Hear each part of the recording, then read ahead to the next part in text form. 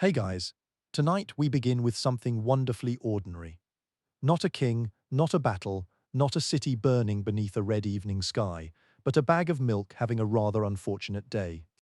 Somewhere in the deep past, long before anyone could explain bacteria, enzymes, or fermentation, somebody opened a container expecting a drink and found something lumpy instead. If you enjoy these slow journeys into the strange corners of history, feel free to subscribe or leave a comment telling me where in the world you are listening from tonight.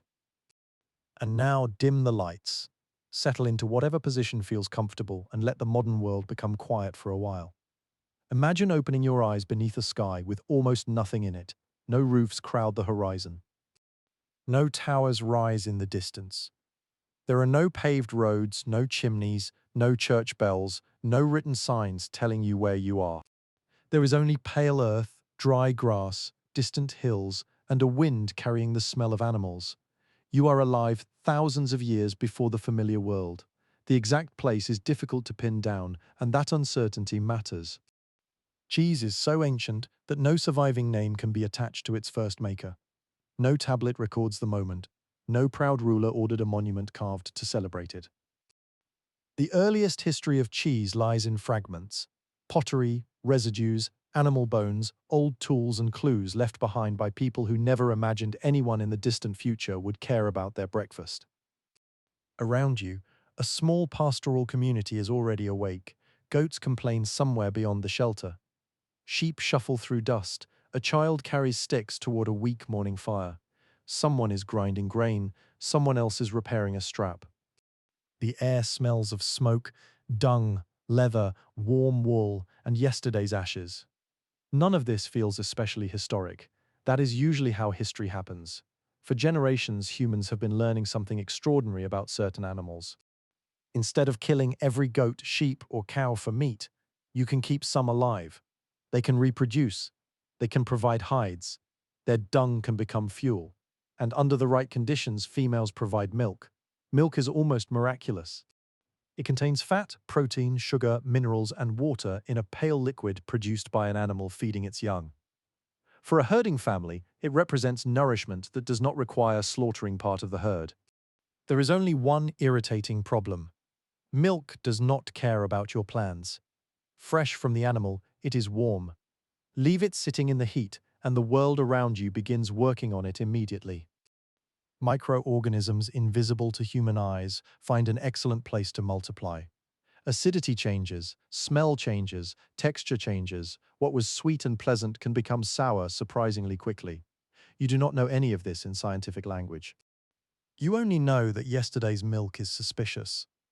And today, you need to travel. Perhaps your people are following grazing animals toward better pasture. Perhaps a water source is drying. Perhaps the season itself is pushing you onward. Pastoral life can require movement, and movement creates an ancient logistical problem.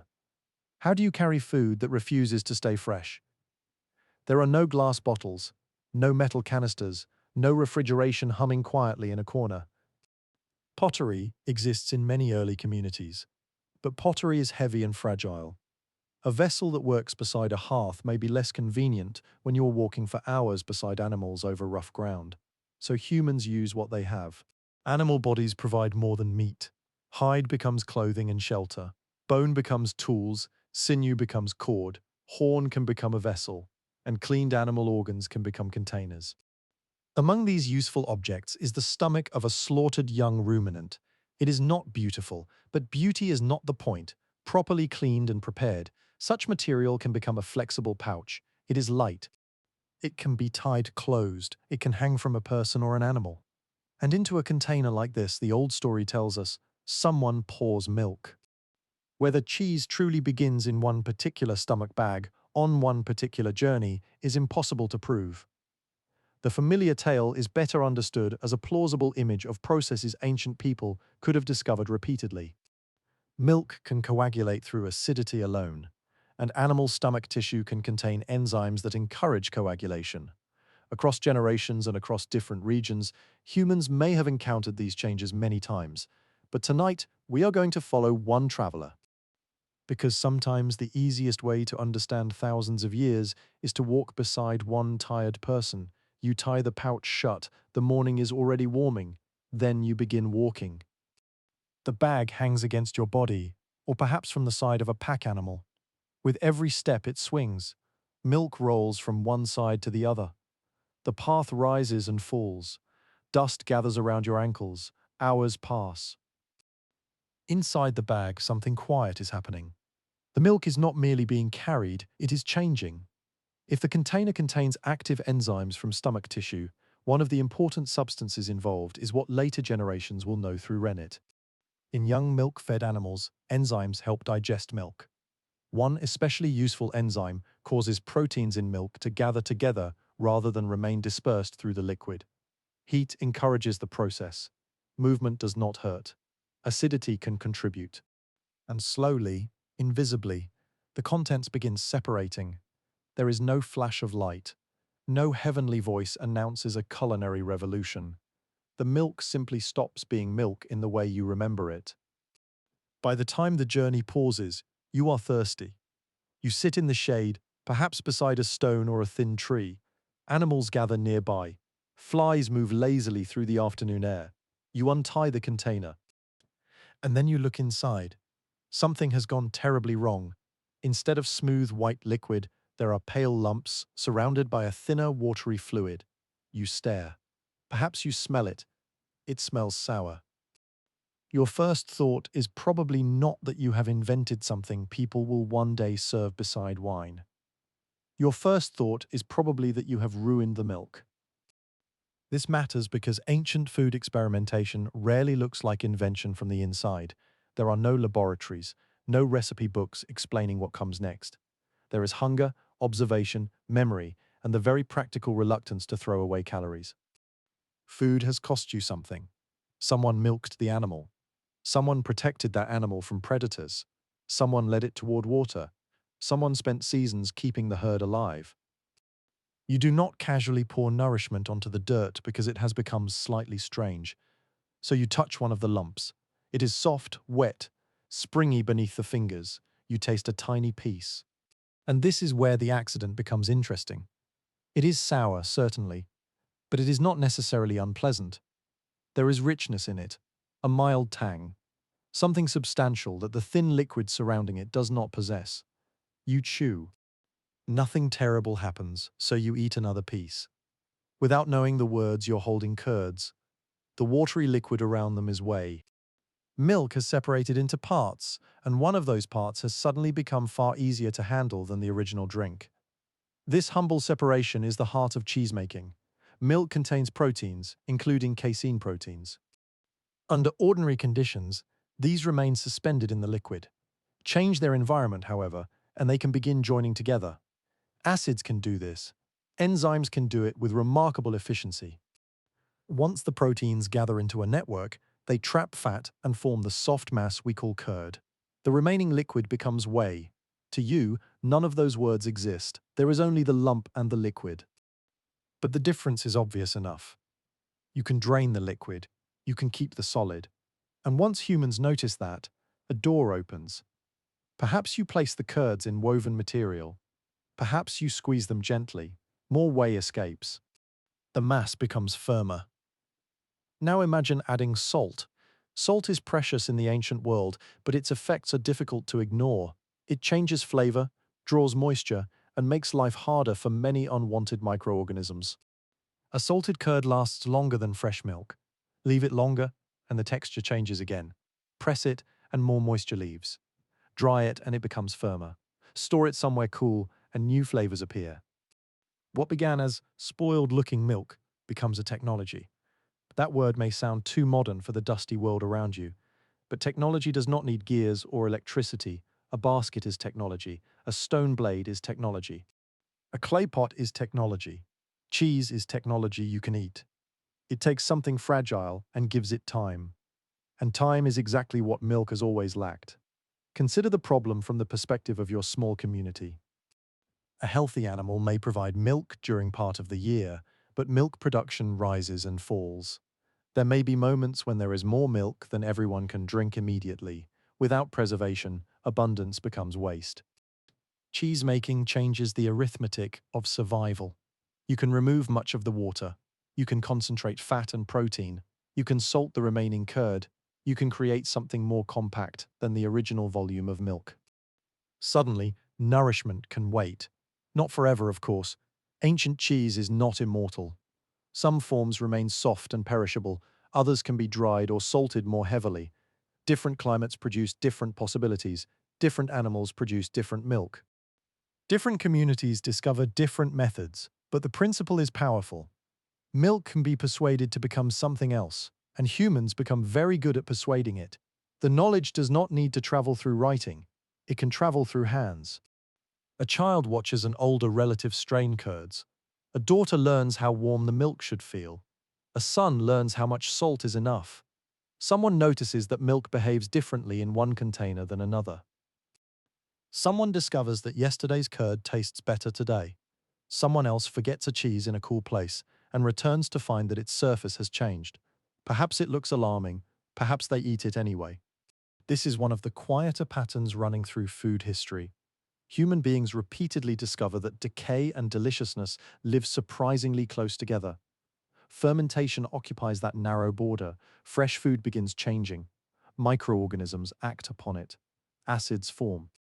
Sugars are transformed. Proteins alter. Sometimes the result is dangerous, sometimes it is disgusting, and sometimes it is bread, beer, yogurt, wine, pickles, or cheese. The skill lies in learning which changes to encourage. Ancient people do not need microscopes to become excellent observers.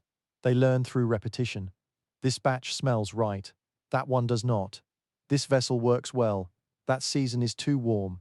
Milk from these animals gives a different curd. More salt makes it last longer. A cooler cave changes the result.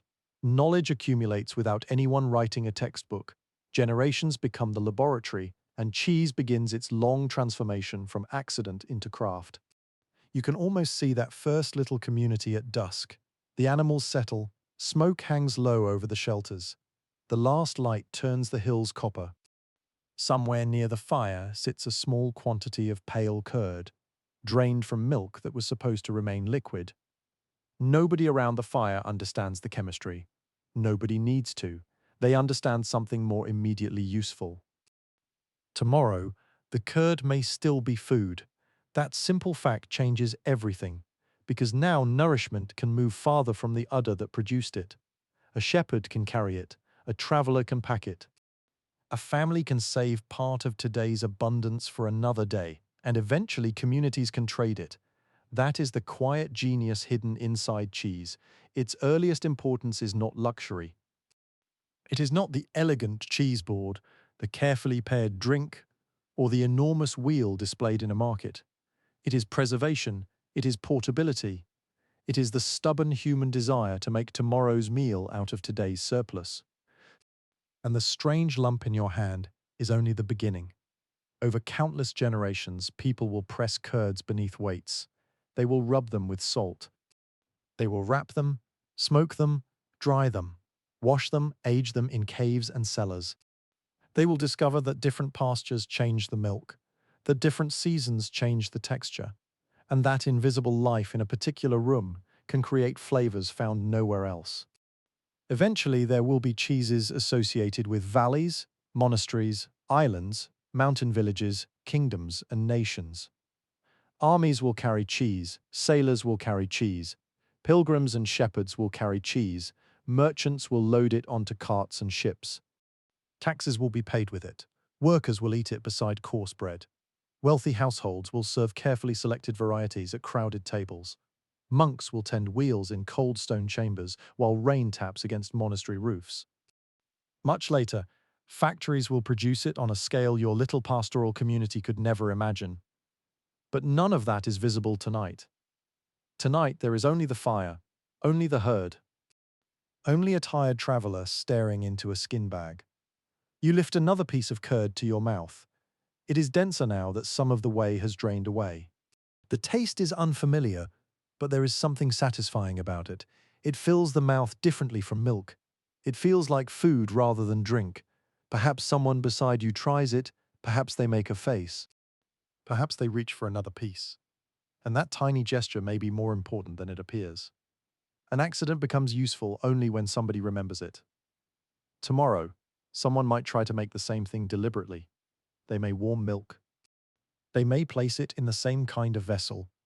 They may wait for it to thicken. They may drain the whey more carefully.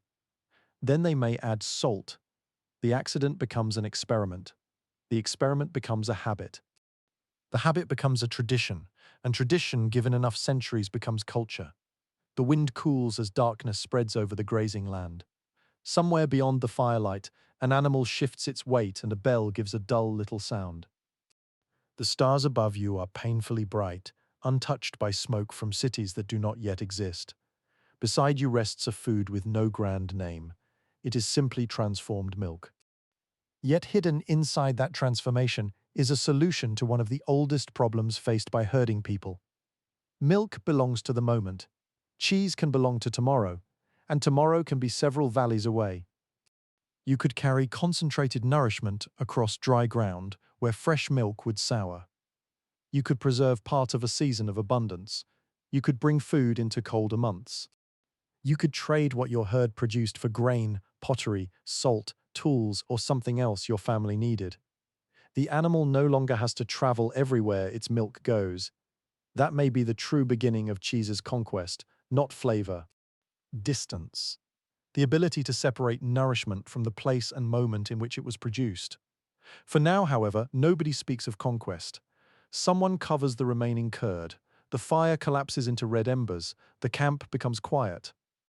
And somewhere in that darkness, one of the great food traditions of human history is waiting to be repeated. The next time milk thickens, it may no longer be considered a mistake. The next time, someone may be hoping it happens. And once humans begin deliberately making the curd, they will soon discover another mystery. If fresh cheese is useful, what happens when you refuse to eat it right away? What happens when you give cheese days, weeks, even months to change? That question will carry us from this quiet campfire toward caves, clay vessels, storerooms, ancient farms, and eventually some of the earliest civilizations on Earth. But for tonight, remain beside the fading fire for just a moment longer. Listen to the animals breathing in the darkness. Smell the smoke in your clothes. Feel the cooling earth beneath you.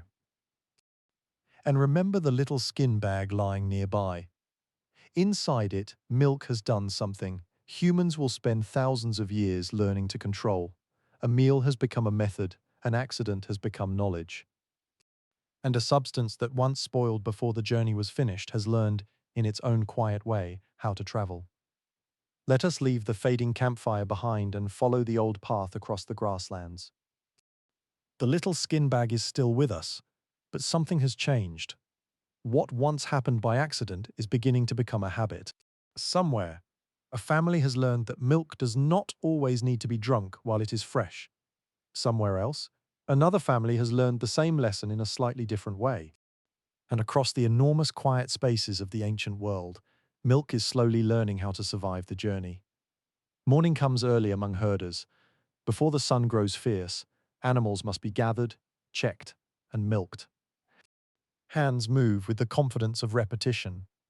A goat shifts impatiently. A sheep stamps against the earth. A clay bowl waits beneath the udder while warm milk strikes its surface in thin white streams. There is no clock telling anyone when to begin. The animals themselves provide the schedule, and there is rarely much time to waste. A herding community lives close to the moods of the landscape. Grass matters.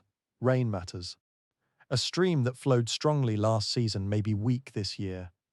Pasture that once fed a herd may become dry and useless. Families who depend on sheep, goats, or cattle cannot always remain in one comfortable place simply because they would like to. Sometimes the animals must move, and when the animals move, people move with them.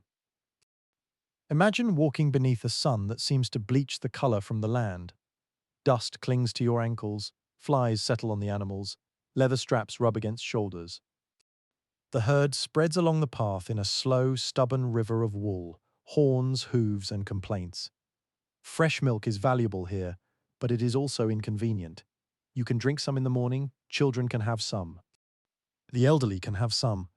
Milk can be mixed into other foods, yet during periods of abundance, a herd may provide more than a household can use before the heat begins changing it. This is a strange problem to have in a world where hunger is never far away. Too much food today can still mean too little food tomorrow. The challenge is not simply producing nourishment, the challenge is keeping it. And so the lesson discovered beside that earlier skin bag begins to spread through human practice. Milk can be allowed, encouraged, or forced to separate. The solid curds can be removed from much of the watery whey. Once that water is reduced, the food becomes easier to carry and, under the right conditions, easier to preserve. The change seems simple. Its consequences are enormous. Think of fresh milk as something tied by an invisible rope to the animal that produced it. The farther you travel from the moment of milking, the more troublesome that rope becomes. Heat pulls at it, time pulls at it. Microorganisms pull at it. Cheese begins cutting the rope. Not completely, of course. Early cheeses can still spoil. Many are probably fresh, sour, moist, and meant to be eaten quickly. But even a modest extension of useful life matters when your world is measured in walking distance. A food that lasts another day can reach another camp. A food that lasts several days can cross a stretch of dry country. A food that becomes firm enough to wrap can sit inside a bag instead of sloshing against its sides. And slowly, people begin experimenting. Not because they are trying to create cuisine, they are trying to avoid waste. A woman notices that curds left in a woven basket become firmer as whey drains away. A shepherd discovers that a lump of curd wrapped tightly for a journey changes texture. Someone adds salt because salt already helps preserve other foods. Someone places cheese near smoke and finds that the surface dries. Someone leaves it in a cool corner and discovers that it survives longer than expected. Nobody calls a meeting. Nobody announces a new age. The knowledge grows in kitchens, camps, shelters, courtyards, caves, and beside animals waiting to be milked. It grows through memory.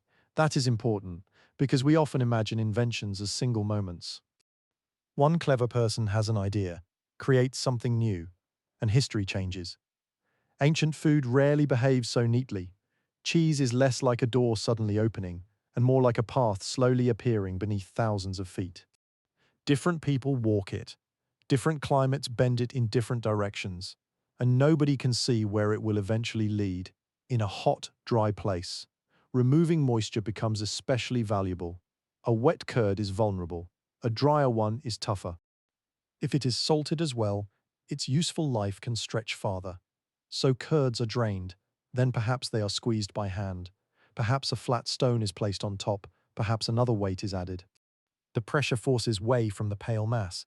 Drop by drop, water leaves. The curd becomes denser, its shape changes, its future changes with it.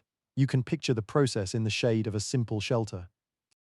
Outside, heat trembles over the ground. Inside, a rough basket holds curd beneath a weight. A thin stream of whey escapes through gaps in the weave and darkens the dust below. Nothing about the scene looks dramatic. Yet the people watching it are learning one of the central principles that will shape cheesemaking for thousands of years. Moisture matters, leave more moisture, and the cheese remains softer, remove more and it becomes firmer. Then comes salt. Salt is never a trivial ingredient in the ancient world. It must be found, gathered, mined, evaporated, carried, exchanged. In some places it is plentiful. In others it travels along trade routes and becomes precious. A pinch changes flavor. More than a pinch changes preservation. Salt draws moisture from the curd and affects the tiny living world within it. Ancient cheesemakers do not know this in chemical terms. They know what their tongues, noses, hands, and stomachs tell them. The salted cheese lasts. So next time they salt it again, perhaps a little more, perhaps a little less. This is how recipes can exist before recipes are written. A grandmother does not need measurements scratched onto a tablet. She knows the right amount because she has made the food since childhood. She feels the curd between her fingers. She knows how it should resist pressure. She knows when the smell is ordinary and when it is dangerous. A younger pair of hands watches hers. Knowledge passes downward. And then those younger hands change something. Maybe they press harder. Maybe they leave the curd longer. Maybe they use milk from sheep rather than goats. Maybe they make cheese during a colder month and notice that it behaves differently. This is where the story becomes almost impossible to follow because there is no single road anymore. There are thousands. Across ancient farming and pastoral communities, milk itself differs. Goat milk does not behave exactly like sheep milk. Cow milk brings its own qualities. The animals eat different plants. Water differs from place to place. Temperatures rise and fall. Containers are made from different materials. Salt varies. Local microorganisms vary. Every difference pushes the curd in a slightly different direction, and so cheese begins developing accents. Long before it has famous names, it has local character. A cheese made on dry, open land may become heavily salted because survival in the heat matters more than delicacy. A cheese made where cool storage is available may remain softer. A community moving with its herd may favor something compact and durable. A settled farming household may be able to tend a cheese for longer. The landscape quietly enters the food. Grass becomes milk. Milk becomes curd. Curd becomes a memory of the place where the animal grazed. This is one reason cheese will eventually become so strongly connected to regions. But those famous regional traditions lie far ahead. For now, the important thing is simpler. People have begun making time part of the recipe. At first, waiting may have been an inconvenience. Fresh curd is made because milk must be saved, but then someone notices that curd does not merely sit still. It changes. A fresh cheese tastes one way. After several days, it tastes another. Its surface dries, its smell deepens, its center may become firmer. Sometimes unwanted growth appears and the food is lost, but sometimes the change is surprisingly good. Imagine the courage required for that discovery. You unwrap something you made days ago. It no longer looks quite as it did. Perhaps the surface has darkened slightly. Perhaps there is a smell that makes you hesitate. You press it with a thumb, you cut away a suspicious edge, then you taste what remains. It is stronger, saltier, deeper, not necessarily better by modern standards, but different enough to remember, so the next batch waits too. Time, once the enemy of milk, has begun working for the cheesemaker. And this changes the ancient journey again. A traveler can now carry not merely yesterday's milk, but food deliberately prepared to endure. Picture a group moving between seasonal pastures. The morning air is cool, but everyone knows the afternoon will be hot. Rolled hides, baskets, tools, and food are tied to animals. Children walk near the center.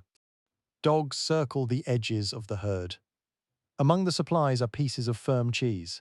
They are not elegant. They may be hard, sour, salty, and much stronger than the mild cheeses many people know today.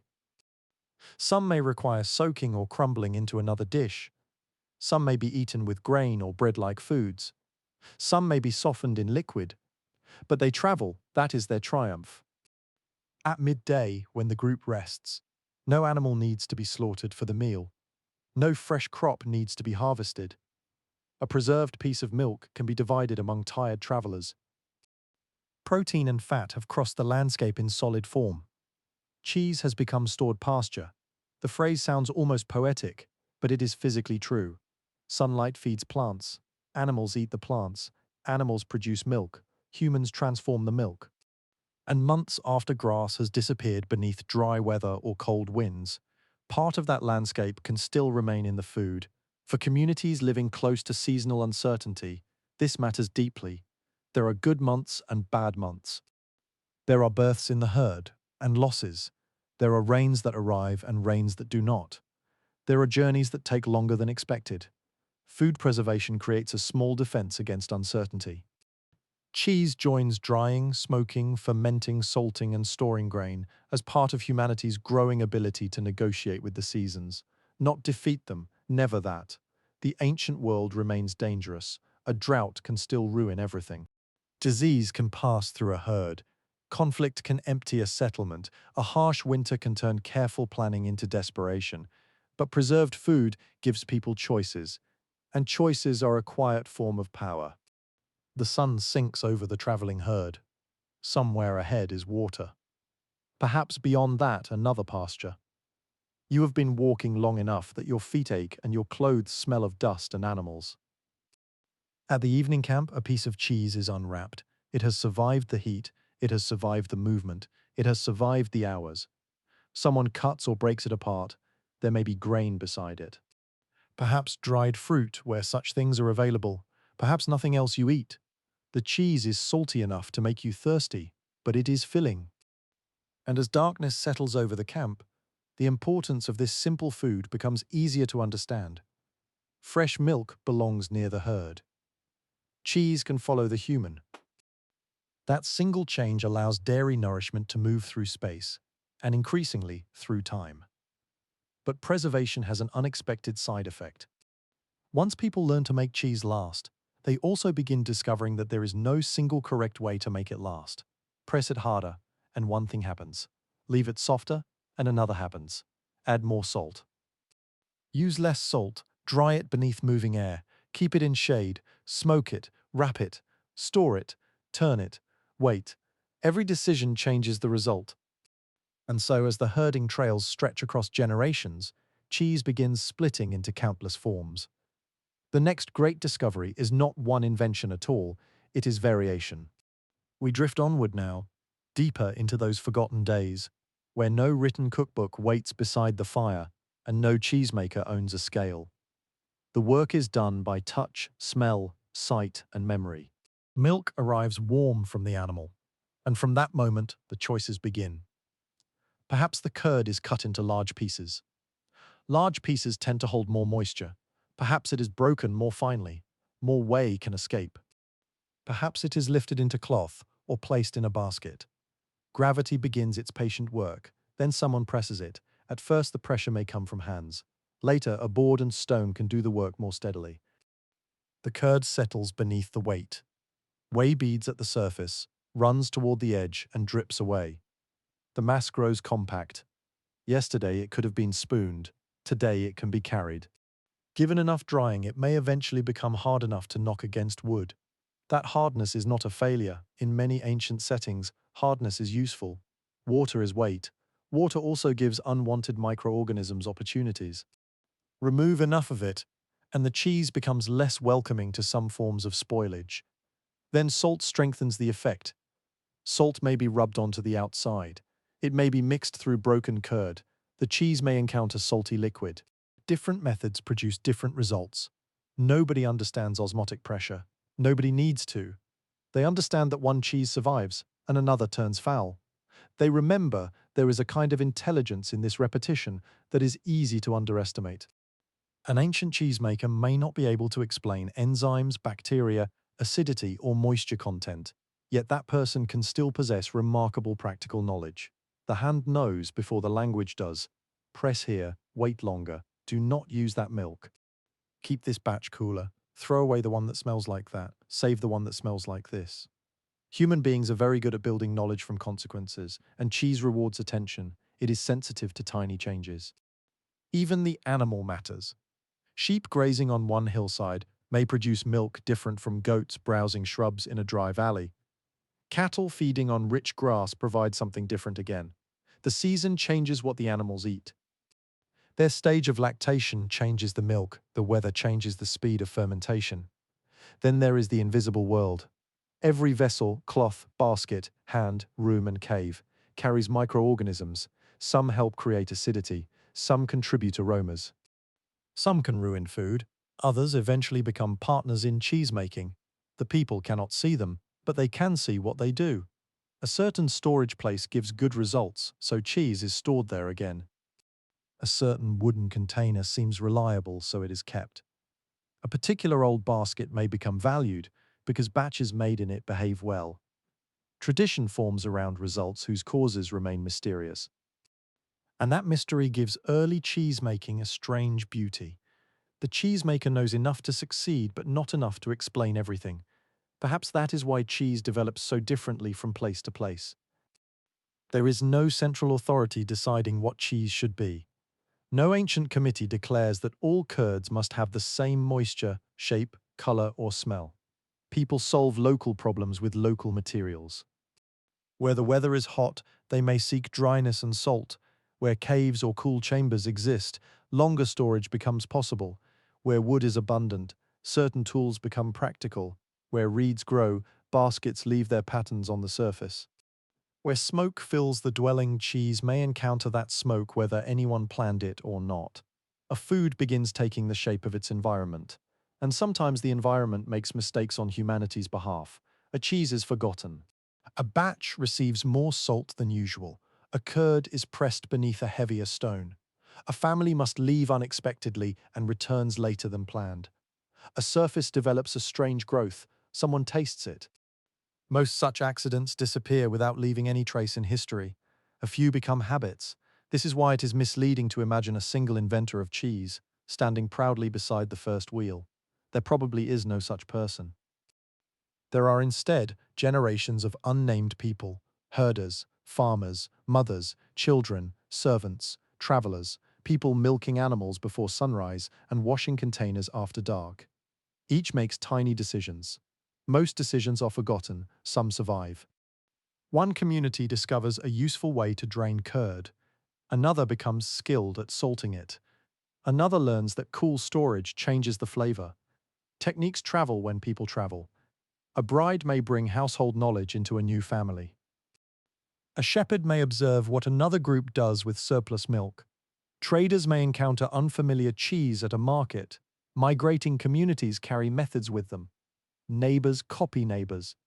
Children grow old and teach children of their own. Centuries pass. No single generation sees the transformation. But the cheese changes. The human relationship with milk changes too. What began as a race against spoilage becomes craft, and craft creates preference. People no longer ask only whether cheese is safe enough to eat. They begin noticing which cheese they like. This one is too sour. That one is pleasantly salty. This batch is soft and mild. That older piece has a stronger smell but a richer taste. A practical food begins acquiring personality. That may sound like a small development, but it marks a profound shift. Once humans prefer one method over another, they deliberately reproduce differences. Variation stops being merely accidental. It becomes desirable. A family can make cheese in the way its members know best. A settlement can become accustomed to a particular texture. A region can gradually develop practices shaped by its animals, climate, and available salt. Long before famous names appear, the foundations of regional cheese are being laid. The process takes so long that nobody living through it would recognize it as a revolution. That is one of the gentler truths of history. Some of the greatest changes arrive without trumpets. A wheel turns a little differently. A stone presses curd, a hand scatters salt, a child watches, the child remembers.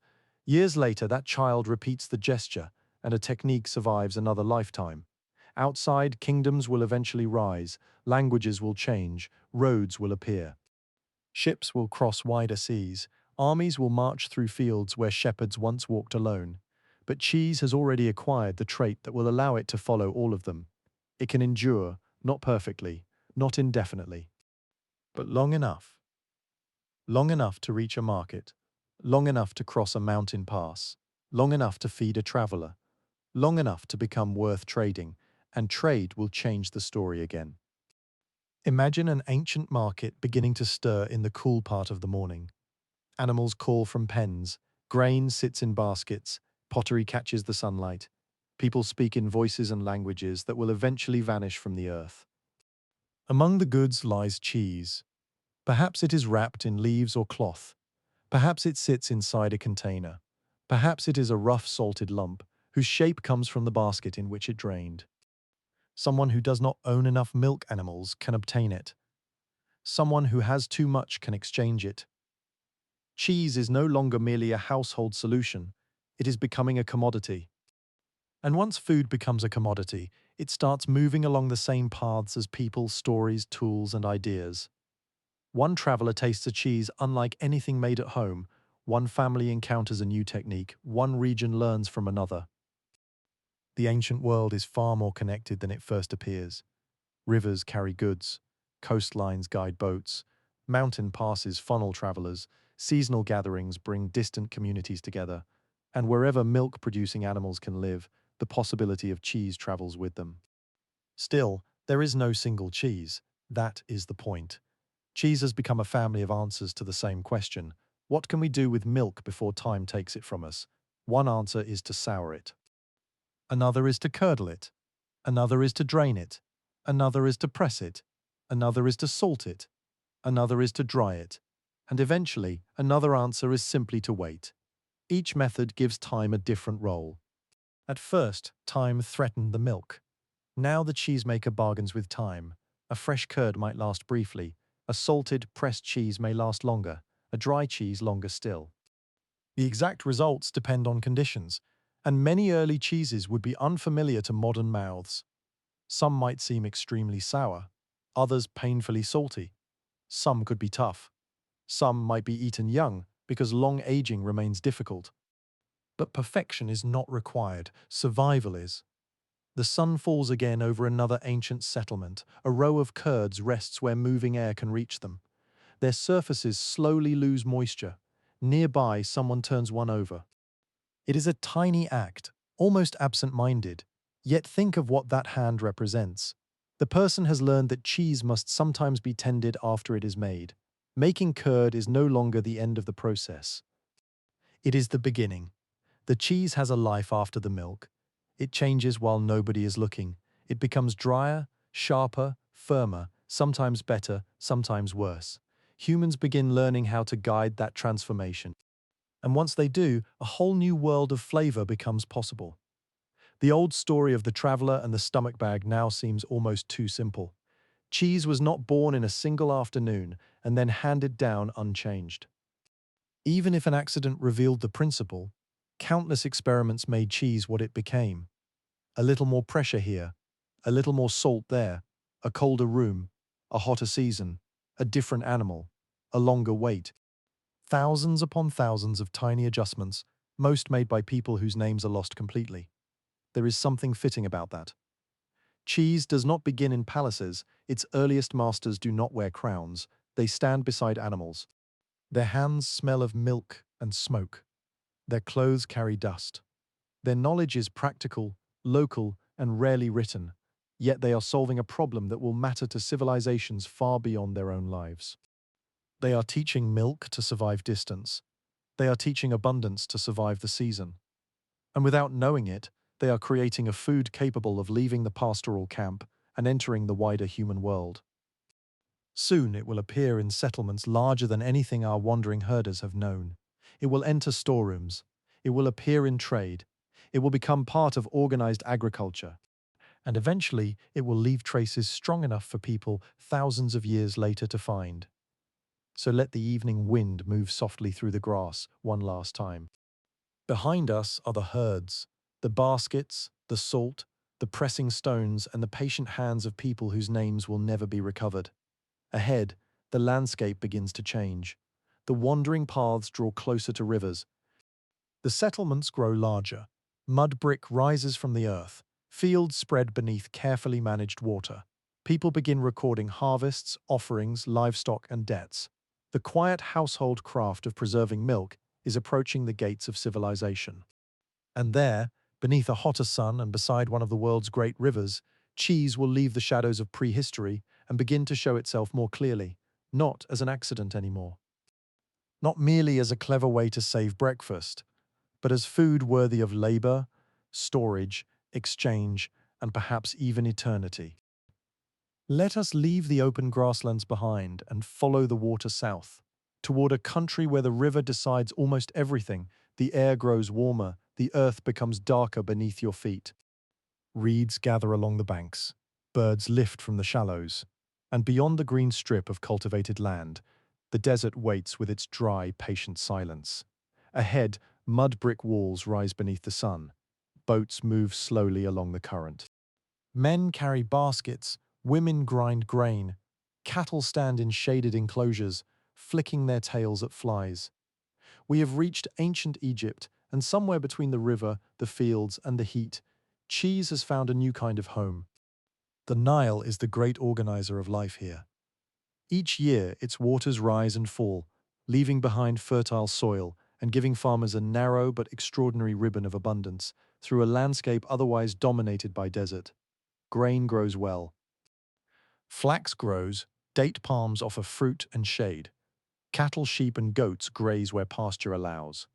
Villages cluster near the life-giving water, and larger settlements draw food, labor, craft, and trade into increasingly complex systems. For the people living here, food is not merely something prepared at the end of the day. It is part of administration. Grain can be counted, beer can be distributed, bread can be rationed, animals can be recorded. Storehouses can hold wealth in edible form. And dairy, though less easy to preserve than dry grain, becomes part of this wider world of agricultural skill. Imagine waking before the strongest heat. The sky is pale. The river glows softly. Somewhere nearby, a cow is being milked. The work is familiar and quiet. Hands pull rhythmically. Milk strikes a container. A child watches. Another person carries a jar away toward the shade. Fresh milk is precious, but Egypt is not kind to fresh milk. The same sun that ripens crops also speeds spoilage. A clay vessel may help keep liquids somewhat cooler through evaporation, especially if its surface is porous and air moves around it. Shade helps, timing helps, but none of these things completely solve the problem. Milk remains impatient. Cheese does not. And so the old pastoral lesson becomes useful in a settled river civilization.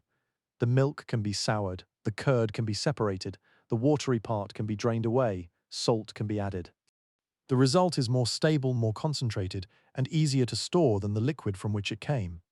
To modern ears, this may sound like a simple kitchen technique. In an ancient economy, it is something more. It turns a fragile product into something that can enter the routines of storage and exchange. That distinction matters. Fresh milk belongs to a morning.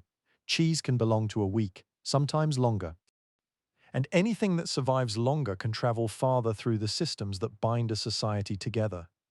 Picture a kitchen near the Nile. It is not the polished room of a palace fantasy. The floor is dusty. Smoke darkens part of the wall. Clay jars stand in clusters. Reed baskets hang nearby. There is bread dough, grain, perhaps onions or dates, and the strong mixed smell of humans, animals, river mud, cooking fires, and heat. A pot of milk has begun to thicken. Someone who has done this many times does not panic. The change is expected. The curd is handled carefully. Perhaps it is collected into cloth or a woven basket. Whey drains away. A weight may be used. Salt may be worked through the mass. No written chemistry explains what is happening. No one speaks of proteins or enzymes. Yet the method is practical, repeatable, and useful. That is enough. Ancient Egyptian art and archaeology preserve hints of dairy work and food production, though interpreting very old evidence always requires caution. Scenes show cattle being milked. Tomb art preserves details of agricultural labor. Pottery and residues offer physical traces of what people stored or processed. In some cases, archaeologists have found ancient dairy remains that suggest cheese or cheese-like products were made and consumed. The evidence does not give us a complete recipe. It gives us fragments, a jar, a residue, an image, a storage room, a burial offering, and from those fragments a larger world begins to reappear. You can almost hear it, wooden tools striking against containers, sand crunching beneath sandals, a donkey complaining somewhere outside, a worker calling across a courtyard, water poured from one vessel into another, a basket being set down, the slap of dough against a hot surface, and among these ordinary sounds, curds are being drained. Cheese belongs naturally in such a place, because Egyptian society depends heavily on managing surplus. The river creates abundance, but abundance must be organized. Grain harvested at the right moment can feed people long after the field has gone bare. Dried foods can survive the season. Beer can turn grain and water into another dependable source of calories. Salted or dried products can move beyond the place where they were produced. Cheese fits the same ancient logic. Do not waste what can be saved. Do not leave tomorrow entirely at the mercy of today. This matters especially for workers. The Egypt of monuments is often remembered through kings, temples, and pyramids, but stone does not move itself. Behind every enormous monument stands a world of labor. Quarrymen, boatmen, haulers, stonecutters, carpenters, bakers, brewers, farmers, craft workers, administrators, people preparing food for everyone else. Feeding such labor requires planning on a scale very different from a wandering household with a small herd. Bread and beer are central to many Egyptian diets. Onions, vegetables, fish, dates, and other foods appear according to place, status, season, and availability. Dairy products join this broader diet rather than replacing it. Cheese is useful because it can be portioned, it can be carried, it can accompany bread, it can bring fat and protein into a meal that might otherwise be built largely around grain. Imagine a worker sitting in the shade during the harshest part of the day. The body is tired, the hands are rough, dust sticks to sweat. Nearby lies a piece of coarse bread, perhaps an onion, and a portion of salted dairy curd. It is not a feast. It does not need to be. Food does not have to be luxurious to be historically important.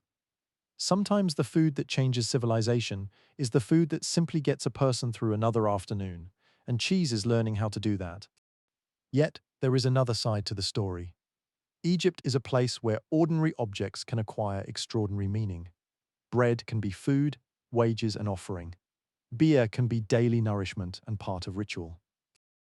Animals can be livestock and symbols. Objects placed in tombs can reflect ideas about continuity beyond death. Food itself can move between the practical and the sacred. Cheese begins crossing that boundary too. A jar of preserved dairy is not merely something to eat now, it can be something worth keeping, something worth storing, something worth offering. And once a food enters a storeroom, a temple complex, or a tomb, it begins to tell us something about value. We drift now from the noisy edge of the kitchen toward cooler rooms where rows of vessels stand against walls. The light is dimmer here. Clay jars hold grain, oil, beer, dried goods, and other provisions. Some are sealed. Some are marked. The air smells of dust, pottery, old straw, and the faint sourness of stored food. A jar containing cheese does not look impressive. That is part of its power. A great deal of ancient history survives in unimpressive containers. A clay vessel can hold the remains of an economy. It can preserve traces of what people ate, traded, valued, or offered. And thousands of years later, when nearly every voice has disappeared, something as small as residue clinging to pottery can speak. It tells us that milk was not only consumed fresh, it was transformed, managed, preserved. The same basic problem faced by the earlier herder remains. But the setting has changed completely. The skin bag of a traveler has become a vessel in a settled civilization. The improvisation of the road has become part of household routine, and routine is how techniques become durable. Once a method is woven into daily life, it no longer depends on one person's memory. Several people know it. Children see it. Workers repeat it. Tools are shaped around it. Containers are chosen for it. The practice becomes harder to lose. This is how cheese moves deeper into human culture. Not through one brilliant leap, through repetition. Day after day, season after season, generation after generation.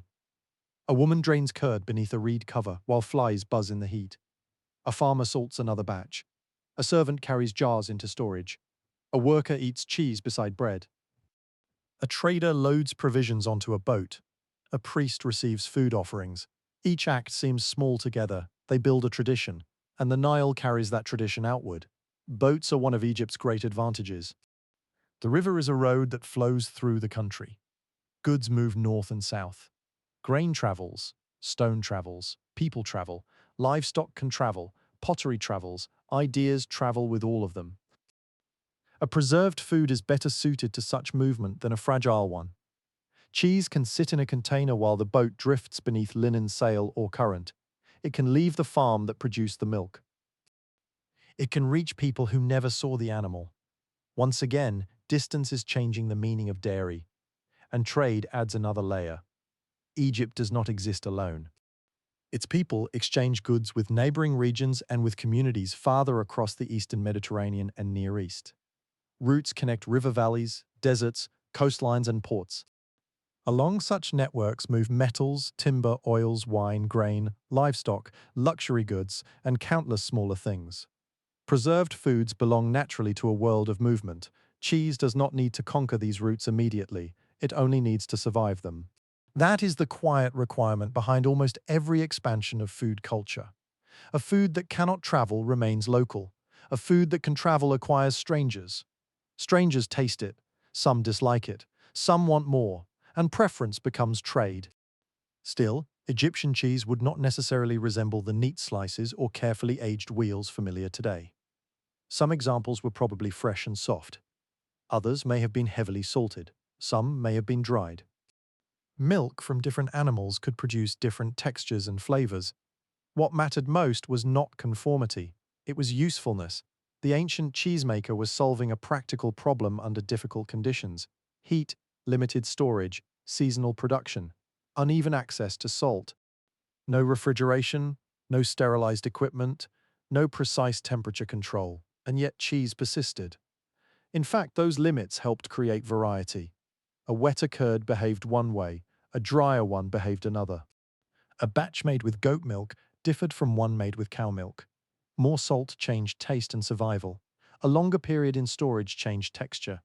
Even the clay jar itself could affect the environment surrounding the food. Ancient cheesemaking was a conversation between milk, weather, container, microbes, salt, and human judgment. Most of the participants in that conversation were invisible.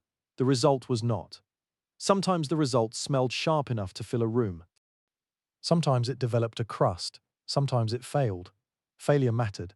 A spoiled batch meant lost labor and lost nutrition. So people learned caution. They learned which smells suggested danger, which textures were familiar, which storage places worked, which vessels should be cleaned more carefully, which season gave the best results. This practical knowledge could become extraordinarily detailed, even without scientific explanation, and there is something almost intimate about that. A cheesemaker in ancient Egypt may have known a particular batch through touch alone. Too soft, too wet, not enough salt, leave it longer. Eat this one soon, save that one. The senses were instruments. The hand was a measuring tool, the nose was a warning system, the tongue was the final judge. Now imagine leaving the household kitchen and walking toward a larger storehouse. The building is thick-walled, the doorway leads into relative coolness. Light enters in narrow bands. Rows of jars stand like silent figures. Sacks or baskets of grain occupy another area. Labels or marks may identify contents or ownership.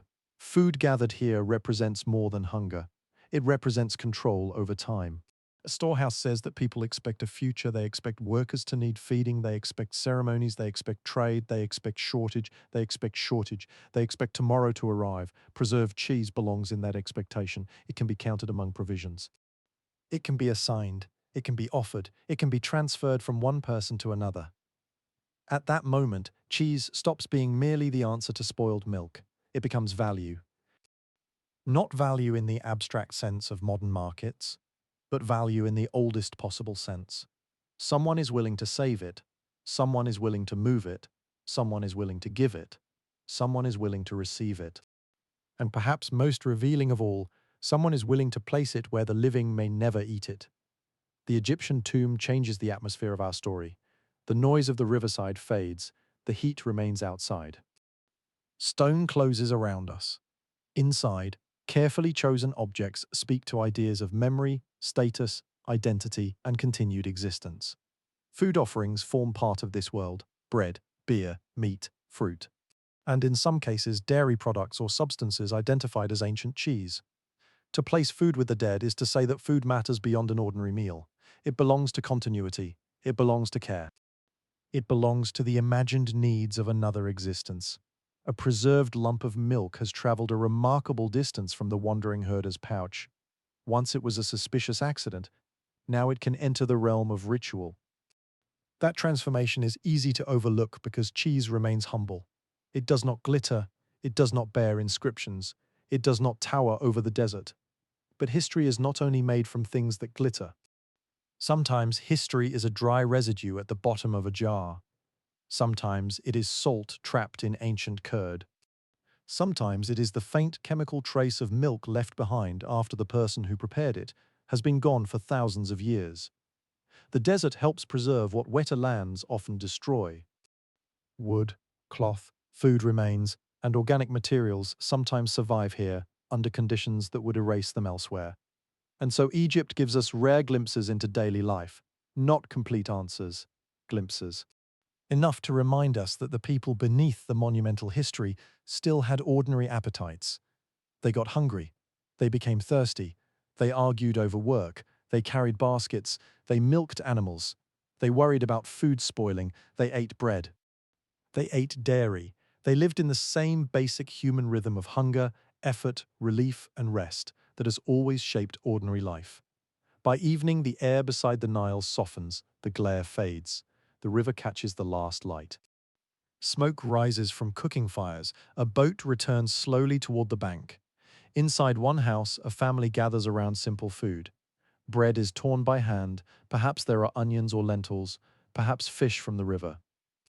A piece of salty cheese rests nearby. No one at the meal knows that distant people in another age will look back at them and call their civilization ancient. To them, life is present. The cheese is merely dinner.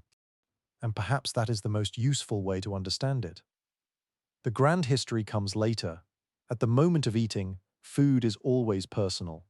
A hungry worker does not taste archaeological evidence. A child does not taste cultural continuity.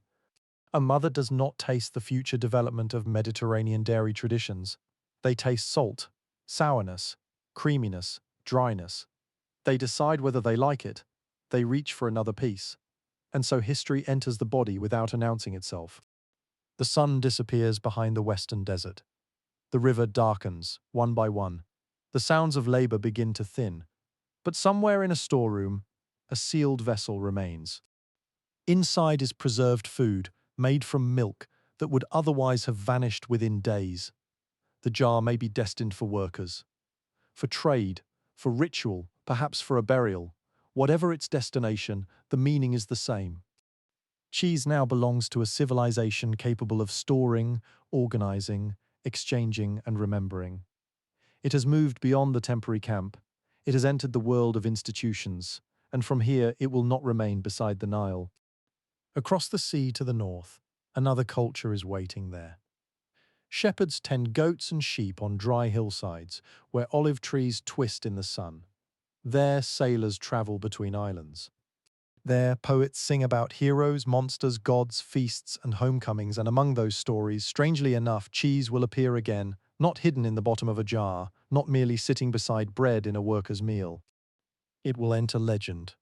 For now, though, the Egyptian night settles over the river. The storerooms grow quiet. The clay jars cool. A thin wind moves through the reeds. And somewhere beneath walls of mud, brick, and stone, the ancient experiment continues. Milk has learned to survive the desert. Soon it will learn how to survive in memory. Let us leave the still waters of the Nile behind and follow the sea northward, where the horizon breaks into islands and the land rises in dry folds of stone. The air is sharper here. Olive trees twist along the slopes, goats pick their way over ground that seems too poor to feed anything, and sheep move in pale clusters beneath a hard blue sky. Villages cling to hillsides, small harbors open toward distant shores. This is the Greek world, a place divided by mountains and joined by water.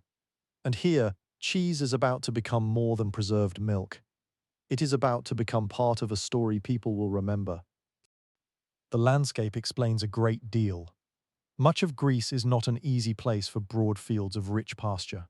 Mountains interrupt the land, soil can be thin, summers are dry. In many places, goats and sheep are simply better suited to the terrain than large herds of cattle. A goat can find food where a cow might only stare in disappointment. It climbs, it browses shrubs. It survives on rough hillsides.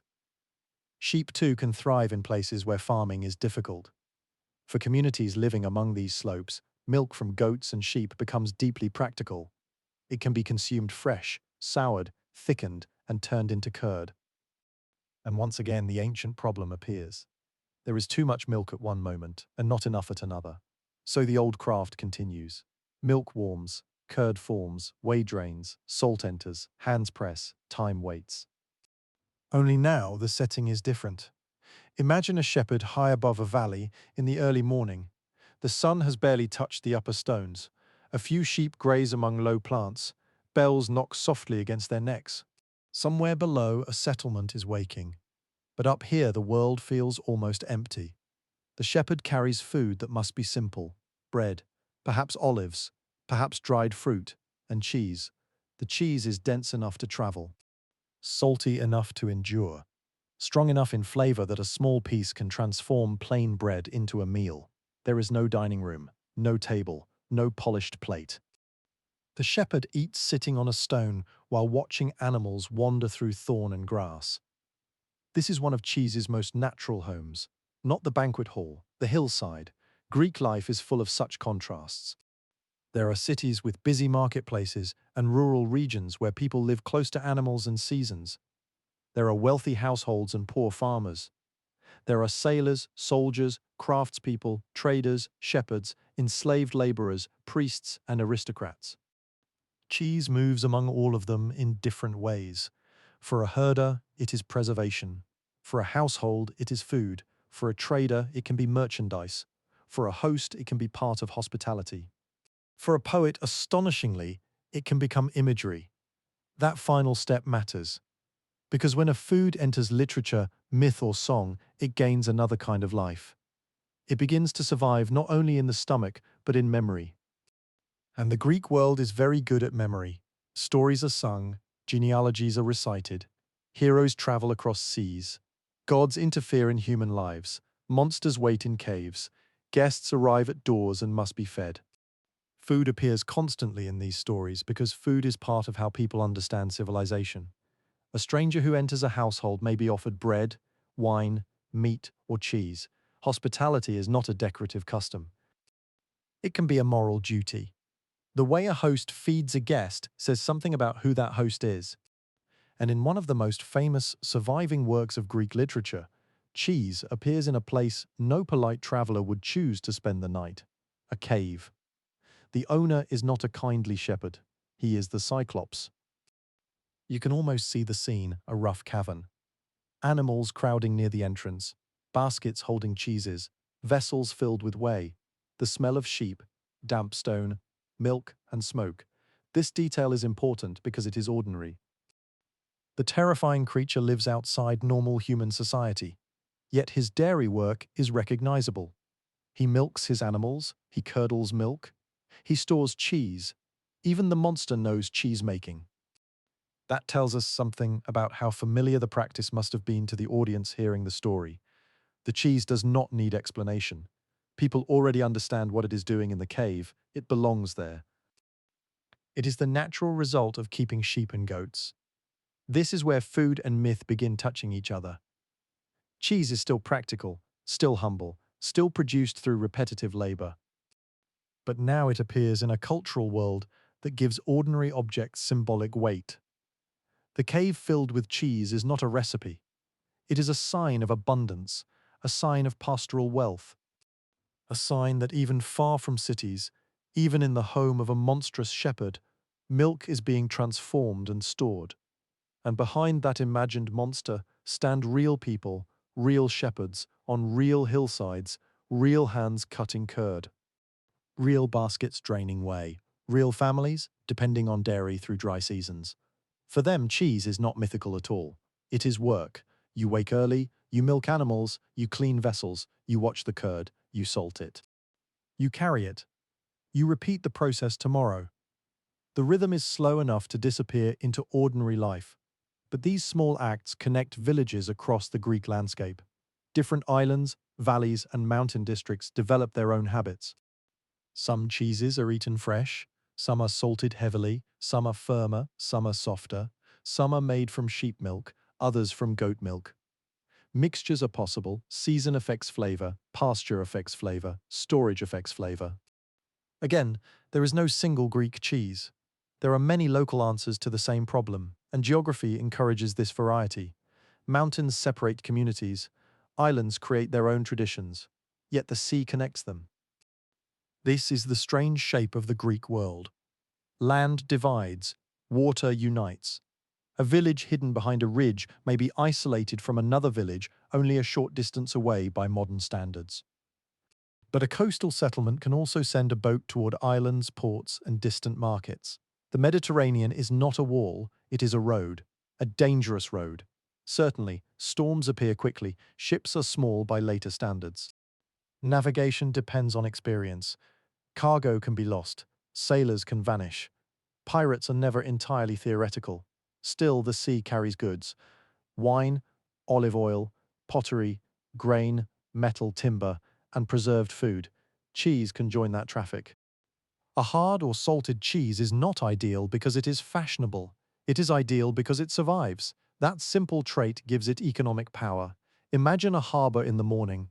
Ropes creak against wood. Amphorae stand packed in rows. Fish lie on wet surfaces. Sailors shout. A merchant argues over weight or price. The smell is a mixture of salt water, tar, animals, sweat, wine, smoke, and food. Somewhere among the goods are baskets or containers holding cheese. Perhaps the cheese has come down from a mountain district. Perhaps it was made on an island. Perhaps it is destined for another coast. The person loading it may know nothing about its future. He only knows that it can be sold. And this is how reputation begins, not with advertising, with repetition. A traveler tastes cheese from one place and remembers it. A merchant learns that buyers prefer another. A household becomes accustomed to a certain flavor. A local product gains a name through association. This takes time. No single shipment creates tradition. But movement allows comparison, and comparison creates preference. Greek culture places great value on distinctions. Good wine is not the same as bad wine. A well-made vessel is not the same as a crude one. A trained athlete is not the same as an untrained body. Food too can be judged. The quality of cheese can vary. The age can vary. The animal source can matter. The skill of the maker matters. Once people begin speaking about such differences, cheese acquires status beyond mere survival. It can be appreciated. This does not mean that every Greek meal becomes luxurious. Far from it. Most people eat according to means and necessity. Bread and grain remain essential. Olives and vegetables matter. Wine, often diluted with water, is deeply woven into social and cultural life. Fish and meat vary by region, wealth, occasion, and availability. Cheese fits comfortably into this pattern because it can be both simple and valuable. A poor shepherd can eat it. A prosperous household can serve it. An athlete may consume dairy as part of a diet believed to support strength. A traveler can carry it. A poet can mention it. That flexibility is one reason it persists. Cheese is not trapped inside a single social class. It moves, it changes context without losing its identity. The same basic food can sit beside coarse bread in a hut and beside better wine in a wealthy home. And in the Greek imagination, food often reveals character. Feasts can show generosity. Excess can show arrogance. Simple meals can suggest restraint. Hospitality can separate the civilized from the dangerous. The gods themselves are imagined through offerings and banquets. The boundary between everyday eating and sacred practice is never completely fixed. Milk products can appear in ritual contexts, offerings, and local customs. The precise forms vary widely, but the broader pattern is clear. Food is never only fuel, it carries meaning. A piece of cheese can be ordinary, but placed in the right setting, offered to the right guest, or mentioned in the right story, it becomes part of identity. And identity travels farther than food. Let us follow one piece of cheese down from the hillside. It begins with sheep grazing among herbs. Their milk is collected while still warm. The curd forms, whey drains, salt is rubbed in. Perhaps the cheese rests for a time in a shaded room. Then it is wrapped or placed into a container. A donkey carries it toward the coast. The road is rough. Dust gathers. At the harbor, it changes hands. Coins may pass. Perhaps the merchant pays in another good. The cheese goes aboard a ship. Now, the animal that produced the milk is far behind. The shepherd is far behind. The hillside is far behind. But the taste of that landscape moves forward. This is one of the most remarkable things about cheese. It can carry place. Not perfectly, not consciously, but the milk reflects what animals ate. Local practice shapes texture. Salt source and storage shape flavor. Climate shapes preservation. The cheese becomes a small, edible memory of its origin. A sailor bites into it days later. He may never see the pasture where the sheep grazed.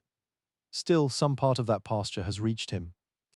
And across the Greek Mediterranean, this process repeats, island to island, coast to coast, market to household, household to guest, guest to memory. The food begins gathering associations, not just nourishment, place, skill, custom story. Now return to the shepherd's cave in the old epic tradition. It is easy to focus on the danger of the scene, on the monster, on trapped travelers, on the violence that follows. But pause for a quieter detail. The baskets of cheese are evidence of order. Even inside a frightening place, the dairy work has rhythm. Milk is separated, curds are stored, animals are managed. This ancient audience understands the routine so well that it needs almost no explanation. The image works because cheesemaking is familiar, and once familiarity enters epic poetry, something curious happens. A humble food becomes part of cultural inheritance. People hear the story, their children hear it. Generations later, others hear it again. The physical cheese is eaten and gone. The literary cheese remains. That is a different kind of preservation.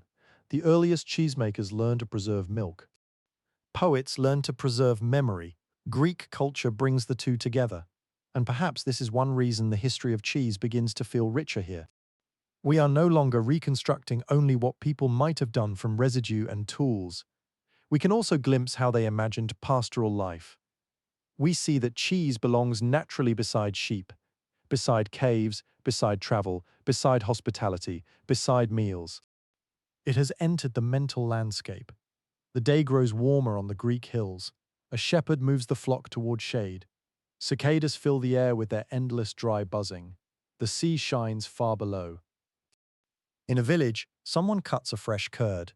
In a harbor, a merchant checks cargo. In a household, bread is laid out for a meal. The same food exists in all these places, but its role is slightly different each time. That adaptability makes cheese difficult to erase. It does not depend on one ritual, one class, one city, one recipe. It survives because it can become whatever the moment requires.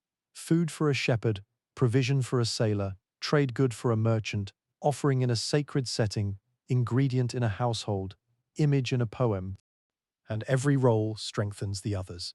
Trade makes cheese more visible. Visibility creates familiarity. Familiarity makes literary reference possible. Story gives the food cultural depth. Cultural depth makes people more aware of regional differences. Regional difference feeds trade again. The cycle turns slowly. No one notices it happening. But cheese is no longer merely following people. It is beginning to carry reputation. Now, imagine a symposium in a prosperous household. The room is quieter than the harbor. Oil lamps burn, cups are filled, wine is mixed. Conversation moves between politics, gossip, poetry, philosophy, boasting memory, and whatever else men with enough time and drink decide to discuss. Food accompanies the gathering. Perhaps cheese appears among simpler accompaniments. Its presence is not extraordinary. That is exactly the point. A food born from the need to save milk can now sit comfortably within an urban social world. The journey from hillside to city is complete. But the journey across the Mediterranean is only beginning. Greek colonies, traders, sailors, and settlements extend networks far beyond the Aegean. Communities exchange not only objects but habits, ways of pressing olives, ways of making wine, ways of shaping pottery, ways of preserving food. Cheesemaking travels easily because it attaches itself to livestock. Bring sheep or goats, bring knowledge of milk, bring salt, bring patience. Soon the old process begins again, and every new environment modifies it. The cheese made near one coast will not be exactly the cheese made on another. Different pasture, different humidity, different temperatures, different local tastes. Human culture spreads a technique, then geography changes the technique. This is the pattern that will define cheese for centuries. Expansion creates diversity, diversity creates identity, identity creates fame. Eventually, some cheeses will become so strongly tied to places that their names will almost function like maps. But we are not there yet. For now, Fame is simpler. A certain cheese tastes good, a traveler mentions it, a market wants more, a household remembers. The reputation spreads through conversation. Imagine hearing someone say that cheese from a particular island is better than the cheese sold near home. You're curious. The next merchant vessel arrives. You look for it. You taste. Perhaps you agree. Perhaps you think your own village makes something far better. Either way, a debate has begun. And debates about food are among humanity's oldest harmless pleasures. This cheese is too salty, that one is too soft. The cheese from the hills is stronger. The cheese from the coast keeps longer. People develop loyalties. Food becomes personal. The practical craft turns into culture almost without anyone noticing. And still, every morning somewhere, someone has to milk the animals. It is worth returning to that fact. Behind every cultural symbol lies labor. The poet may sing, the merchant may profit, the guest may praise. But somebody rises before dawn. Somebody squats beside the animal. Somebody cleans the vessel. Somebody drains the curd. Somebody carries salt. Somebody turns the cheese while others sleep. This is why the history of cheese is not really a history of famous dishes. It is a history of repeated hands. Most of those hands belong to people whose names are gone, yet their work survives through technique. The cheese you recognize today is descended not from one grand invention, but from countless small acts of attention. The Greek world makes that story easier to see because it preserves both sides, the humble side and the legendary side, the shepherd's basket and the poet's verse, the goat on the hillside and the cheese inside an epic cave, the market stall and the sacred offering, the meal and the memory. As evening approaches, the mountains turn purple. A fishing boat moves toward shore. Smoke rises from a cluster of houses. The flock returns slowly, bells sounding one after another. Someone carries a basket of cheese inside. Someone else is already preparing tomorrow's batch. The cycle repeats. But beyond these hills, another power is growing. Across the sea to the west, a city is expanding. Its roads will become longer than anything the Greek shepherd imagines. Its armies will march through provinces separated by mountains, rivers, and forests. Its merchants will connect farms, ports, camps, estates, and cities on an enormous scale. And those people will not merely inherit cheese, they will organize it, classify it, move it, write about it, improve the equipment used to make it, carry it with soldiers, serve it in homes, trade it across distances that would astonish the herders who first learned to save milk from the heat. The Greeks have given cheese a place in culture and legend. The next empire will give it roads. For now the night settles over the Aegean. The water darkens until islands become shadows. A shepherd closes the gate around the animals. In a cool room, curds rest beneath salt at a harbour. Tomorrow's cargo waits beneath canvas. And somewhere, perhaps beside a small lamp, an old story is being told again. A hero enters a cave. He sees sheep. He sees baskets. He sees cheese. The audience knows exactly what he is looking at. That may be the quiet triumph of the Greek chapter. Cheese no longer needs introduction.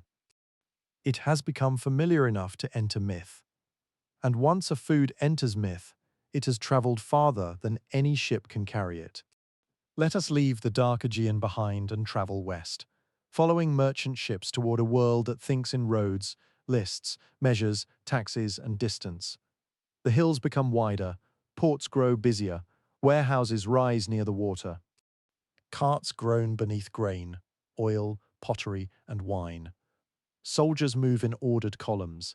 Surveyors mark land. Farmers work estates large enough to feed towns they may never visit. Rome has entered the story, and Rome does what Rome so often does. It takes an old habit, gives it rules, gives it roots, gives it scale, and then sends it almost everywhere. Cheese is already ancient by the time Roman power expands across the Mediterranean. The Romans do not invent it, they inherit it. They encounter traditions from Italy, Greece, the islands, the mountains, the countryside, and lands farther beyond. They see sheep milk cheeses, goat milk cheeses, fresh curds, hard cheeses, salted cheeses, smoked cheeses, and aged cheeses. Some are ordinary, some are prized, some are made at home, others are produced in quantities large enough to sell. What changes under Rome is not the basic idea, it is the organization around it.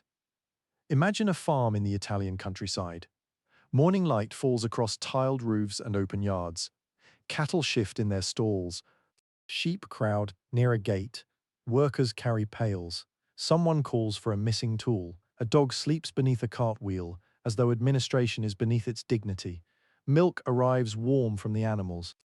But here the process can be more systematic than the old shepherd's camp. The vessel is chosen carefully, the curdling is watched, the curd is cut, whey is removed, weights are applied, salt is measured by experience. The cheese is turned, dried, moved, stored, and eventually sent somewhere else. On larger rural estates, food production can become highly organized. Roman agricultural writers discuss the management of land, animals, labor, and dairy. They describe practical methods because farming is not merely a rustic pastime, it is wealth. Land produces grain, land produces wine, land produces oil, animals produce meat, hides, wool, labor, and milk. Milk becomes cheese. Cheese becomes something that can be stored and sold, and anything that can be stored and sold attracts Roman attention. The key difference is scale. A small household might make enough cheese for itself. A larger estate can make surplus deliberately. Once surplus is expected rather than accidental, the entire process changes. You need containers. You need storage. You need workers. You need consistency. You need to know which cheeses survive travel. You need to know which sell well. You need to know which can be eaten young and which can be kept longer. Cheese becomes part craft, part accounting.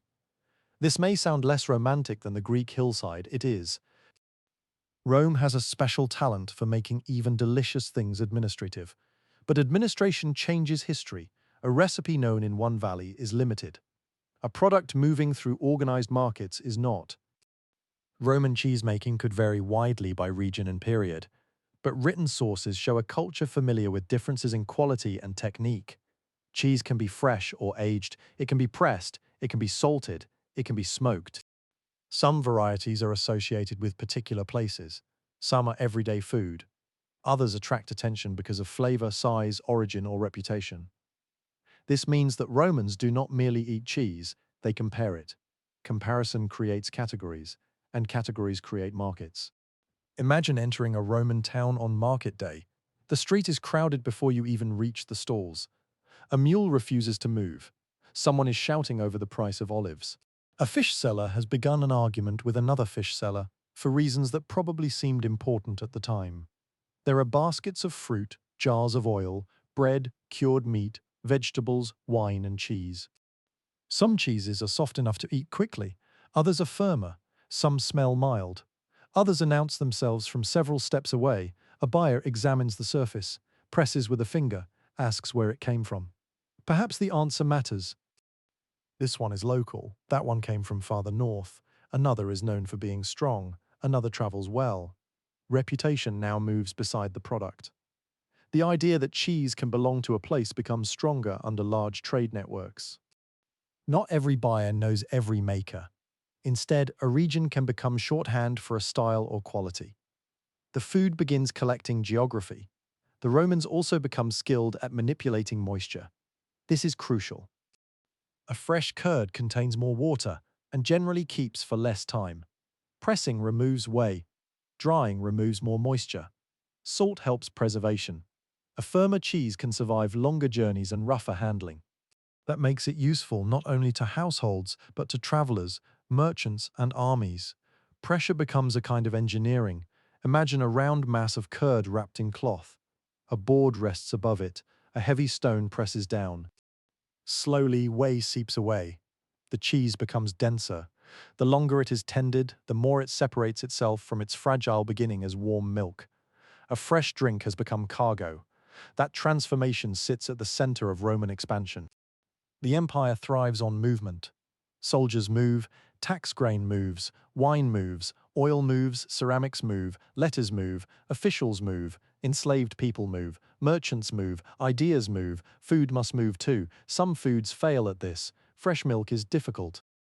Hard cheese is cooperative. It sits quietly inside a container. It does not need to be fed. It does not need pasture. It does not complain. By Roman standards, this makes cheese nearly an ideal traveler. There is another advantage. Cheese can be made where milk is abundant and consumed where fresh dairy is harder to obtain. The animal can remain on the farm. The nourishment travels instead. This is the same ancient trick we saw among herders, but Rome magnifies it. Roads stretch farther, markets are larger, cities are hungrier. Military frontiers need supplies. A wheel of cheese can now become part of a system connecting rural production with distant consumers. And because the Romans write about agriculture, food, medicine, luxury, and daily practice, cheese becomes more visible to history than it was in earlier ages. Writers notice differences. They comment on origins. They mention strong flavors. They reveal, sometimes casually, that cheese is common enough to require no explanation. That familiarity tells its own story. Cheese has become normal, not universal in every meal, not identical across the empire, but normal enough to belong to the Roman food world without surprise. A farm worker may eat it with bread. A traveler may pack it. A soldier may receive it among provisions. A wealthier diner may encounter regional varieties. A merchant sees a commodity. A farmer sees income. A cook sees an ingredient. A physician may have opinions about how easy or difficult certain cheeses are to digest, because Roman medical thought rarely misses an opportunity to have an opinion about digestion. The same food acquires many lives. And one of those lives is aging. Time is no longer merely something to endure, it becomes something to manage. A fresh cheese is mild and moist. An older cheese can become firmer, sharper, more complex. The Romans recognized this difference. Storage spaces matter. Air matters. Temperature matters. Turning matters. Smoke can matter. Salt matters. The maker learns when to interfere and when to leave the cheese alone. This is perhaps the most difficult part of the craft. You do not make an aged cheese only once. You make it again every day by deciding what not to do. Do not cut it yet. Do not eat it yet. Do not move it into heat. Do not allow too much moisture. Do not allow too much dryness. Wait, then check, then wait again. This patience produces value because age can create flavor and endurance. A cheese capable of lasting longer can be sent farther from its farm. Now distance begins to reshape taste. A local soft cheese may never travel beyond nearby households. A hard cheese may appear in another province. Merchants notice. Consumers compare. Some cheeses gain prestige precisely because they arrive from elsewhere. Foreignness can become a selling point. Imagine a Roman dining room far from the farm where the cheese was made. Oil lamps glow against painted walls. Bread is passed, wine is poured. Someone cuts into a cheese from another region.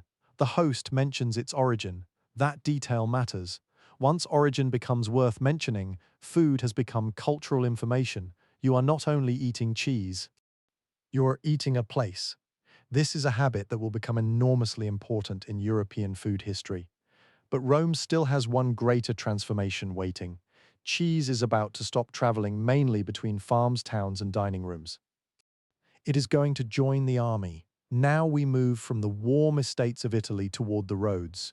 Stone stretches ahead in straight determined lines. Milestones rise beside the route.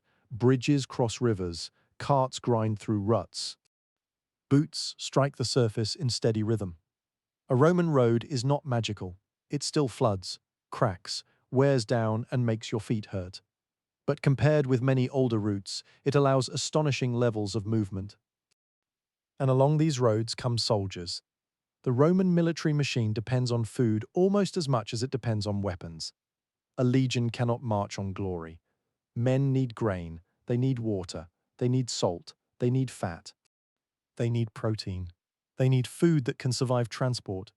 Cheese fits comfortably into this world of rations. It is compact. It can be divided. Hard varieties travel well. It can accompany bread or grain. It gives soldiers something richer than porridge alone. Now picture a marching column. Armor catches the light, packs hang from shoulders, sandals strike dust.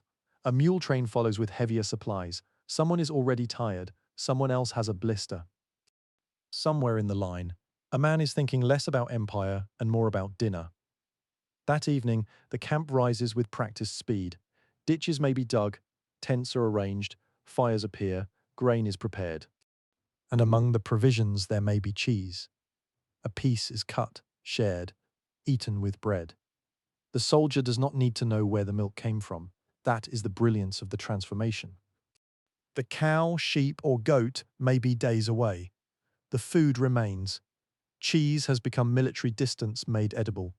And the Roman army carries this habit north, across the Alps, into Gaul, toward the Rhine into Britannia. Along frontiers where the climate, vegetation, animals, and local customs differ sharply from Mediterranean Italy.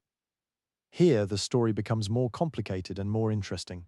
Rome does not arrive in empty lands. People in Gaul and Britannia already keep livestock. They already preserve food. They already have dairy traditions of their own. Roman expansion does not simply teach everyone how to make cheese. Instead, traditions meet. Local practice collides with Roman demand. Army supply networks connect rural producers to forts. Regional milk becomes part of imperial logistics. Roman techniques mix with methods already present. This is how food history usually spreads, not by replacement, by layering. Imagine Gaul in a wet season.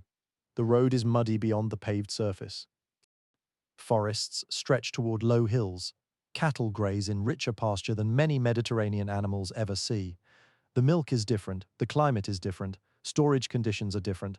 That means the cheese can become different too. A technique developed in one environment changes when placed in another. Cooler temperatures can favor longer storage.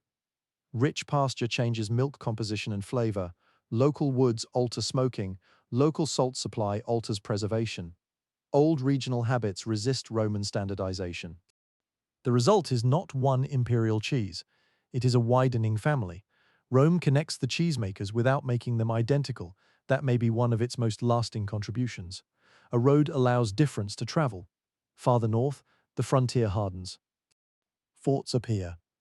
Walls divide controlled land from territory beyond. The weather becomes less forgiving. Rain enters everything. Wool cloaks stay damp. Leather develops its own atmosphere. Smoke fills enclosed rooms. For soldiers raised in warmer lands, Britannia can feel like the edge of the world. Yet the basic needs remain familiar. Bread, drink, salt, fat, cheese, at a fort.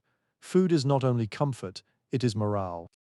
A familiar ration can make a foreign landscape feel slightly less foreign. And cheese has one special quality. It can also become local. Animals are kept near military settlements, farmers nearby produce supplies, trade grows around forts. Civilians gather where soldiers gather. Soon a frontier is not merely a line of defense, it is a market. A wheel of cheese made by a local farmer can enter Roman hands. Coins move back. The empire feeds itself by creating economic gravity around its soldiers, and cheese is drawn into that orbit. The merchant sees opportunity. He does not care whether the cheese has poetic dignity. He cares whether it survives the cart journey, whether buyers want it, whether the price is worth the trouble. Suppose he purchases several firm cheeses from an estate. They are loaded onto a wagon. The road leads toward a town. From there, some go to a military settlement.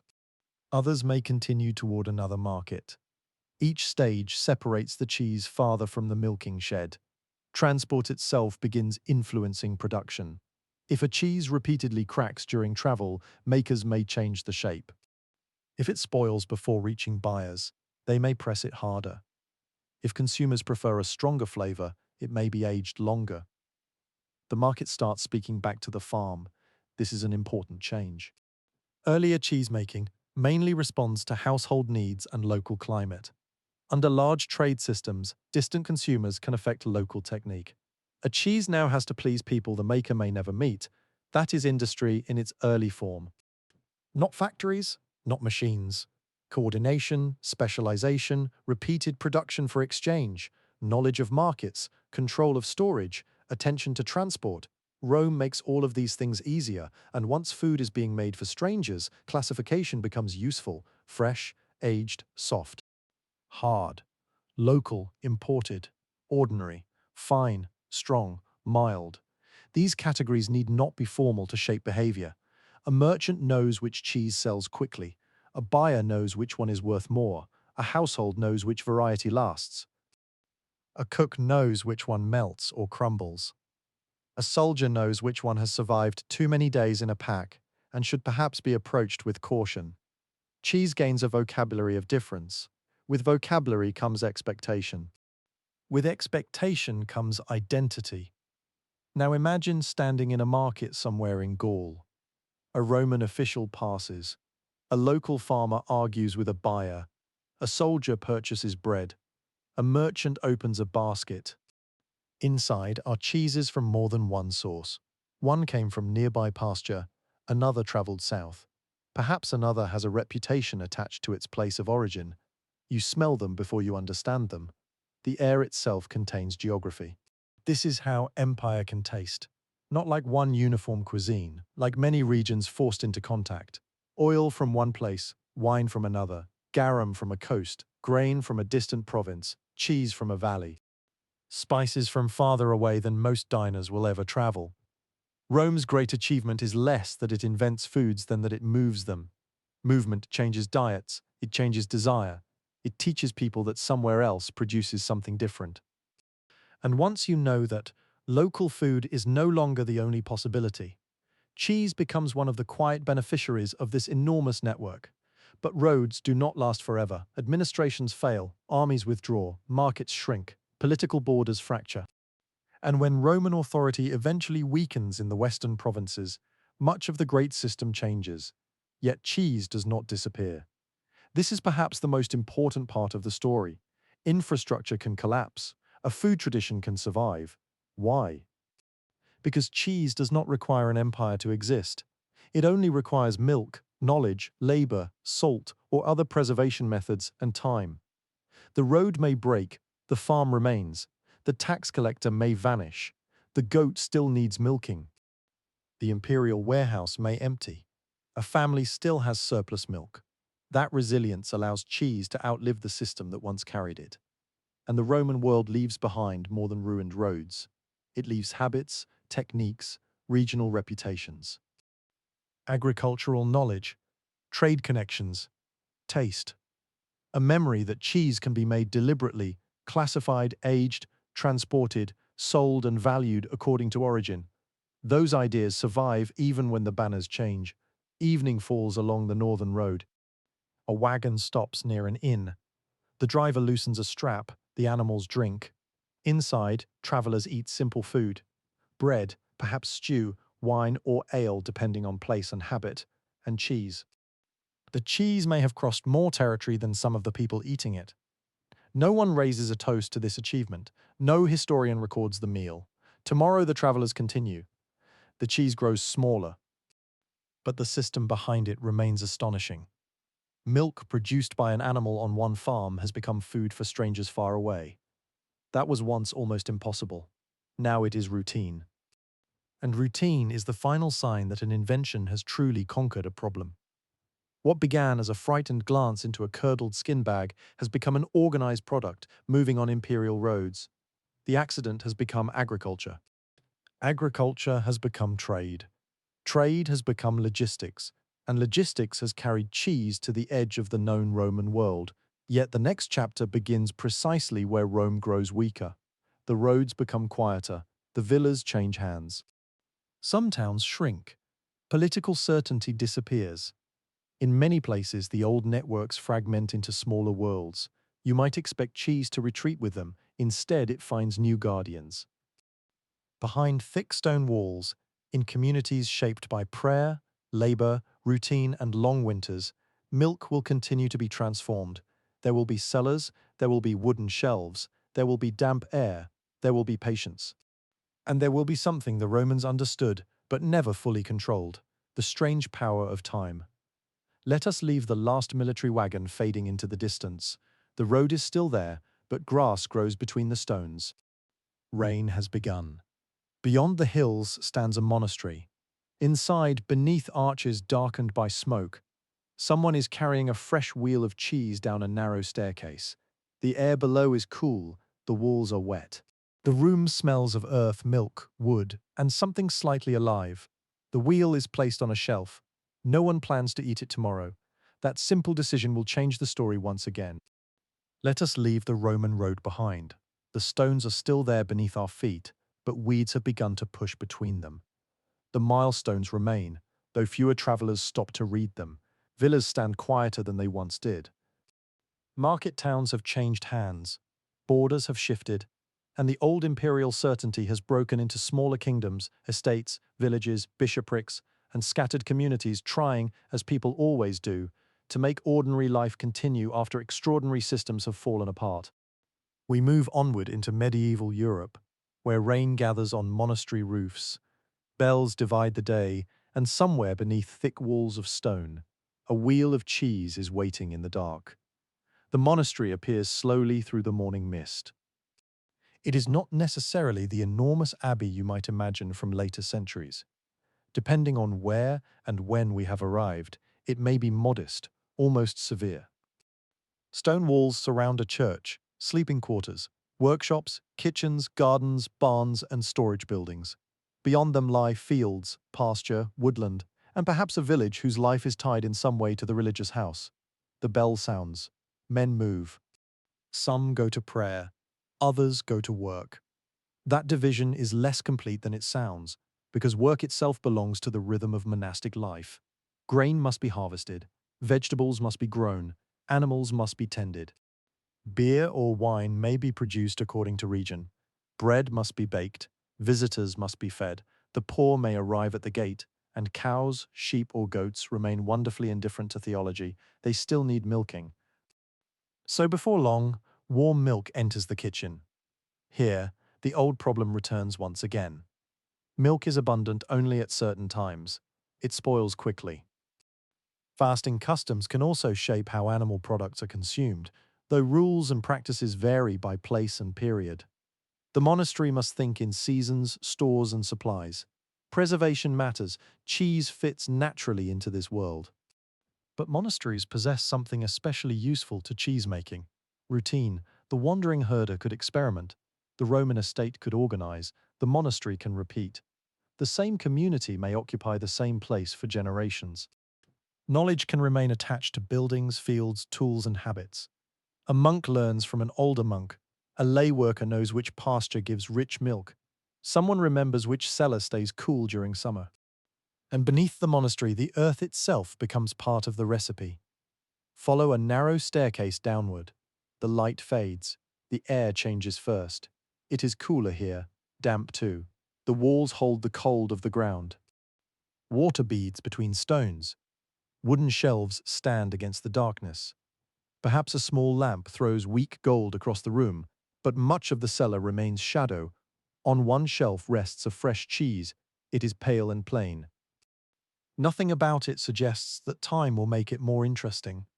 The curd has already been formed, whey has been drained, salt has been added, perhaps the cheese has been pressed beneath weight. Now comes the unusual instruction. Leave it alone. Not completely alone, of course. Someone will return. The cheese may need turning. Its surface may need rubbing, washing, scraping, or salting depending on local practice. The room must be watched. Spoiled examples must be recognized. But the central ingredient now is patience. A fresh cheese contains possibility. An aged cheese contains decisions made slowly. Each day moisture escapes. Salt moves through the interior. Proteins begin changing. Fats begin changing. Microorganisms work across the surface and within the cheese. The monk does not know the invisible details. He cannot see bacteria. He cannot identify microscopic fungi. He has no concept of enzymes in the modern scientific sense.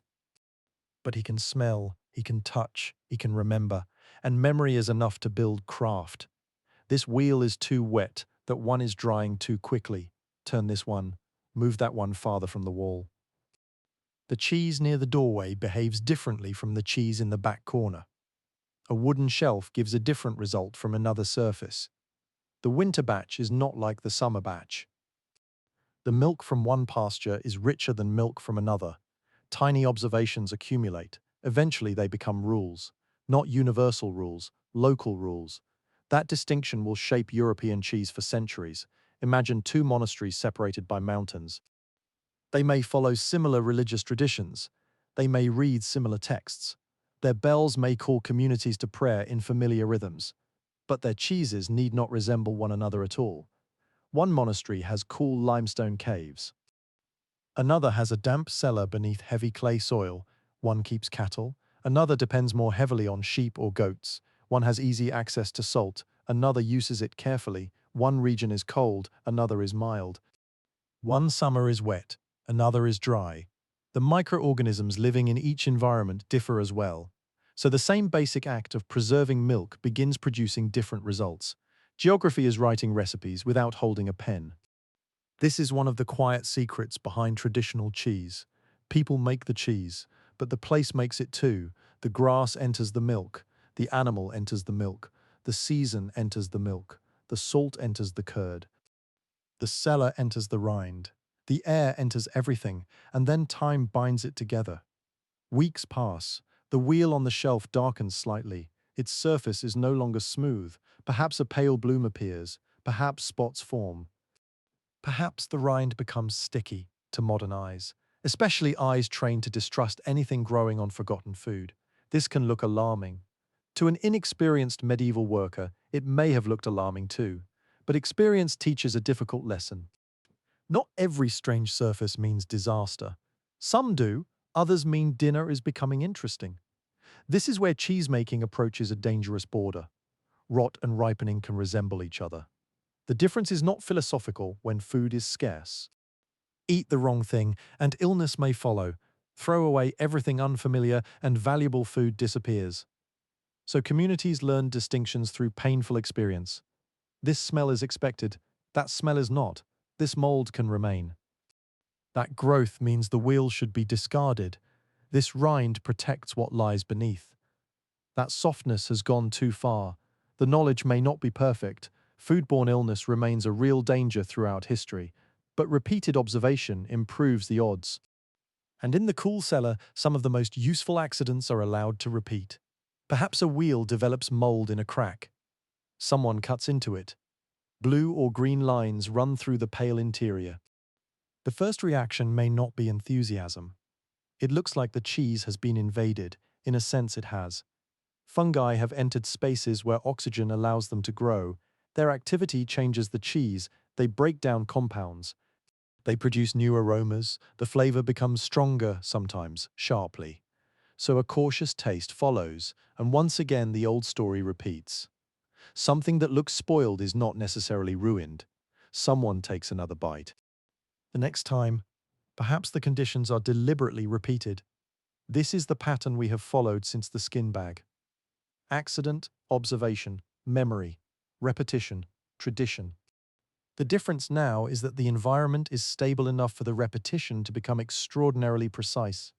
A monastery cellar does not travel. Its walls remain. Its temperature follows familiar seasonal patterns. Its shelves accumulate their own microbial communities. The tools remain in use. The people change, but the place remembers in ways nobody can see. A cheese made here can begin developing a recognizable character. Not because anyone has discovered a perfect formula, because the same imperfect conditions return year after year. Consistency emerges from place, and place creates identity. Above the cellar, life continues according to bells. Morning prayer, work, meals, more prayer. Visitors arrive, travelers ask for shelter. The sick may need care. Fields demand attention. Harvest approaches, winter follows. Cheese waits below through all of it. This waiting gives monasteries an advantage over households that must consume food quickly. A religious community with storage, livestock, land, and organized labor can afford to manage food over longer periods. Some cheeses can be kept for future use, some can be exchanged, some can feed guests. Some may become associated with the monastery or region. And once a particular style develops a reputation, people outside the walls begin wanting it. Now the humble seller touches the market. A farmer brings goods. A traveler tastes the cheese. A merchant hears of it. A nearby household copies the method. The monastery does not need to invent every technique for its influence to matter. Monastic communities are part of broader rural worlds. exchanging labor, knowledge, livestock, rents, food, and customs with lay communities around them. Cheese-making traditions grow across these boundaries. A method does not respect a wall simply because the wall belongs to an abbey. Someone sees, someone learns, someone carries the idea home, and regional practice deepens. The same process occurs outside monasteries too. Farmhouses develop their own traditions. Mountain communities preserve summer milk for winter. Villages share grazing lands. Shepherds move animals seasonally. Women making dairy products in households preserve techniques across generations. It would be a mistake to give monks all the credit for medieval cheese. The true story is wider. The monastery is important because it offers us a powerful image of continuity, storage, written administration in some places, and patient experimentation.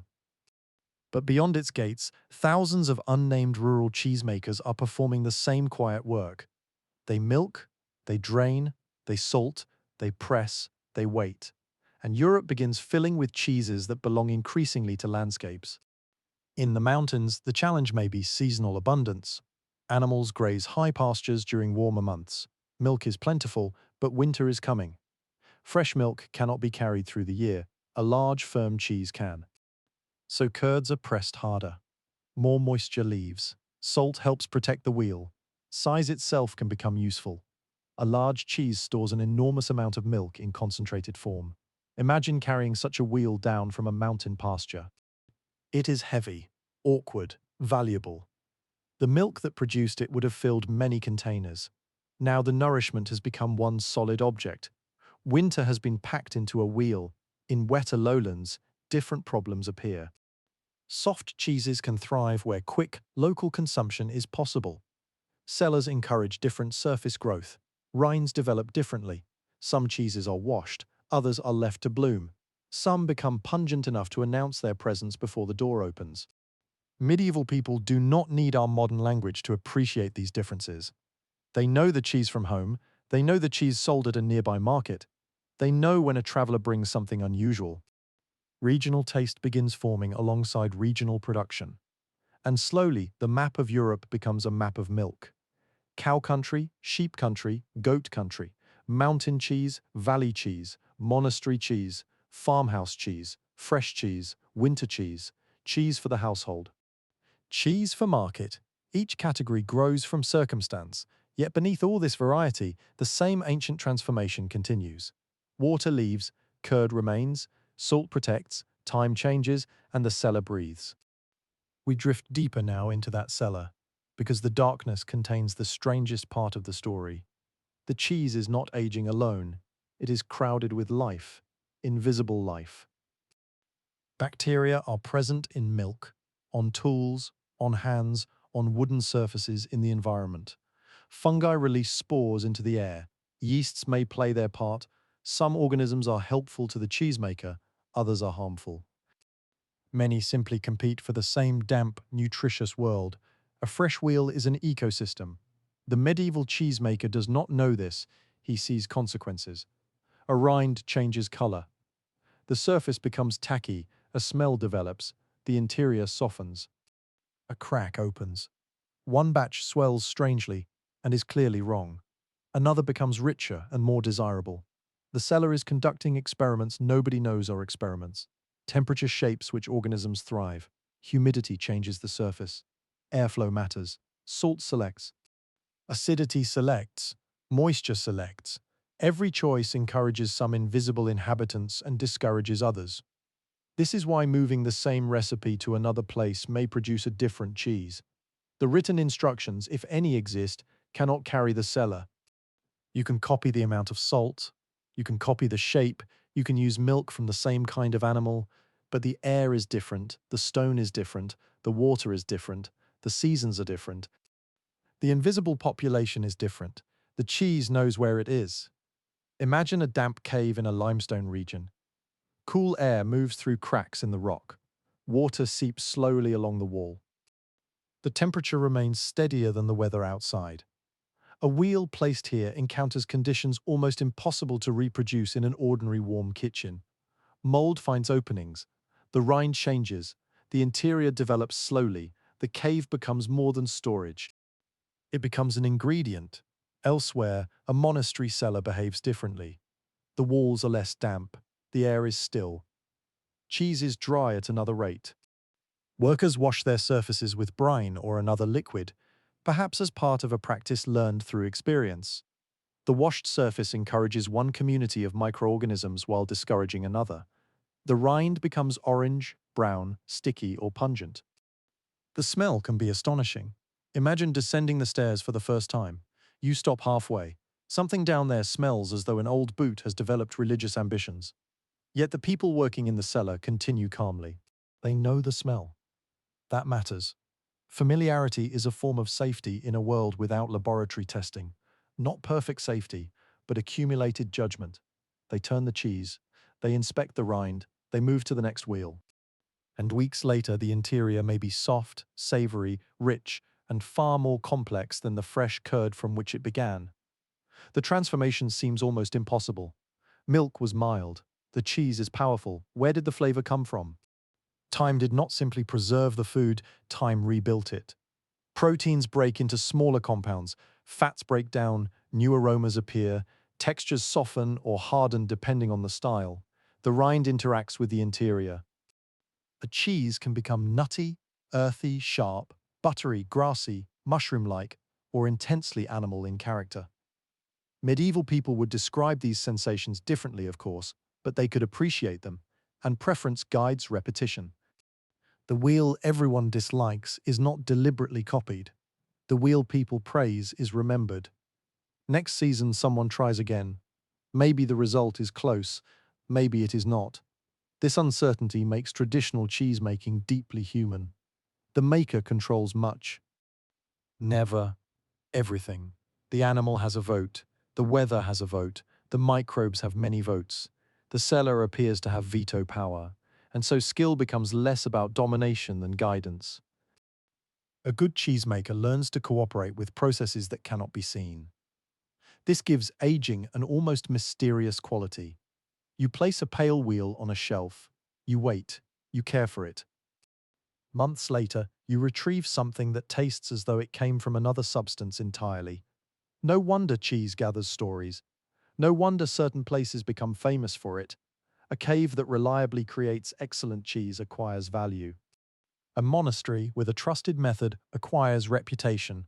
A village whose pasture gives rich milk becomes known. Eventually, names attach themselves to places. The food and geography become difficult to separate. And this regional identity matters because medieval Europe is intensely local, travel is slow, roads vary from tolerable to miserable, political borders shift, tolls appear, markets serve surrounding countryside.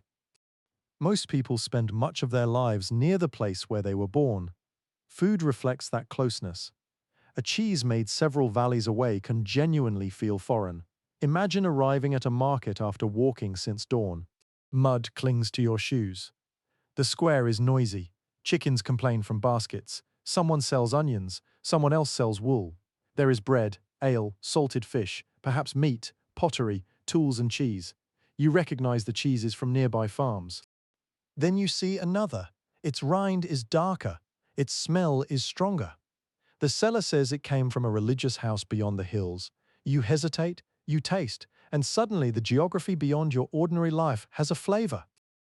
This is how regional reputation spreads. Not through maps, through mouths. A pilgrim carries a memory. A merchant carries a wheel.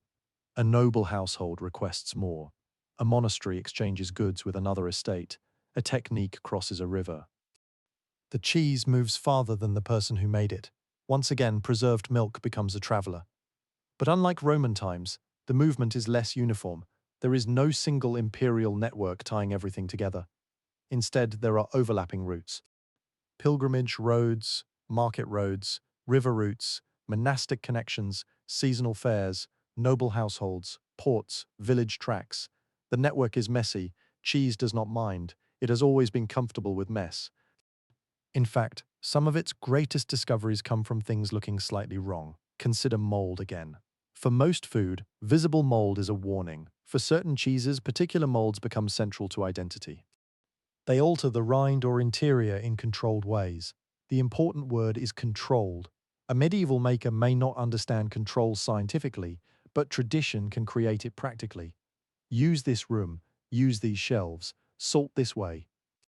Turn at this time. Pierce or crack the cheese under certain conditions. Keep it through this season. Repeat. The environment becomes predictable enough that the desired organisms return. The cheese begins to reproduce a local character. This is not laboratory purity, it is ecological stability. The cellar becomes a tiny kingdom. Stone walls are its borders. Humidity is its weather. Salt is its law. The cheesemaker is less a king than a patient caretaker trying to prevent rebellion.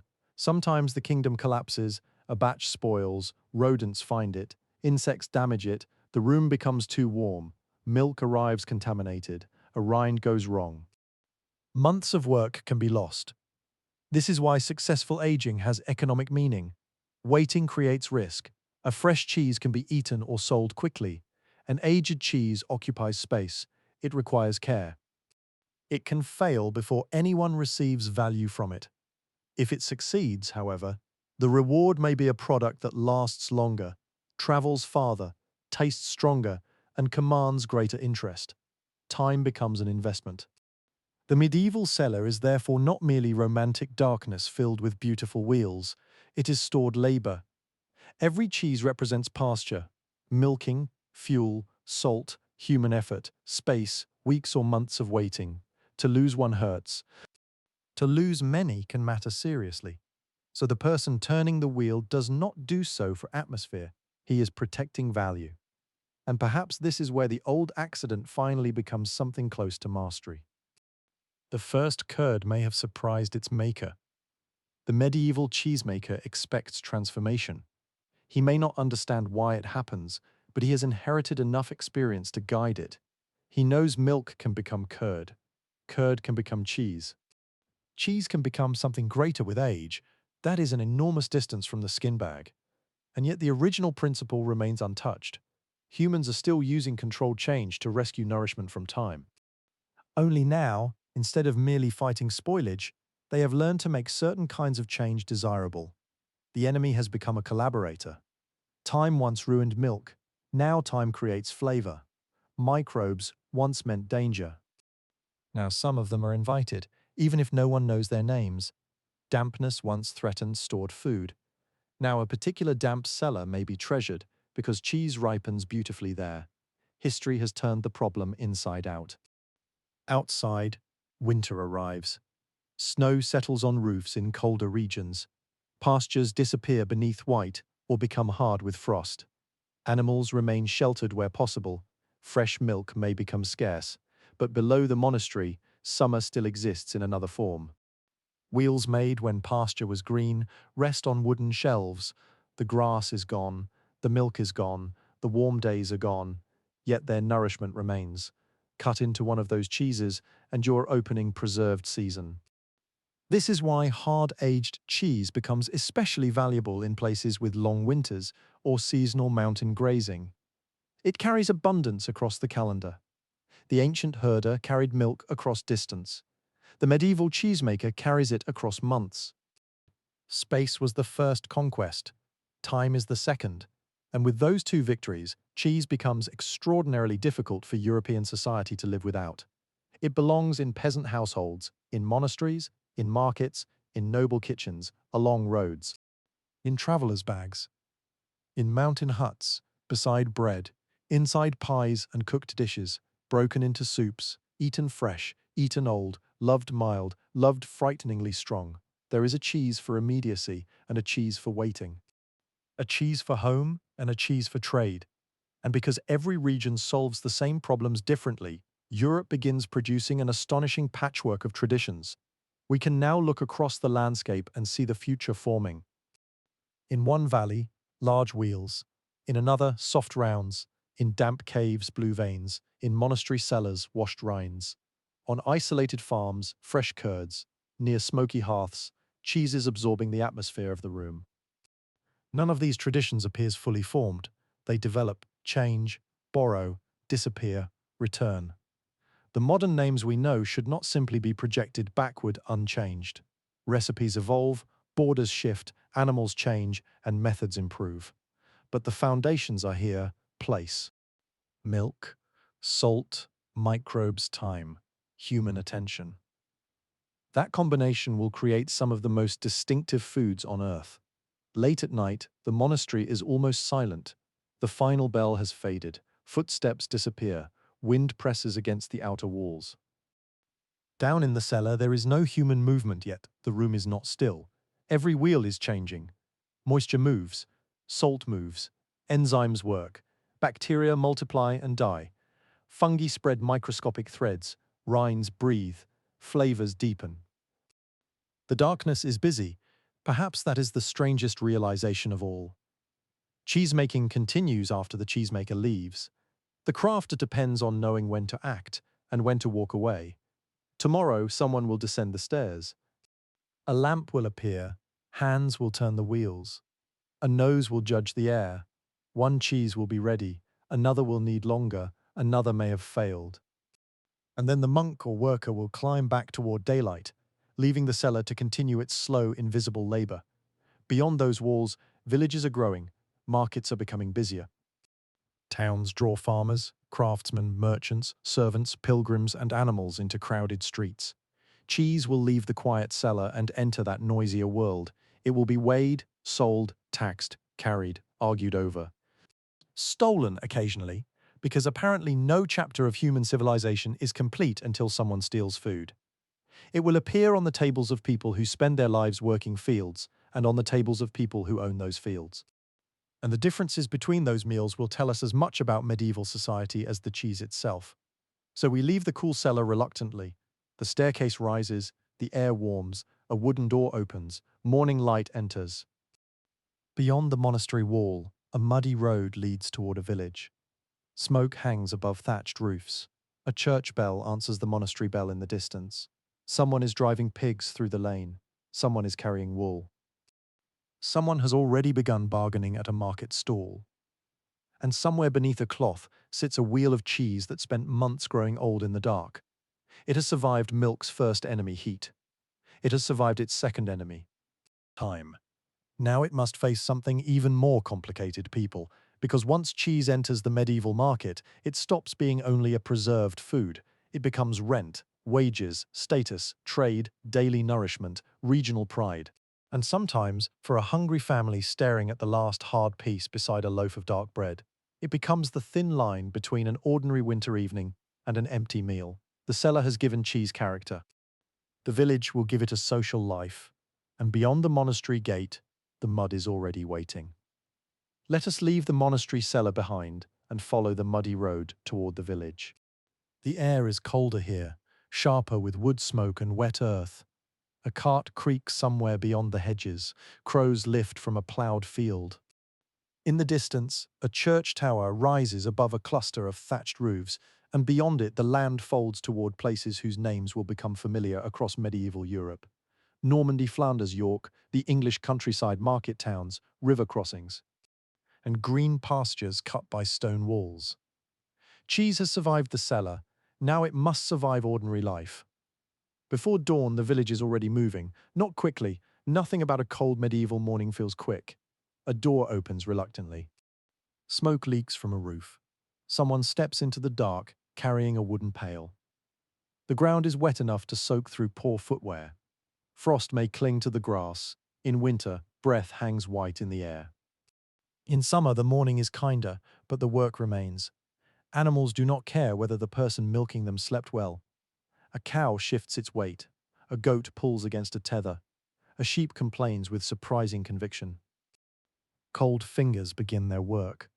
Milk strikes the inside of the pail with a soft rhythm. For many rural households, this moment is the beginning of a daily calculation. How much milk is there? How much must be used now? How much can be turned into butter? How much can become cheese? How much must be saved? There is rarely the luxury of wasting anything. The medieval peasant household is not a romantic world of endless rustic abundance. Harvests fail. Animals sicken. Weather turns. Lords demand rents. Church dues must be met. Taxes may appear in different forms. Labor obligations consume days that could otherwise be spent on one's own fields. Every useful calorie matters. Milk is valuable because it can become several things, but cheese has one advantage that becomes increasingly important. It can wait. Carry the pail inside. The room smells of damp wool, smoke, old wood, and yesterday's fire. A clay pot or wooden vessel waits near the hearth. The milk is strained through cloth. The cloth itself is not clean in the modern sense. Nothing here is. Yet people know that dirt, sour residues, and careless handling can ruin a batch, so vessels are washed as well as circumstances allow. Water is carried, cloth is rinsed, wood is scraped, the work is repetitive. That repetition creates skill. A woman who has made cheese since childhood does not need to read a recipe. Her hands know, she feels the temperature, she watches the milk. She knows when the curd is weak, she knows when it is ready. She knows how tightly to tie the cloth. The curds are gathered, whey runs away, the bundle hangs, drop after drop falls into a vessel below. In one household, the cheese may remain soft and be eaten quickly. In another, it will be pressed. A board is placed over it. A stone follows. The curd flattens beneath the weight. More whey escapes. Salt comes next, and then perhaps the cheese rests where smoke can reach it. Smoke is everywhere in medieval domestic life. The hearth warms the room. It cooks the food. It dries clothes badly. It blackens beams. It fills lungs. It settles into wool, hair baskets, walls, and food. Cheese, hanging or resting near the hearth, may take on some of that smoke, not always by careful design. Sometimes flavor begins as simple exposure. This is one of the recurring themes of food history. What later generations call tradition may have started as the unavoidable condition of a room. A smoky house creates smoky food. A damp cellar creates a certain rind. A windy hillside dries curd differently from a sheltered valley. People adjust. Then they begin to prefer the result, and preference turns circumstance into identity. Now let us cross the channel and drift toward Normandy. The land is green, often wet, rich in pasture. Cattle graze where conditions allow. Milk can be plentiful. In such a landscape, dairy becomes deeply connected to rural life. The cheeses of later Normandy will become famous, but the medieval story is less about famous names than about habits taking root: fresh curd, salt, cream, soft textures, farmhouse production, trade between countryside and town. The climate itself favors certain possibilities and resists others. A softer cheese that might fail quickly in a hot, dry region can behave differently in a cooler northern environment. Again, geography enters the food. You can almost smell the lane. Wet grass, manure, wood smoke, milk warming near a fire, a cheese draining beneath linen. Somewhere a dog is sleeping exactly where everyone needs to walk. From Normandy, move northeast toward Flanders. The world grows busier, fields are worked intensely, towns rise with commerce. Textile production draws labor and wealth. Merchants move goods through networks linking countryside, river, road, and port. In such a place, cheese is not only something produced for the household, it becomes part of a market economy. Farmers bring surplus into town, traders buy. Urban households purchase food they did not produce themselves. The distance between animal and eater grows. That change is enormous. A village family may know the cow that gave the milk.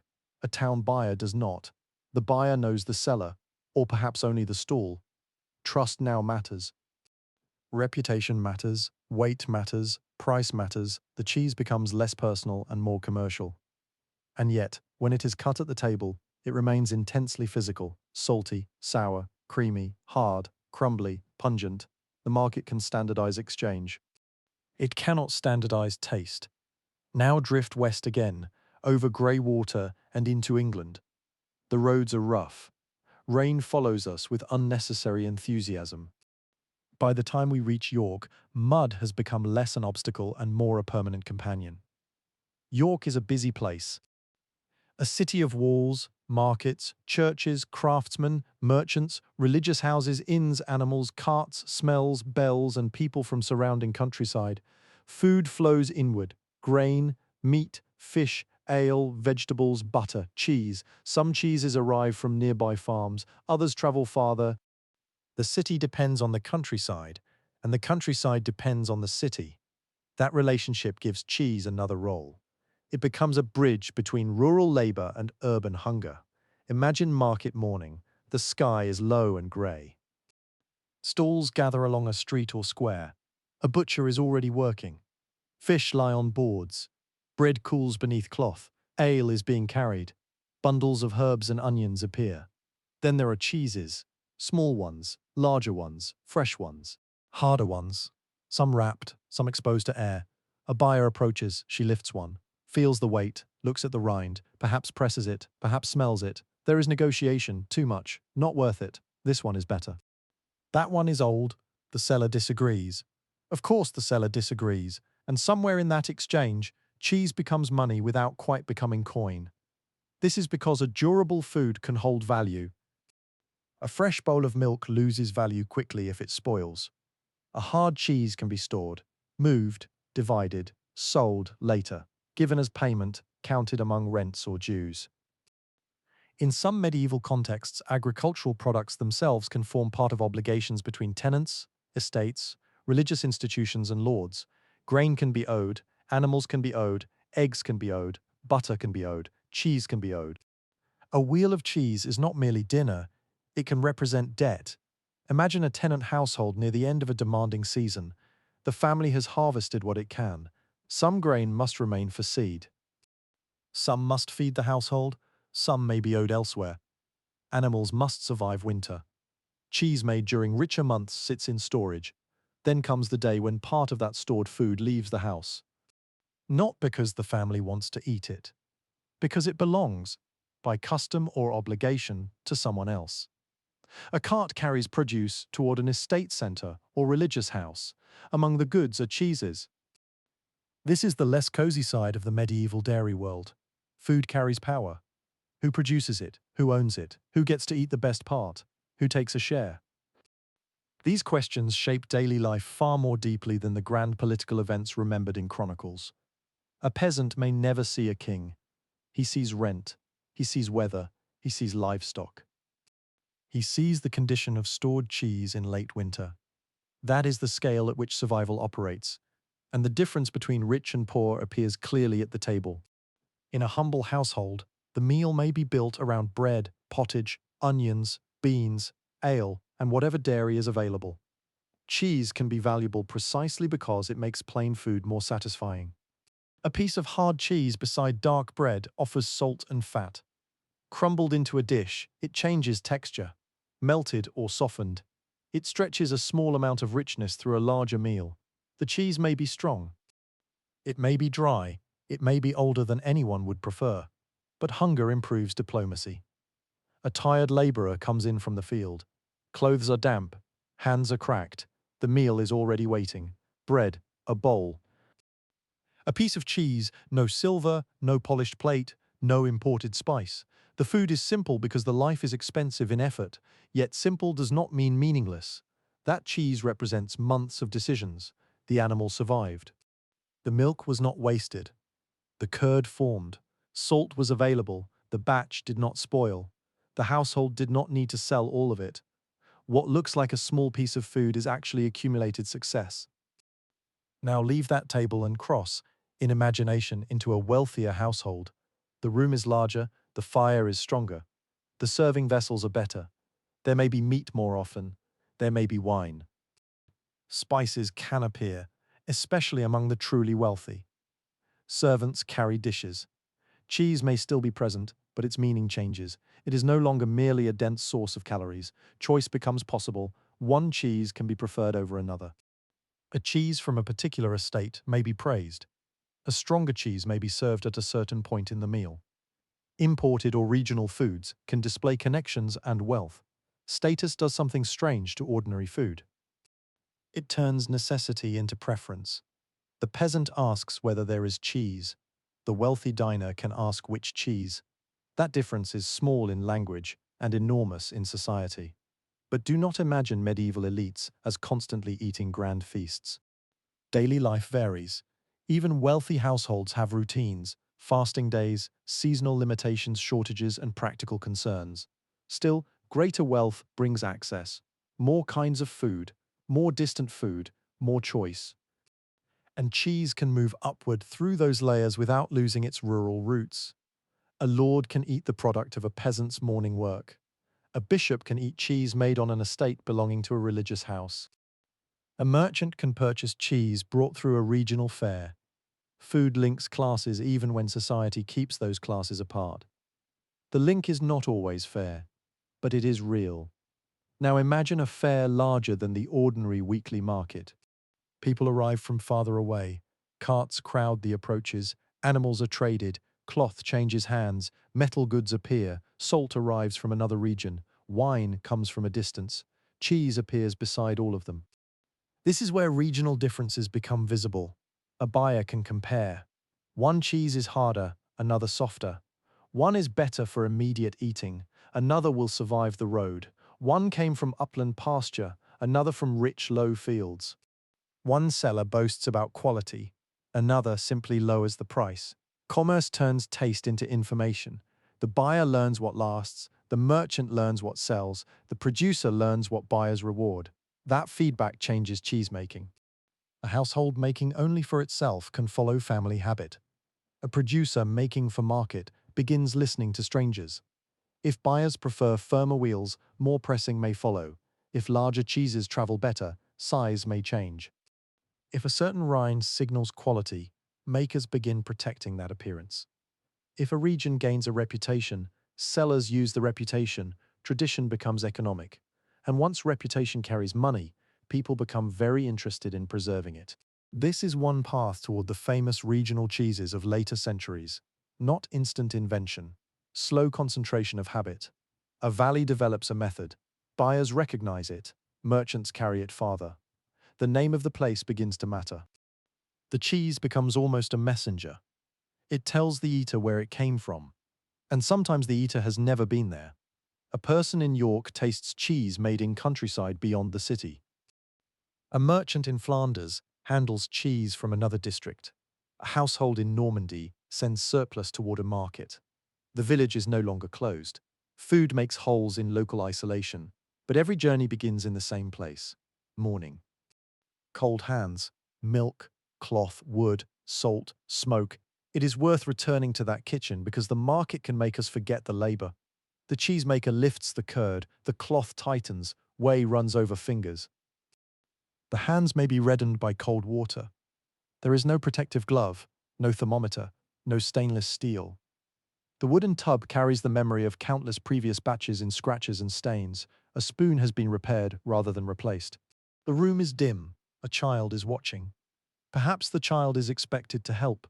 Soon the knowledge will pass again. This is how medieval food traditions survive political upheaval. Kings die, dynasties change, wars move borders. But the child still learns how the curd should feel. History above the roof is unstable. History beside the hearth repeats, and repetition is stronger than it looks. By late afternoon, the village smells of many things at once: dung, wet straw, smoke, bread, ale, animals, leather, fish near the market, sweat, and cheese. Especially cheese. A strong cheese kept in a warm room has no interest in remaining discreet. It announces itself. This is not necessarily considered a flaw. Modern people sometimes imagine that everyone in the past tolerated terrible smells because they knew no better. That is too simple. Medieval people knew the difference between pleasant and foul. They complained about bad smells. They cleaned when they could. They recognized rotten food. They also lived in environments where strong odors were normal. A pungent cheese might be powerful without being considered spoiled. Again, experience creates distinction. This smell means good ripening. That smell means danger.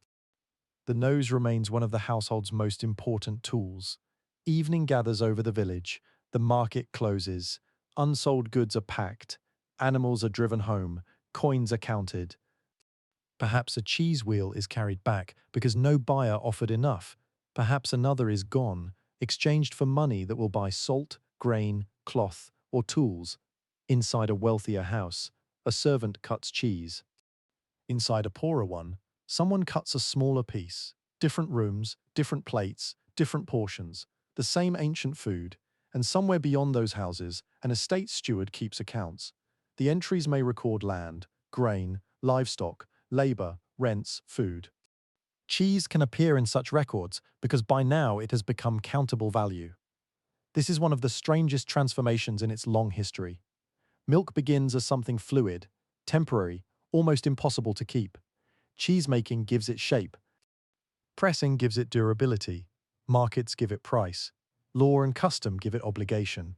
A wheel of cheese can now stand in for labor already performed and value owed.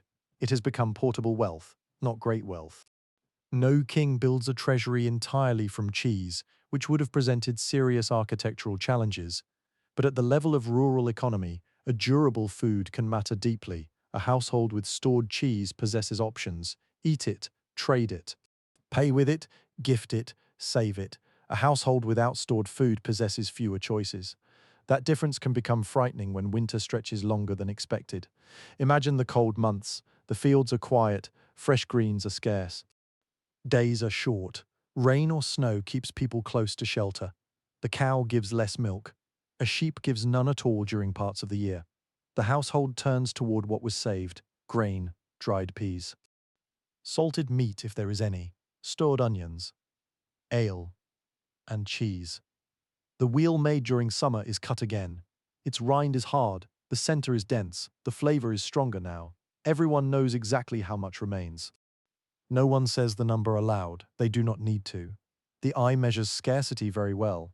Each meal makes the wheel smaller. This is when cheese proves its oldest purpose. It has carried summer into winter.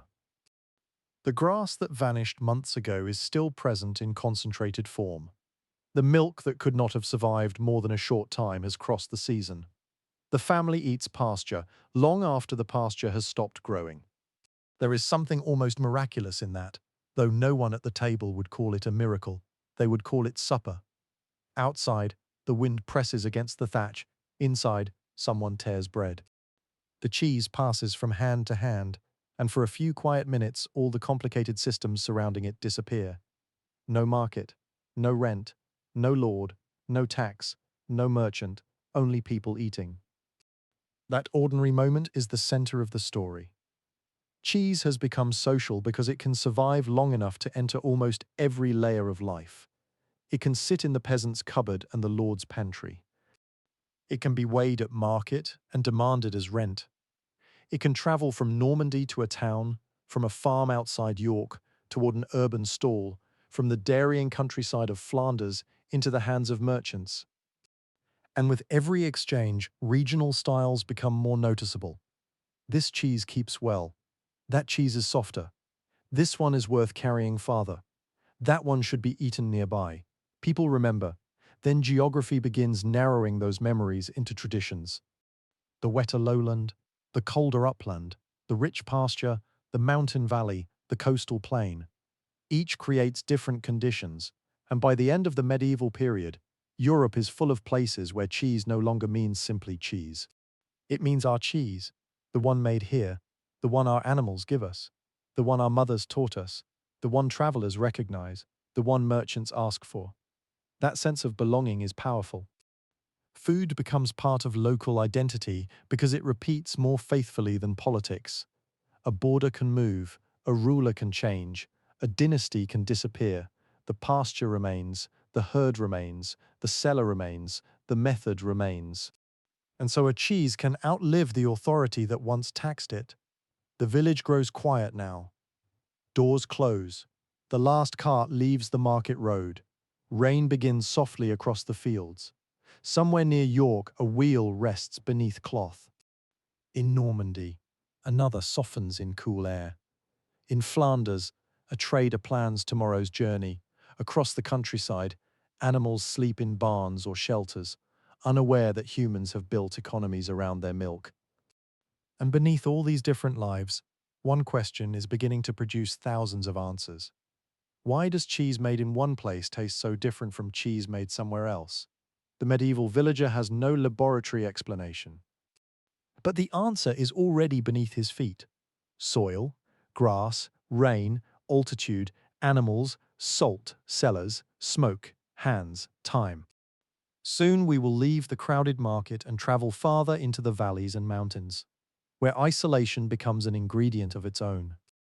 There, communities separated by ridges, snow, and distance will keep solving the same dairy problem in different ways. One valley will make cheese that can survive winter, another will favor softer curd. Another will discover that blue mold is not the disaster it first appears to be. Another will learn that washing a rind creates a smell capable of clearing a small room, while somehow making the cheese wonderful. And these differences will no longer be accidents alone. They will become traditions tied so tightly to place that centuries later. The name of a village or region will be enough to tell people what kind of cheese they expect. For now, though, the village sleeps. A cold wooden pail waits beside the door. At dawn, someone will carry it back to the animals. The hands will be cold again. The milk will be warm again. And the whole long history will begin again, one pail at a time. Let us leave the village market behind and follow the path upward, away from crowded streets and muddy stalls, into the folded country of mountains and valleys. The air becomes colder. The road narrows. Stone replaces deep soil. Pines cling to slopes. Bells move somewhere in the mist as cattle or goats disappear behind a ridge. Down below, a river bends through green pasture. But up here, the world is divided into pockets of land, each one shaped by its own weather, its own grass, its own animals, and its own stubborn way of keeping milk from going to waste. This is where cheese begins to sound less like a single food and more like a language spoken differently in every valley. Imagine standing in a high meadow during summer. The grass is thick with small flowers and herbs. Animals graze slowly, pulling at plants that grow nowhere near the lowlands. The air is cool even when the sun is bright. Snow still rests on distant peaks.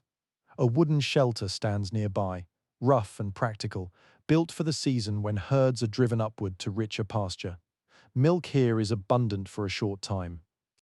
That is both a gift and a problem. You cannot carry all of it down the mountain as liquid. The distance is too great, the path is too rough, the weather can change quickly. Fresh milk will not wait politely for a mule to reach the valley floor. So you make cheese, not because you want variety, not because you want a beautiful board filled with interesting textures, because the milk is here now, and winter is coming later. The logic is brutal in its simplicity. Save what can be saved. A large quantity of milk becomes curd. The curd is cut smaller to release whey. It may be warmed to drive out more moisture. Then it is gathered, pressed hard, salted, and shaped into a dense wheel. The result is heavy, very heavy, but that heaviness is useful. A large, hard cheese contains an extraordinary amount of nourishment in a form that can survive far longer than the milk that created it. This is why hard mountain cheeses make sense. They are not born from elegance. They are born from geography. High pastures produce summer milk.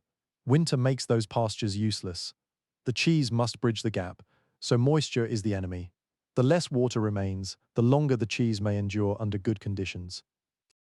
Press harder. Cook the curd more. Salt carefully. Build a rind. Wait. A hard cheese is almost a survival strategy disguised as food. Now descend into another valley. The air is damper here. Cows graze on softer ground. Rain falls more often. The village sits closer to pasture. Milk does not need to travel so far. A family can make a softer cheese and eat it quickly. There is no need to force every drop of whey from the curd. The cheese stays moist. It ripens faster. Its interior softens. Its flavor may remain mild or become surprisingly strong depending on what happens to its rind. The result is completely different from the mountain wheel, yet both cheeses solve the same problem. One solves distance and winter, the other solves abundance, close to home. Different pressure, different moisture, different time, different cheese. Now add the animal. A cow grazes differently from a goat. A goat browses leaves, shrubs, and rough plants that cattle may ignore. Sheep crop grass closely and produce rich milk with its own balance of fat and protein. The breed matters too. Some animals give more milk, others give less but richer milk. Some tolerate cold, others thrive in dry country. Human communities select animals over generations based on survival, usefulness, and local conditions. The cheese changes with them. Even the same kind of animal produces different milk depending on season and diet. Spring pasture is not late summer pasture, fresh alpine grass is not winter hay. Plants contain different compounds, milk fat changes, aroma changes, the cheese remembers. This is why the idea of place becomes almost impossible to separate from traditional cheese. The land does not merely surround production, it enters it. Grass becomes milk, milk becomes curd, curd becomes cheese. When you taste the final wheel, you're tasting a chain that begins in soil and rain. People in earlier centuries do not describe this with modern chemistry. They know it through experience. The summer cheese tastes stronger. The cheese from animals grazing higher pasture is different. The milk from one herd behaves better than another. A particular meadow produces something everyone prefers, so grazing patterns become part of practice. The map begins writing itself into flavor. Then there is salt. Salt seems simple until you live far from it. A coastal community may have easier access to sea salt. An inland valley may depend on trade or local mineral sources. Salt can be expensive, heavy, difficult to transport. A cheesemaker uses what is available too little, and preservation becomes harder, too much, and the cheese can become harsh. Salt shapes the microbial world, draws out moisture, strengthens the rind, and changes taste. So, access to salt can shape style. A place with good salt supply may develop one method. Another valley, isolated by mountain passes, may use less. The cheese adapts to economics as much as climate. Now consider the weather. A dry place encourages evaporation. A wet place resists it. A cold cellar slows change. A warm room speeds it. A cave with steady humidity behaves differently from a wooden loft exposed to wind. Every storage space creates another set of possibilities. This is where local identity becomes almost inevitable. Imagine trying to copy a cheese from the neighboring valley. You bring back the method, you use similar milk. You shape the curd the same way, you salt it carefully, then you age it in your own cellar. Something is wrong, it is close, but not the same. The smell differs, the rind behaves differently, the interior dries faster. Perhaps mold grows where it did not grow before. You blame your technique. Maybe your technique is fine. The cellar is different. The air is different. The microbes are different. The water is different. The wood is different. Even tiny variations push the cheese in another direction. Before microscopes, people cannot see these causes. They can only see patterns. So they stop trying to make the neighboring cheese. They make their own better. This is how isolation becomes creativity without anyone intending it. A mountain ridge is a wall, a river can be a boundary, snow can close a pass for months. Villages separated by what looks like a short distance on a modern map may live very different lives. Each one repeats its own solution. The repetition becomes habit, habit becomes expectation, expectation becomes tradition. Eventually, if the cheese travels beyond the valley, the place itself becomes a name. But the road to that reputation begins with something much less romantic. A household has too much milk, a farmer needs to preserve it. A shepherd needs to move it. A family needs food for winter. That is the engine beneath almost every famous style, necessity first. Prestige much later. Let us move into a cooler cave now. The stone is damp. Air passes slowly through natural cracks. Shelves or wooden supports hold cheeses in the darkness. One wheel has developed blue veins inside. At first glance, this looks wrong. Very wrong. The pale interior is crossed by streaks of blue and green. The cheese appears wounded. In another type of food, you might throw it away immediately, but someone tastes it, perhaps cautiously, perhaps after cutting around the strange part. The flavor is sharp, earthy, powerful, unexpected, and somehow good. Blue cheese begins with a simple opportunity for mold. Certain molds thrive where oxygen reaches the interior. Cracks help, open texture helps. Later cheesemakers learned to pierce wheels deliberately, creating channels for air, but the earliest discoveries may have been much less controlled. A cheese cracks naturally, mold enters. The result is strange but edible, someone remembers. The next time, perhaps they try to reproduce the conditions. Again, we see the same ancient pattern. Accident, taste, survival, memory, repetition. What looks like spoilage becomes style. In a humid cave, the environment helps. The temperature remains relatively stable. Moisture in the air prevents the cheese from drying too quickly. The local mold is already present. The cave acts like a living workshop. Move the process somewhere else, and the result may change. This is why famous cave-age cheeses become tied so closely to geography. The cave is not merely storage, it is part of the organism of the cheese. Now leave the cave and enter a monastery or farmhouse cellar where another strange practice develops. The cheeses are washed. At first, this sounds unnecessary. You already made the cheese. Why keep bothering it? Because the rind is a battlefield. Different microorganisms compete for space. By washing the surface with brine, water, beer, wine, or another liquid depending on local tradition, cheesemakers can encourage certain bacteria and discourage certain molds. They do not understand the microbiology, they understand the smell. And the smell is magnificent in the most alarming possible way. A washed rind cheese can become pungent enough to dominate an entire room. It smells of earth cellars, damp cloth, animals, and something that might make a traveler briefly reconsider every decision that led to dinner. Then you cut it open. The inside may be soft, rich, creamy, savory. The aggressive rind protects a surprisingly gentle center. This is one of cheese's favorite tricks. It learns to look dangerous, then it tastes wonderful. The practice likely grows from repeated surface care. A cheese rubbed or washed behaves differently from one left alone. People notice. They continue over time. Specific communities become associated with specific methods. Again, the style comes from maintenance, not invention in a single glorious moment. Now imagine cheese near a hearth. Smoke hangs beneath the roof. There is no modern chimney carrying everything neatly away. Food stored in the building absorbs the atmosphere. Cheese is no exception. Smoke dries the surface. It contributes flavor. It may help discourage some insects or microorganisms. The result is firmer, darker, and smoky. Perhaps the first smoked cheese is not smoked because someone wants sophisticated flavor. It is smoked because the house itself is smoky. The cheese has nowhere else to be. But then people begin liking it. So the accidental exposure becomes deliberate. The cheese moves closer to smoke. A method appears. A flavor acquires intention. This is the quiet way. Necessity becomes cuisine. The same is true of soft cheeses. Soft cheese can look luxurious today, but its origin is often simply less aggressive preservation. Do not remove as much whey. Do not press as hard. Eat sooner. Let the surface flora develop. In a cool, damp region near markets, this works. The cheese does not need to survive a journey across mountains. It can remain tender. Its short life is not a failure because the people who will eat it are close. Local markets support softness. Long-distance trade rewards hardness. Geography determines which weakness is acceptable.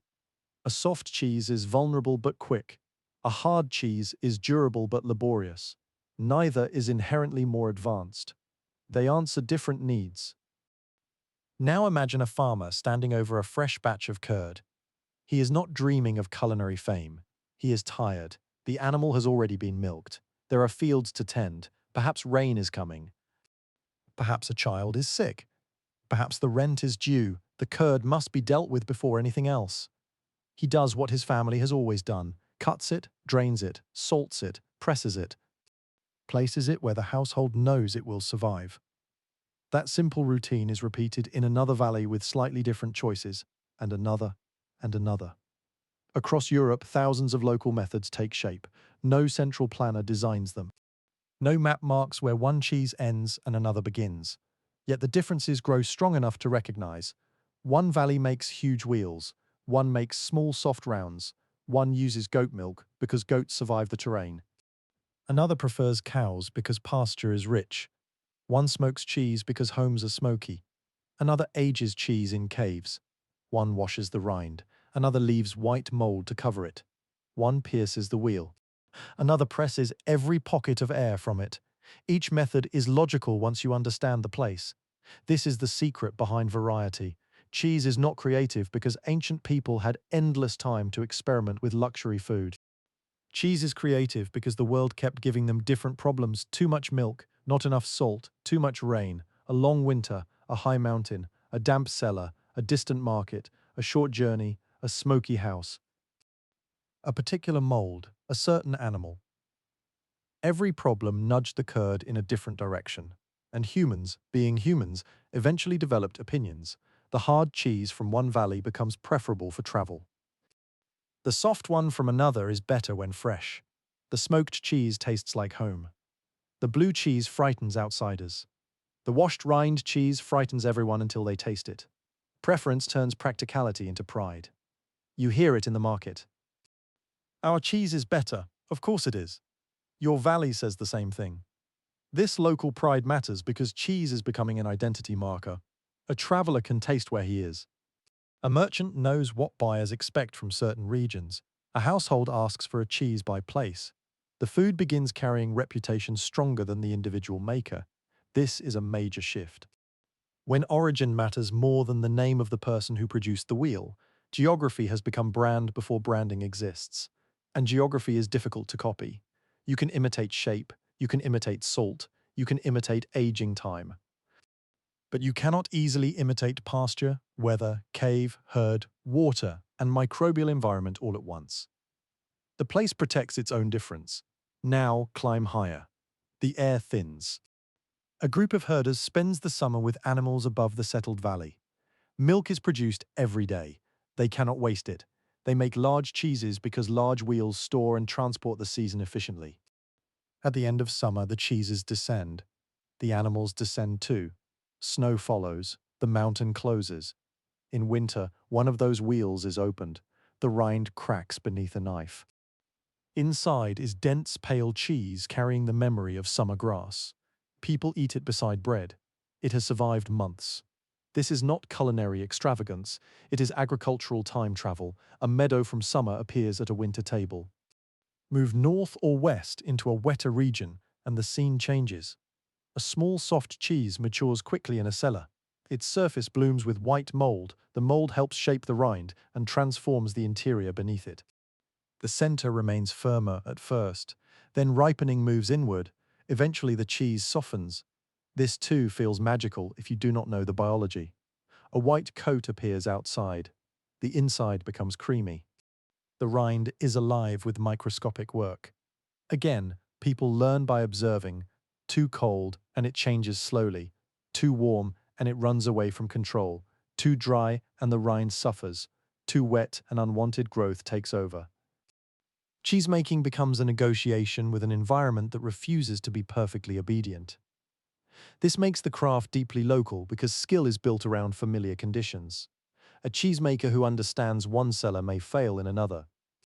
Knowledge belongs partly to the room. That idea becomes especially clear when old tools and wooden shelves are involved. Wood contains tiny spaces where microbial communities can persist. Repeated cheesemaking can establish stable ecosystems on surfaces. Modern sanitation would approach this very differently. But historically, such continuity could help create characteristic results when managed carefully through traditional practice. The room remembers the cheese, and the cheese remembers the room. This relationship grows over generations. A daughter learns from her mother. A monk learns from another monk. A hired dairy worker learns by doing. A shepherd notices which milk behaves best. The method is not frozen, it changes slowly. A bad season forces adjustment. A new animal breed alters the milk. Access to more salt changes preservation. A new road opens a farther market. A war closes another. Even tradition is always moving, but it moves slowly enough to feel permanent. That slowness is what gives regional cheese its depth. You're not tasting one person's idea, you're tasting thousands of small decisions layered across centuries. Why is this wheel so hard? Because people once needed it to last through winter. Why is that cheese blue? Because mold found a way inside and someone decided not to throw it away. Why does this one smell so strong? Because surface bacteria were encouraged by washing. Why is another smoky? Because smoke helped dry and preserve it, or because cheese shared living space with the hearth. Why is one soft? Because it could be eaten close to where it was made. Every style contains a historical answer. The cheese plate becomes a map of old problems. Hardness means distance. Softness can mean proximity. Salt means preservation. Smoke means environment. Blue veins mean tolerated invasion. Washed rind means controlled surface life. Age means patience. And beneath every category lies the original fear. Do not lose the milk. That is the beginning of nearly everything. Imagine a medieval dairy worker faced with a bucket of warm milk at the end of a long day. She is not asking what will impress a guest centuries in the future. She is asking what can be done before the milk turns useless. That practical question creates more diversity than luxury ever could, because practical questions depend on local conditions. A wealthy cook can import ingredients. A peasant cheesemaker must work with what exists. That constraint creates character. The animal that survives here, the salt available here, the cave nearby, the fire in this house, the weather outside, the market within reach. From limitation comes style. And eventually style becomes desire. People begin seeking the flavor that once came from necessity. A smoked taste that developed because of poor ventilation becomes beloved. A mold that once looked suspicious becomes expected. A hard wheel designed for winter becomes a prized regional food. The hardship disappears. The flavor remains. This is one of history's quiet ironies. Luxury often inherits the solutions of poverty. The dish served proudly at a fine table may descend from something created because ordinary people could not afford waste. Cheese is full of such transformations. At first, you preserve milk because you must. Later, someone pays extra for the taste produced by preservation. At first, the cave is convenient storage. Later, the cave becomes essential to reputation. At first, smoke is unavoidable. Later, smoke is carefully controlled. At first, mold is an accident. Later, mold is cultivated. Necessity teaches technique. Technique creates flavor. Flavor creates identity. Identity creates value. By the time merchants begin carrying famous regional cheeses farther from their valleys, the people buying them may know nothing about the old practical logic behind the style. They only know they want that particular cheese. And demand gives tradition another reason to survive. The valley now has something worth protecting, a method, a name, a reputation. The wheel leaves home, but home stays inside it. Evening settles over the mountains. Cowbells become faint. Mist gathers above the river. Inside a farmhouse, a rind is washed. In a cave, blue mold spreads through tiny openings near a hearth. Smoke darkens another cheese. High on a shelf, a hard wheel continues losing moisture as winter approaches. No one can see the invisible work. But everywhere the same slow transformation continues. Milk becomes place. Place becomes flavor. Flavor becomes memory. And memory begins to travel. That last step will change everything. For centuries, many cheeses remain closely tied to the distance a person, cart, mule, or small boat can manage. But Europe is becoming more connected. Ports grow. Merchants travel farther. Ships carry food across seas. Hard cheeses, especially, possess a new advantage. They can endure the journey. A wheel made high in a valley may eventually reach a harbor. A cheese from one region may appear on a table hundreds of miles away. The old local solution is preparing to become cargo. And cargo does not respect valleys. It follows roads, it follows rivers, it follows money. Most of all, it follows ships. So let us leave the high pasture as evening closes around the peaks. Below us, the path descends toward a river, and the river leads toward a port. Somewhere at the water's edge, sailors are loading barrels, grain, salted meat, rope, wine and provisions for a voyage longer than any shepherd would willingly make. Among those provisions lies cheese. Hard, salty, dense, made to survive. For thousands of years, humans have been teaching milk to resist time. Now they are about to ask it to survive the sea.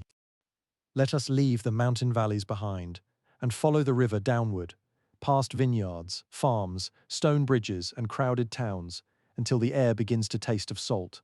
The road widens, warehouses appear.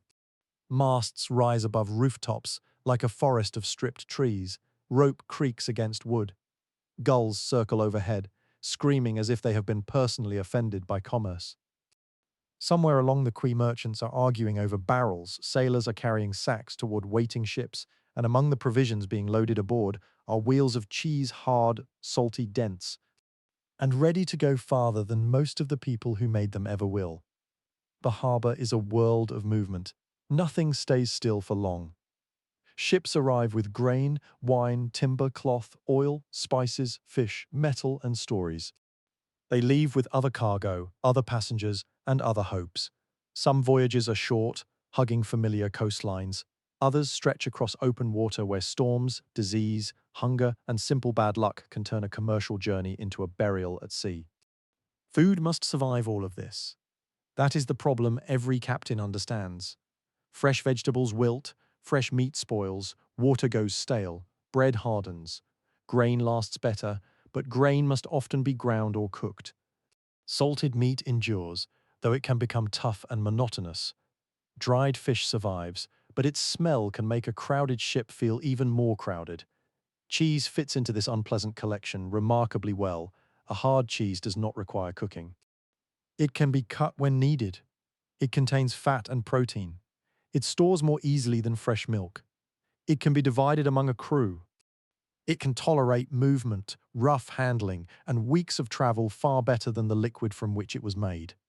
This is not to say cheese aboard a ship remains perfect. Heat can soften it, moisture can damage it. Mold can appear. Rats may develop their own commercial interests. But compared with fresh dairy, a firm salted cheese is wonderfully practical. Imagine a merchant vessel preparing to leave port. The deck smells of tar, rope, wet wood, smoke, sweat, and fish. Barrels are rolled into position. Sacks are stacked below. Jars and crates are secured. Someone checks drinking water. Someone else checks the sails. A sailor carries a round cheese under one arm and disappears into the dim hold. That wheel may have begun as grass on a hillside months earlier. A cow ate the grass. The cow produced milk. Someone milked the cow before dawn. Someone heated and curdled the milk. Someone pressed the curd. Someone salted it. Someone waited. A merchant bought it. A cart carried it toward the coast. And now the cheese is going to sea. This is the moment when preservation becomes expansion. For most of cheese history, the central question has been how to keep milk from disappearing. Now, a new question appears. How far can preserved milk travel? The answer is farther than anyone in the first pastoral camp could have imagined. Along Mediterranean routes, cheese can move between ports that have traded with one another for centuries. Northern European ships carry provisions through colder waters. Coastal traders move food from one region to another. Fishing vessels need compact supplies. Merchant crews need meals that can be eaten even when weather makes cooking difficult. The sea rewards durability, and hard cheese has durability. Its usefulness becomes especially clear on long voyages. Picture the ship several days from land. The shoreline is gone. There is only water in every direction. The deck rises and falls. The crew works, sleeps badly, wakes, works again. Meals are simple and repetitive. Bread or biscuit, porridge, salted meat or fish, beer, wine or water depending on place, period and supplies, and cheese. The cheese may be stronger now, the rind may be harder. It may have absorbed smells from the hold that no cheesemaker ever intended. Still, when a sailor cuts off a piece, it offers something substantial. Fat, salt, texture, a break from grain, food at sea is not only nutrition. It is morale. A crew trapped together for weeks notices every variation in the meal. A piece of decent cheese can become a small event. This may seem trivial beside storms and navigation, but long journeys are made from small comforts. A warm drink, a dry blanket, a familiar song, a piece of food that still tastes like land. Cheese becomes one of those connections. It carries the countryside into the ship. A sailor from an inland village can eat a food that reminds him of pasture while standing on a deck hundreds of miles from the nearest cow. That is a strange achievement. And merchants notice another advantage. If cheese can survive the voyage, it does not have to be eaten by the crew. It can be cargo. A region known for durable cheese can send it toward distant markets. A wheel becomes a trade good. Origin becomes even more important. Buyers begin to recognize styles from places they have never visited. The market grows wider than the valley. A cheese no longer needs local fame. It can acquire foreign fame, and the farther it travels, the more valuable reputation becomes. Imagine a merchant arriving at a port where people know a cheese by name or region. He does not need to explain everything. The reputation has arrived before him. Buyers understand roughly what they expect.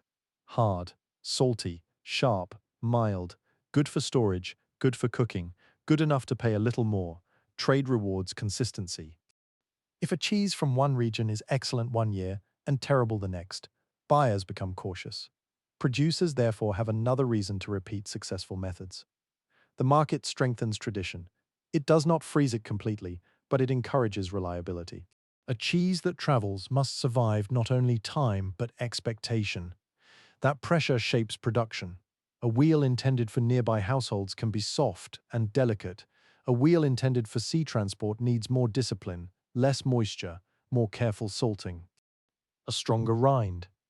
A shape that handles stacking. A size that suits transport. The journey begins influencing the cheese before the cheese ever leaves the farm. Transport becomes an ingredient. This is a pattern repeated across food history. Ships do not merely carry products. They change products. Foods are dried because ships need them dry. Foods are salted because ships need them salty. Containers change because cargo must fit the hold. Recipes adapt to distance. Durability becomes flavor. And flavor, over time, becomes tradition. Some people eventually prefer the hard, salty taste even when they are no longer crossing an ocean. The old necessity remains in the mouth after the necessity has faded. Now stand at the edge of the harbour as one ship departs. Sails fill, ropes are pulled aboard, the quay slowly recedes, the city becomes smaller, then the coastline fades. The cheese is no longer connected to its homeland by anything except memory. But the ship is carrying more than food, it is carrying habits. And this is where the story changes again. When European sailors, merchants, settlers, soldiers, missionaries, and colonists cross farther seas, they do not leave their food traditions behind. They try to recreate them, sometimes desperately. A person can adapt to a new landscape in many ways, but taste is stubborn. People miss bread. They miss familiar beer or wine. They miss ways of cooking meat. They miss cheese. So they bring the knowledge with them. At first, cheese may travel as preserved cargo, but cargo runs out. If people intend to remain in a new place, they need a local source. That means animals, cattle, sheep, goats. European expansion across oceans is not only a movement of people, it is also a movement of animals, plants, diseases, agricultural practices, tools, and entire ecosystems. The consequences are enormous and often devastating for indigenous societies and environments already living in those lands. Livestock transform landscapes, grazing changes vegetation, fences alter movement, European property systems reshape territory, new animals compete with existing species, and dairy arrives inside this much larger, more violent transformation. Cheese becomes global not through peaceful curiosity alone. It travels inside empire that matters. The same wheel that appears harmless on a table can be part of a wider history of conquest, settlement, displacement, and economic change. Food rarely moves without people, and people rarely move without consequences. Imagine a European settlement far from home. The buildings are rough, the climate is unfamiliar, the seasons do not behave as expected, the grass is different, the water is different, the animals struggle or thrive in ways nobody predicted. Someone has managed to establish cattle.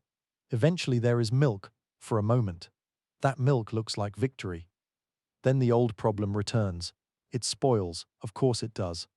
The ocean has changed the continent. It has not changed milk. So the settlers do what generations before them did. They make cheese. Perhaps the method comes from memory. A woman remembers watching her mother strain curd. A farmer remembers how long the milk should sit. Someone remembers how much salt was used at home. Someone else has a written recipe.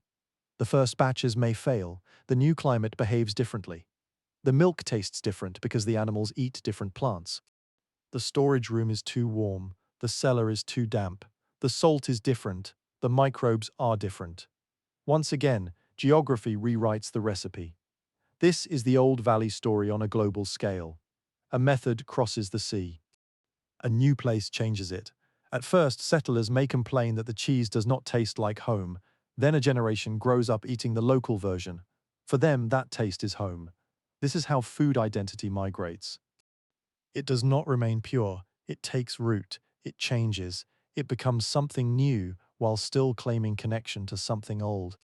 Across parts of the Americas, European livestock and dairying traditions establish themselves unevenly, depending on climate, local economies, labor systems, indigenous resistance, colonial policy, and access to markets. Some regions become well suited to cattle, others favor sheep or goats. In some places, dairy remains limited, in others it becomes central. Cheese adapts again, a cooler region may support styles familiar to Northern Europe. Hotter areas demand different handling. Fresh cheeses may become common where aging is difficult. Salt remains important. Local techniques develop. European methods mix, sometimes with indigenous ingredients, regional customs, or knowledge shaped by people of African descent forced into colonial labor systems. The resulting food culture is not a simple copy of Europe. It is layered. That word matters, layered, because global food history is rarely a straight line from one origin to one destination. People move in many directions. Power is unequal, techniques mix, names change, recipes cross social boundaries. A cheese may begin in a colonial household, become common among rural workers, change through local practice, and eventually be considered traditional to a region far from Europe. After enough generations, the question of where it truly belongs becomes complicated. Perhaps belonging is created by repetition, the same way it was in the valleys. Now imagine a farm on the other side of the Atlantic. Morning light crosses unfamiliar fields. Cattle wait to be milked. A wooden pail receives warm milk. The scene looks surprisingly similar to medieval Europe. That similarity is part of the power of dairy practice. The technology is portable. You do not need to transport a whole cheese culture in physical form. You need animals, you need knowledge, you need containers, you need salt or another workable preservation method. You need time. From those pieces, cheesemaking can begin again. The recipe lives in people. That makes it difficult to stop. A ship can sink with a cargo of cheese. The knowledge survives in the passengers who reached shore. A colony can lose supplies. The herd continues to produce milk. A trade route can fail. Households still know how to make curd. Cheese becomes resilient because the method travels more easily than the product. This is the same reason it survived the fall of Rome. Infrastructure can collapse. Knowledge can remain in hands. But now those hands are spread across oceans. The scale is changing. A food once tied to Eurasian and Mediterranean pastoral traditions becomes increasingly present in distant settler societies, and ships keep moving across the Atlantic, around the Cape, toward trading posts, toward colonies, toward military settlements. Cheese rides in barrels, boxes, cloth, wax, and whatever packaging keeps it useful. Hard varieties remain especially valuable because they endure. Think again about the hold of a ship. It is dark, cramped, warm in some climates, cold in others. Moisture gets everywhere. Rats investigate everything. A cheese that survives here is almost unnaturally determined. Yet this durability makes it useful not only for colonists but for navies. Maritime states need food for crews operating far from home. Naval supply becomes an enormous logistical problem. Ships must carry enough provisions for long deployments. Hard cheese can serve as part of the solution. Again, dairy joins empire, not as a luxury, but as logistics. The sailor eating it may not care about any of this. He is hungry, he bites. The cheese is perhaps too dry, perhaps too salty, perhaps he has eaten it so often that he never wants to see another piece again. Historical importance does not require affection. A food can shape an empire while everyone complains about dinner, and sailors are extremely qualified to complain about dinner. Still, the cheese remains because it works. That practical stubbornness carries it farther. When settlers establish farms, local production replaces some imported supply. The journey from farm to port to ship becomes farm to household again, but the global connection remains. A wheel made in a new colony may use a European style. A merchant may send it back toward an older market. Soon the movement becomes two-way. Colonies do not merely consume, they produce. That changes economic relationships. Land suitable for grazing acquires new value. Dairy regions emerge. Cheesemakers begin producing beyond household need. Surplus returns. Markets expand. The same sequence repeats. Milk, curd, preservation, surplus, trade, reputation, scale. Only now the distances are continental and something subtle happens to identity. A cheese once associated with a European homeland may gain a new version abroad. The name survives. The technique changes. People argue about authenticity. This is almost inevitable. Food migrants carry memory, but memory is imperfect. A recipe remembered from childhood changes when recreated years later. A missing ingredient is replaced. A different animal breed gives different milk. A hotter climate shortens aging. A new market prefers another texture. Soon the copy becomes a cousin. Then a distinct local food. This is how cuisines grow, not by preserving the past perfectly, by failing to preserve it in interesting ways. The same is true of cheese. Globalization does not create one universal cheese.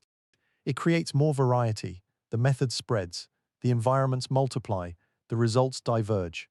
A European cow eats North American grass. A goat browses plants in a climate its ancestors never knew. Milk carries those changes. The cheesemaker adds local salt. The cheese ages in a new cellar. A new microbial community takes hold. And after enough time, another regional style is born. The ancient lesson repeats once again. The place makes the cheese too. But now there is a larger commercial force at work. Settlements grow into towns, towns grow into cities, population increases. Not everyone owns animals. Urban consumers depend on rural producers. Cheese becomes part of expanding food networks. Wagons carry it inland. Riverboats carry it farther. Coastal vessels link markets. A cheese made on one farm can reach hundreds of people who will never see that farm. This is the beginning of a modern relationship with food. The eater grows distant from the producer. That distance encourages standardization. If buyers expect a certain size or quality, producers respond. If merchants need cheeses that survive transport, makers adapt. If urban markets reward consistency, variation becomes risky. The same force that spreads cheese begins slowly pushing it toward uniformity. Not completely. Local traditions remain strong, but the tension is now visible. Tradition wants difference, commerce wants reliability. The next great chapter will emerge from that tension. Before we reach it, remain for a moment beside a colonial dairy. The day is ending. A wheel rests on a wooden shelf. Outside, cattle move through a pasture that their distant ancestors never saw. The people who brought those animals across the sea may have thought they were recreating home, but the cheese on the shelf is already becoming something else. The grass is wrong, the climate is wrong, the water is wrong.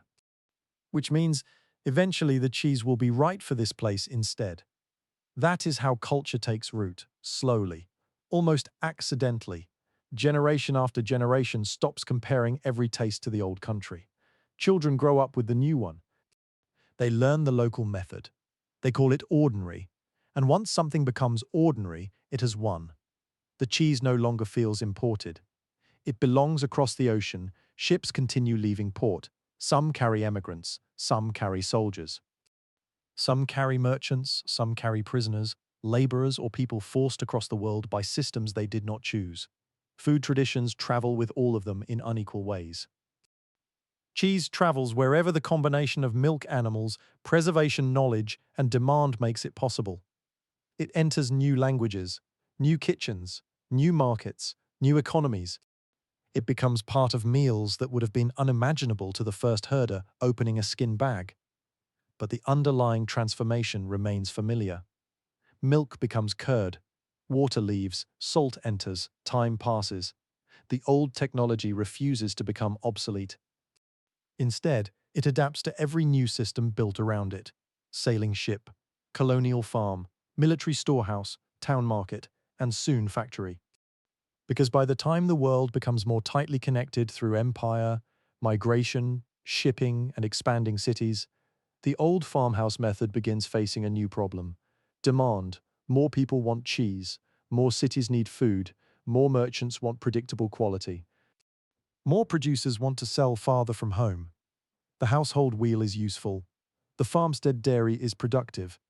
But can cheese be made on a scale large enough for an industrial age? That question will change everything.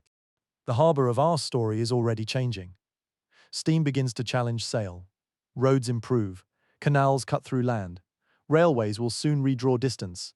A cheese that once took weeks to reach a city may arrive in days. Milk itself can travel farther.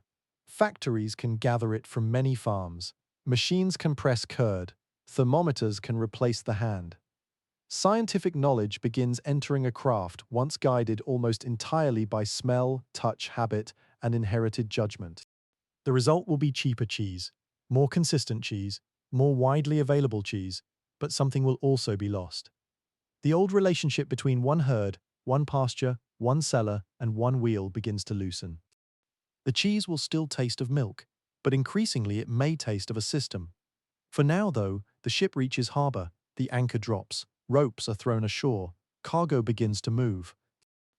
Among the barrels and crates, a wheel of cheese comes down the gangway. It has crossed an ocean. Perhaps it will be eaten tomorrow. Perhaps someone will save a piece. Perhaps a local cheesemaker will taste it and try to imitate it. The wheel itself will disappear. Its influence may not. That is how cheese conquers distance, not through one voyage, through millions of ordinary crossings. A recipe carried in memory, a cow carried in a ship, a wheel carried in a hold, a taste carried in the mind of someone who misses home. And then slowly home moves. The old cheese adapts. A new cheese appears. The accident in the skin bag has become a passenger of the world. Soon it will become a product of machines. We drift onward now, from the creaking deck of the sailing ship toward a world that suddenly begins to move faster. The harbour is still there, but beyond it smoke rises in darker columns. Iron rails cut across fields. Factory chimneys stand where church towers once dominated the skyline. Towns swell into cities. Villages that once sent cheese to a nearby market now find themselves connected to places hundreds of miles away. And for the first time in the long history of cheese, the problem is no longer simply how to keep milk from spoiling. The new problem is how to make enormous amounts of cheese that taste roughly the same every time. The industrial age changes distance before it changes flavor. For centuries, a wheel of cheese travels at the speed of a person, a horse, a cart, a riverboat, or a sailing ship. That speed limits everything. Milk must be processed close to the animal. Soft cheese must be eaten close to the dairy. Hard cheese can travel farther, but the road remains slow. Then the railway arrives. Imagine standing beside a rural station on a cold morning. Steam rolls along the platform. Metal shrieks against metal. A locomotive waits beneath a cloud of smoke. Farmers arrive with crates, barrels, sacks, and cans. A generation earlier, most of what leaves this countryside would have moved by wagon. Now a train can carry it toward the city before another evening arrives. Distance has not disappeared, but it has become cheaper, faster, more predictable. That changes what food can be. A large city is always hungry. It consumes without growing much of what it eats. Every morning, thousands of people wake and need bread, meat, milk, butter, vegetables, beer, and cheese. Workers in factories cannot leave the machines to milk cows. Clerks in crowded streets do not keep sheep behind the office. Urban families depend on food arriving from somewhere else. The countryside must feed people it will never see. And the railway makes that possible on a scale earlier. Generations could barely imagine. Cheese fits beautifully into this system. It already knows how to travel. It already knows how to wait. The industrial world simply gives it farther places to go. But the train creates a strange pressure. When a village cheese is sold only nearby, variation can be tolerated. People know the maker. They know the season. They know that one batch is softer and another sharper. The cheese belongs to a living relationship between producer and eater in a distant city. That relationship weakens. The buyer may know only the shop. The shopkeeper may know only the wholesaler. The wholesaler may know only the supplier. Suddenly, consistency becomes valuable. A customer who enjoyed a cheese last week wants the same experience this week. A merchant buying many wheels wants predictable weight and quality. A retailer wants less spoilage. A railway company wants goods that can survive transport. Variation, once part of local character, begins looking like risk, and industry does not enjoy risk. So cheesemaking starts changing. The first step is not necessarily a giant machine, it is organization. Milk from many farms can be gathered into one place. Instead of every household making small batches, a central dairy can process far more. This has advantages. Equipment can be larger, labor can be specialized, processes can be repeated, temperature can be watched more closely. The same method can be applied to milk from many animals. Cheese becomes less a household craft and more a coordinated operation. Walk inside one of these early cheese factories. The smell is familiar: warm milk, whey, wood, salt, but the scale is not. Large vats replace small household vessels. Workers move between stations. Curds are cut in greater quantities. Presses become more regular. Wheels are lined up in rows, records are kept. Time is measured more deliberately. The cheesemaker still relies on judgment, but judgment is increasingly surrounded by systems. A batch has a schedule, a weight, a destination, a price. This is a profound shift. For most of history, cheese is made because milk is nearby. Now, milk may be gathered because a factory needs cheese. The direction of the relationship begins to reverse. Demand pulls production. Farmers respond. Some produce milk not primarily for their households but for sale to processors. The dairy economy becomes more specialized. One person raises animals, another collects milk, another makes cheese, another transports it, another sells it. The eater may know none of them. Cheese becomes a product made by a chain of strangers. That is modernity, entering the dairy. And then science arrives. For thousands of years, cheesemakers have worked with invisible life without knowing it is there. They know milk sours. They know curds behave differently in warm weather. They know certain cellars make good cheese. They know some batches fail for mysterious reasons. They know one wooden vat seems trustworthy and another does not. They know by smell and habit. But during the age of modern microbiology, the invisible world begins to reveal itself. Scientists show that microorganisms are not vague forces of decay. They are living participants. Certain bacteria produce acids. Certain molds create predictable effects. Contamination can be understood.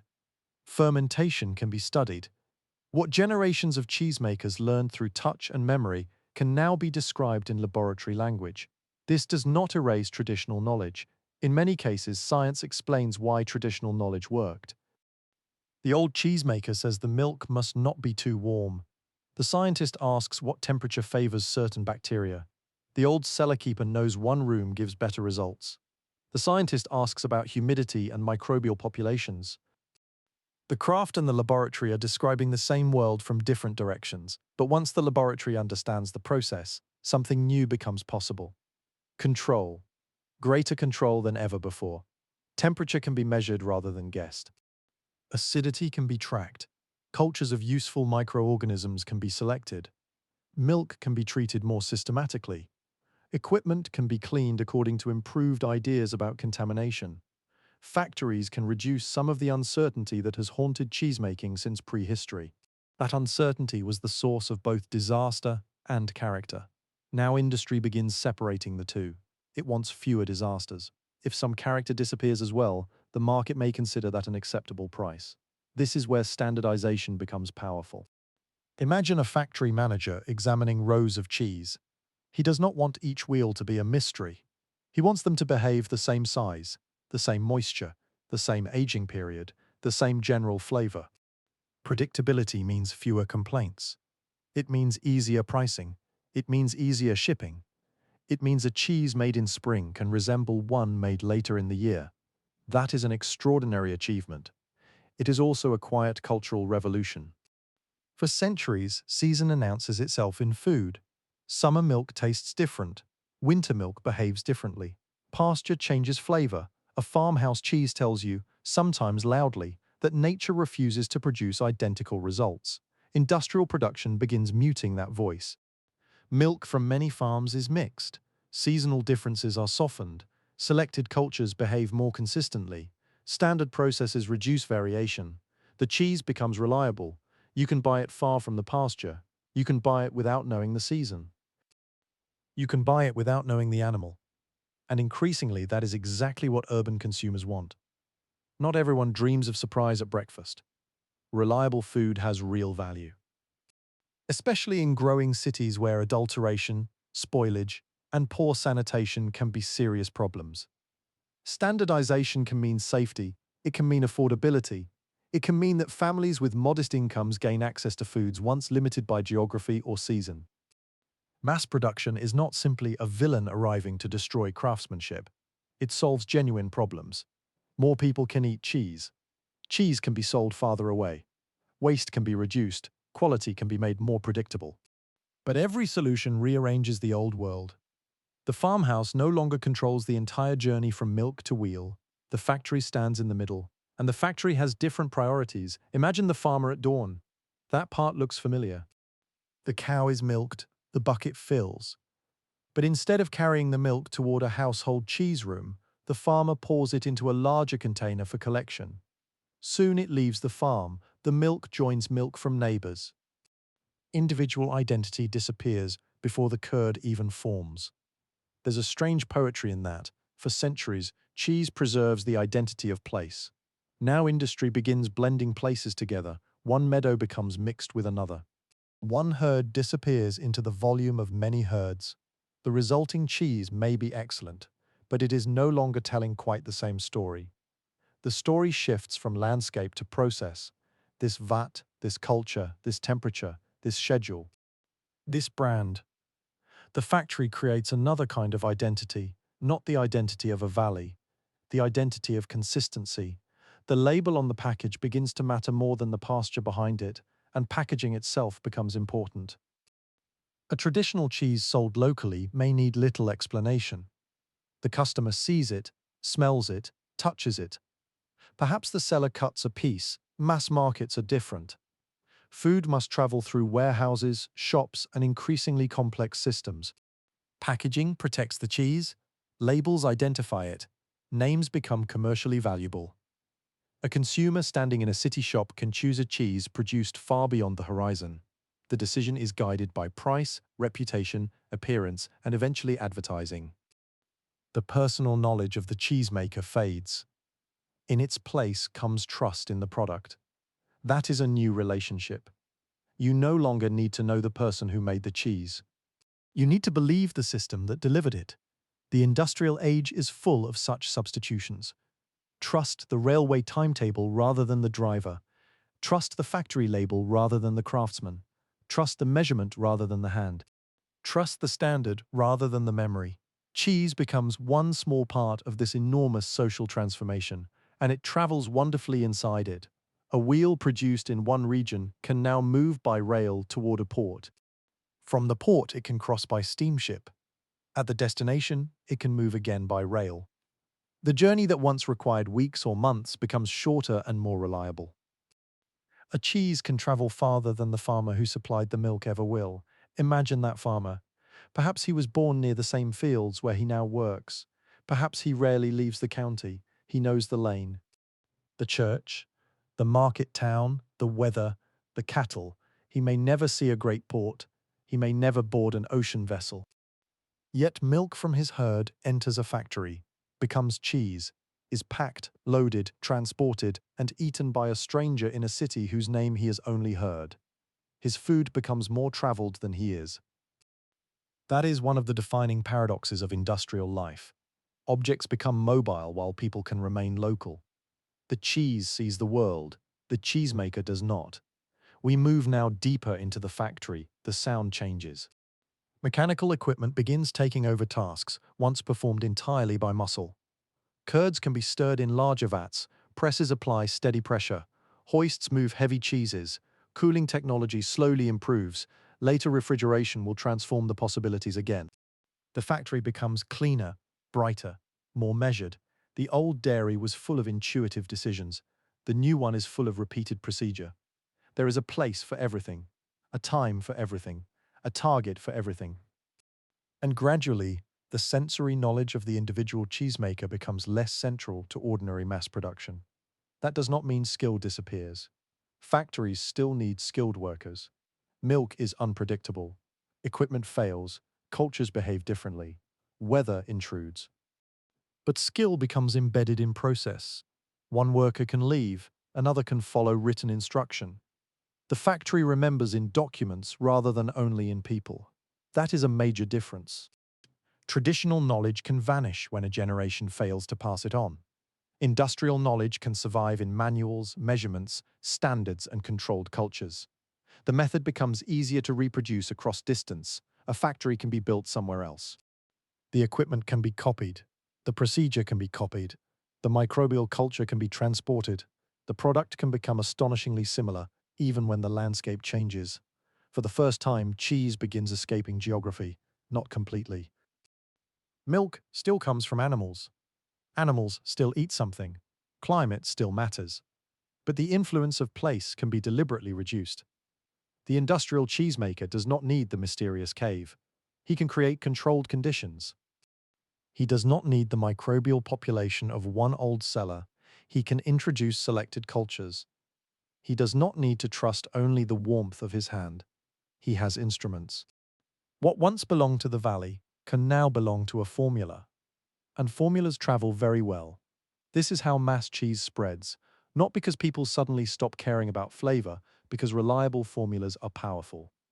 A retailer can order more, a factory can expand, a wholesaler can predict supply, a city can consume enormous quantities, and as production increases, prices can fall. Cheese becomes accessible to more people. A factory worker may eat cheese made in another region. A schoolchild may receive it in a simple meal. A railway laborer may carry it with bread. An immigrant family may buy a familiar style produced locally rather than imported from the old country. The food becomes ordinary on a broader scale. That is conquest of another kind. Cheese has already conquered spoilage, distance, winter, the sea. Now it begins conquering price.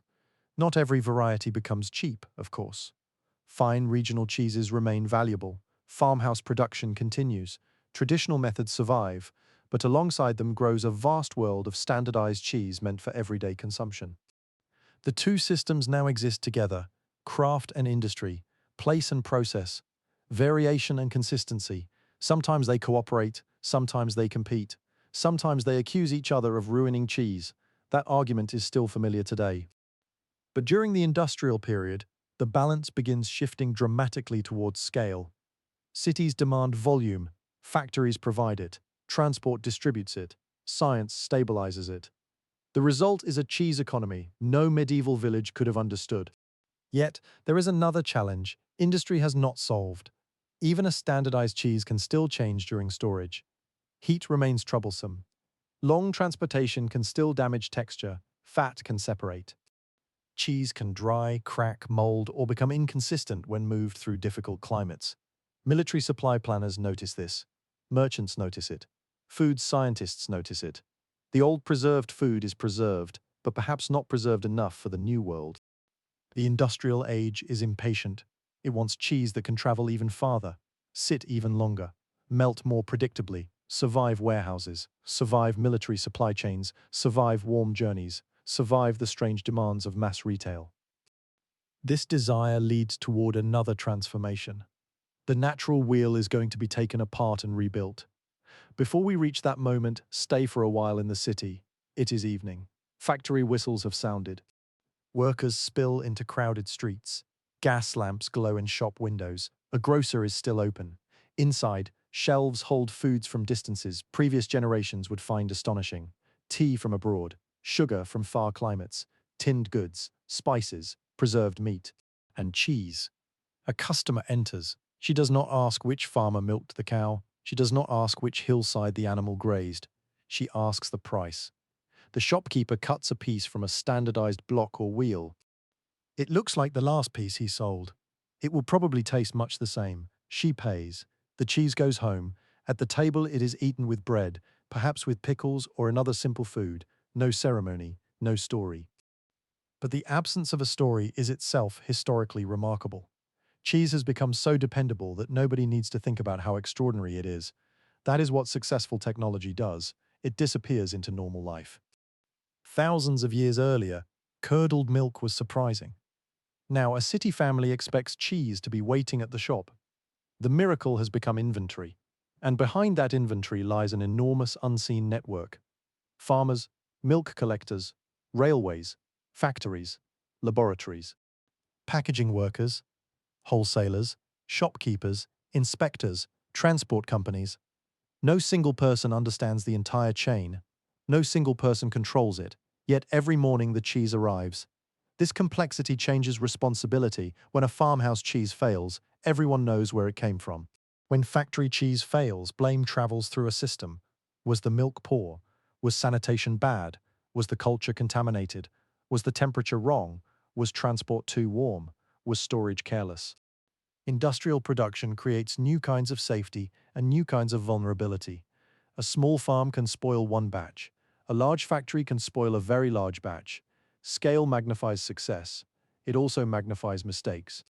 So regulation, testing, and inspection begin to matter more. Governments become involved in food quality, standards develop, fraud and adulteration attract attention. Cheese is no longer merely a private arrangement between producer and eater. It becomes part of public systems concerned with commerce and health. Modern food regulation grows from this wider industrial world. Again, the cheese carries the history of the society around it. The monastery wheel reflected patience. The village wheel reflected household survival. The Roman wheel reflected transport and empire. The factory cheese reflects measurement. Its flavor is not the only thing being standardized, its entire existence is being documented.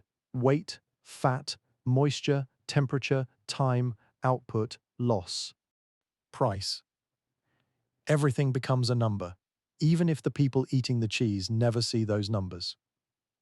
The industrial world measures what the village world felt, and there is power in measurement. If you can measure a process, you can compare factories, you can improve output, you can reduce waste, you can train workers, you can scale production, you can promise customers a familiar product, but measurement can also narrow attention. What is easy to count becomes important. What is difficult to count may be neglected. How many wheels were produced? Easy. How much did they weigh? Easy. How consistent were they? Possible. How much did the cheese taste like a particular rainy hillside in early summer? Much harder. The invisible poetry of place does not fit comfortably in a production ledger, so some of it disappears. Not everywhere. Not forever. Traditional cheesemakers continue defending difference. Regional producers build reputations precisely because they are not identical. But the mass market grows faster, and urban populations become accustomed to cheese that does not surprise them. Consistency reshapes taste. A person raised on standardized cheese may find a farmhouse cheese too strong, too irregular, too pungent, too alive. What one generation calls character, another may call defect. Industry does not only change production, it changes expectation. That may be its deepest influence. The eater learns what cheese is supposed to be from what the market provides most often. And the market increasingly provides what factories can make reliably. The circle closes. Factories make consistent cheese because consumers want it. Consumers want consistent cheese because factories taught them to expect it. Neither side planned this perfectly. The system emerged through repetition. Just like cheese itself, by late night, the factory grows quieter. Vats have been cleaned. Floors are wet. Rows of cheese rest in controlled storage. Outside, a freight train moves through darkness. Its wagons carry food towards cities that never sleep entirely. Somewhere aboard is cheese. Perhaps it began in milk collected from dozens of farms. Perhaps no eater will ever know which farms. That would have been strange in the village world. Now it is normal. The train crosses rivers, passes towns, moves through stations. By morning, the cheese will be farther from its pasture than many medieval people traveled in a lifetime. And soon it may go farther still. Because industrial food science is beginning to ask a question that traditional cheesemakers rarely needed to ask. What if we could make cheese even more stable than cheese? What if we could melt several cheeses together, control the texture, extend the shelf life, and create a product that behaves the same in almost any kitchen? It sounds like a small technical question. It will lead to something that changes sandwiches, military rations, burgers, school meals, packaged food, and the very idea of what millions of people think cheese should look like. The old wheel is about to meet the laboratory. And the laboratory, unlike the medieval cellar, does not want to wait quietly in the dark. It wants to redesign the cheese itself. For now, though, the freight train continues through the night, steam trails behind it. The rails shine beneath moonlight. Inside one wagon sits a product made from milk, gathered by strangers, processed by strangers, transported by strangers, and destined to be eaten by strangers. The farmer who supplied part of that milk is already asleep. He may never know where the cheese goes, but the cheese keeps moving. The distance between maker and eater has become wider than ever before. And in that distance, the modern food world has begun. We drift onward now from the factory floor into an even stranger room, one filled not only with vats and presses but with thermometers, scales, glass vessels, careful notes, and people who believe food can be made more obedient. The old cheesemaker once judged a batch by smell, touch, and memory. The modern food scientist still respects those senses, but also wants measurements, repeatable results, longer shelf life, and fewer surprises. Cheese has already survived heat, distance, winter, ships, and cities. Now it is being asked to survive something harder: the demands of a world that wants every slice to behave the same way. The problem begins with inconsistency. Traditional cheese is alive with variation. One wheel melts beautifully, another separates. One batch is smooth, another is grainy. One cheese ages well, another develops flaws. For a farmhouse, this can be acceptable. For a factory selling to thousands of people, it becomes expensive. A merchant wants predictable goods. A railway wants stable cargo. A military quartermaster wants food that can travel. A city shopkeeper wants a product that will not become unpleasant before it reaches the customer. And so food science turns toward an old question. Can cheese be made more stable than cheese itself? The answer begins with heat. Imagine pieces of natural cheese being cut, shredded, or broken into a heated vessel. They soften, fat loosens, proteins change. If you simply melt ordinary cheese and let it cool, the result may not remain smooth. Fat can separate. Water can collect. Texture can become uneven. That is a problem if your goal is a product that can be melted, cooled, transported, reheated, and expected to behave predictably. So food scientists experiment, they mix, they heat, they measure. They introduce special salts that help proteins interact with fat and water more evenly. These emulsifying salts become crucial. They help transform separate pieces of cheese into a smoother, more uniform mass. The result can be poured or shaped while hot. Then it cools into something more stable. The original cheeses have not vanished completely. Their proteins, fats, salt, and flavor remain, but their structure has been rearranged. This is the strange birth of processed cheese. It is cheese that has been taken apart just enough to be put back together differently. For someone used to a farmhouse wheel, the idea feels almost unnatural. Why melt good cheese only to make it solid again? Because the new product solves problems natural cheese does not solve as easily. It can be more uniform. It can resist separation. It can be portioned with precision. It can be packaged tightly. It may keep longer under suitable conditions. Its melting behavior can be controlled. And perhaps most important for industry, it can be repeated. A factory can make one batch today and another later, aiming for nearly the same texture and flavor. The customer does not need to understand emulsifying salts. The customer only needs to notice that the slice melts the way it did last time. This is the industrial dream in edible form. Predictability. The idea develops through experiments in Europe and North America during the modern age of food processing. Different inventors and companies refine methods for heating cheese and stabilizing it into a uniform product. The exact technical history has several branches, but the larger direction is clear.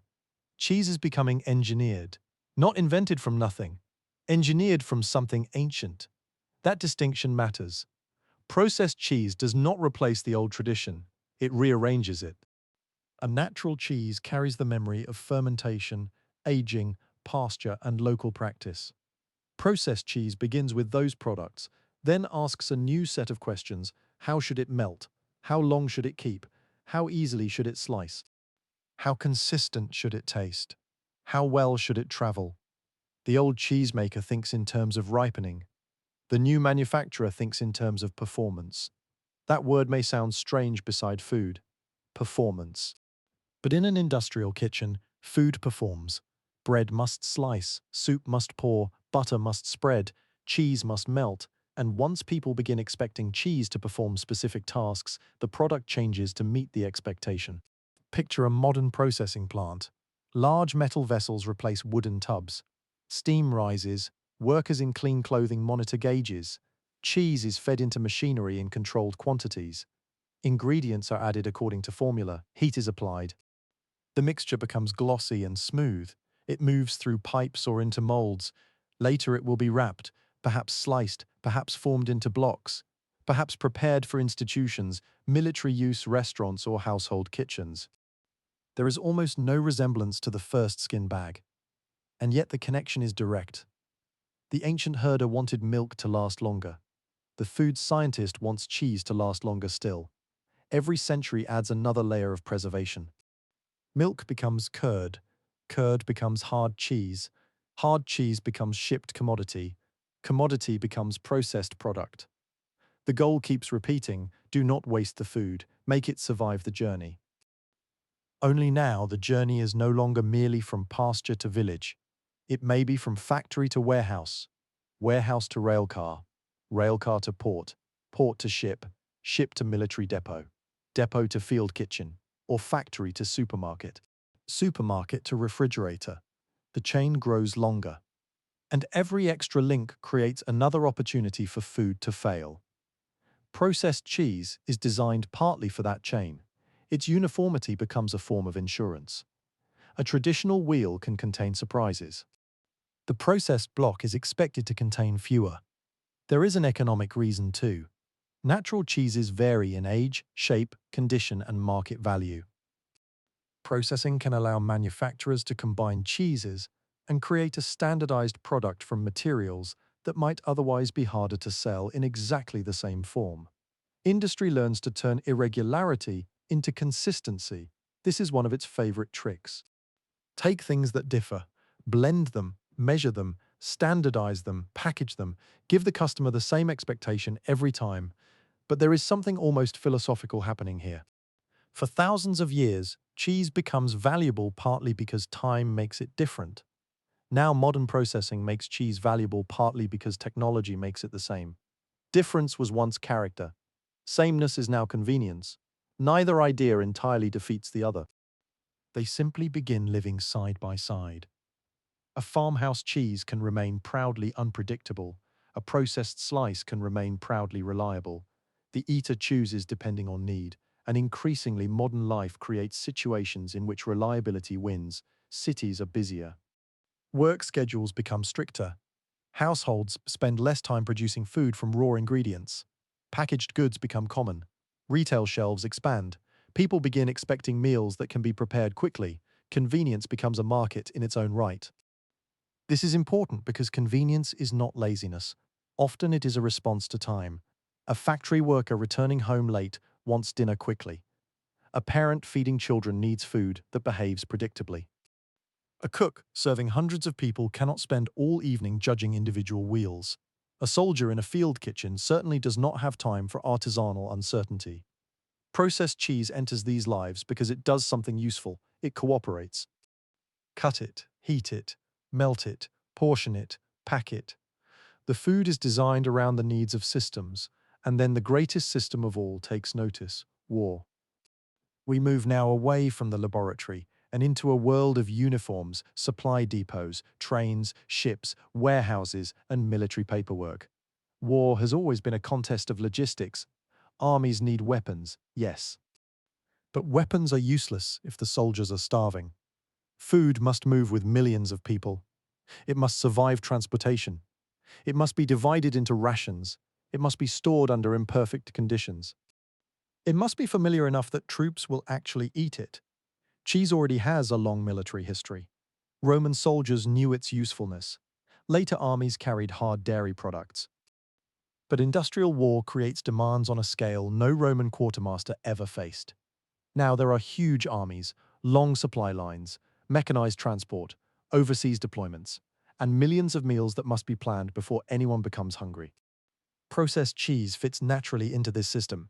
It can be manufactured in standardized blocks, packed, counted, shipped, stirred, portioned, used in sandwiches or cooked meals. The same quality that makes it useful in the city makes it useful in the army. Predictability. Imagine a military warehouse. Crates stand in long rows, labels identify contents. Men move goods according to lists. Everything must be counted. Flour, sugar, coffee, tinned meat, biscuits, cheese. A natural wheel has individuality. A ration does not want individuality. A ration wants weight, shelf life, calories, ease of distribution. The quartermaster does not want to ask whether today's cheese has a delicate local character. He wants to know whether it will still be edible when it reaches the troops. War turns food into logistics with brutal clarity. And this pressure accelerates food processing. Products that travel well gain importance. Canning expands, dehydration improves, packaging develops, preservatives, and controlled production becomes central. Cheese enters that same technological race. The ancient goal of saving surplus milk becomes entangled with armies, industry, and national supply systems. A strange destiny for curdled milk. Picture a soldier opening a ration far from home. Perhaps he is cold, perhaps exhausted, perhaps bored, which is often more common in military life than heroic paintings suggest. Inside is familiar food, bread or biscuits, something preserved, cheese. The taste may be ordinary. That is precisely why it matters. Ordinary food can be comforting in extraordinary circumstances. A slice of cheese resembles civilian life. A sandwich resembles a lunch eaten before the war. For a moment, food shortens distance in the opposite direction. Earlier, cheese allowed milk to travel away from home. Now cheese allows memory to travel back toward home, and the sandwich becomes one of processed cheese's great vehicles. The sandwich is practical for the same reason cheese is practical. It travels. Bread holds food. Hands replace plates. A worker can carry it. A schoolchild can carry it. A soldier can carry it. A traveler can carry it. Cheese fits between slices of bread without demanding complicated preparation. When processed cheese becomes available in uniform portions, the relationship becomes even easier.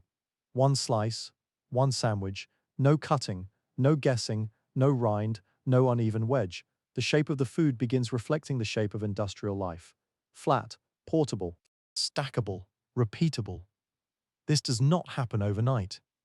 Packaging technology must improve, factories must scale, retail systems must grow, but the direction is clear.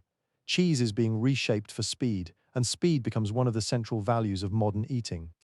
A farmer may spend months raising an animal and producing milk. A factory may spend hours processing a batch. A consumer may spend minutes preparing the final meal. The time saved at the end is made possible by enormous effort earlier in the chain. This is the hidden structure of convenience food. It looks simple because complexity has been moved somewhere else. You unwrap a slice. The difficult work happened far away. Animals were raised, milk was collected, cheese was made, cheese was processed. Factories were cleaned, packaging was produced, transport networks moved the product, a shop stored it. Only then does the consumer perform the final small act. Open place, heat, eat. Modern food feels easy because industry absorbs the difficulty, that trade changes culture. People begin growing accustomed to cheese without a visible rind, cheese already sliced. Cheese already portioned, cheese wrapped so tightly that its smell barely escapes.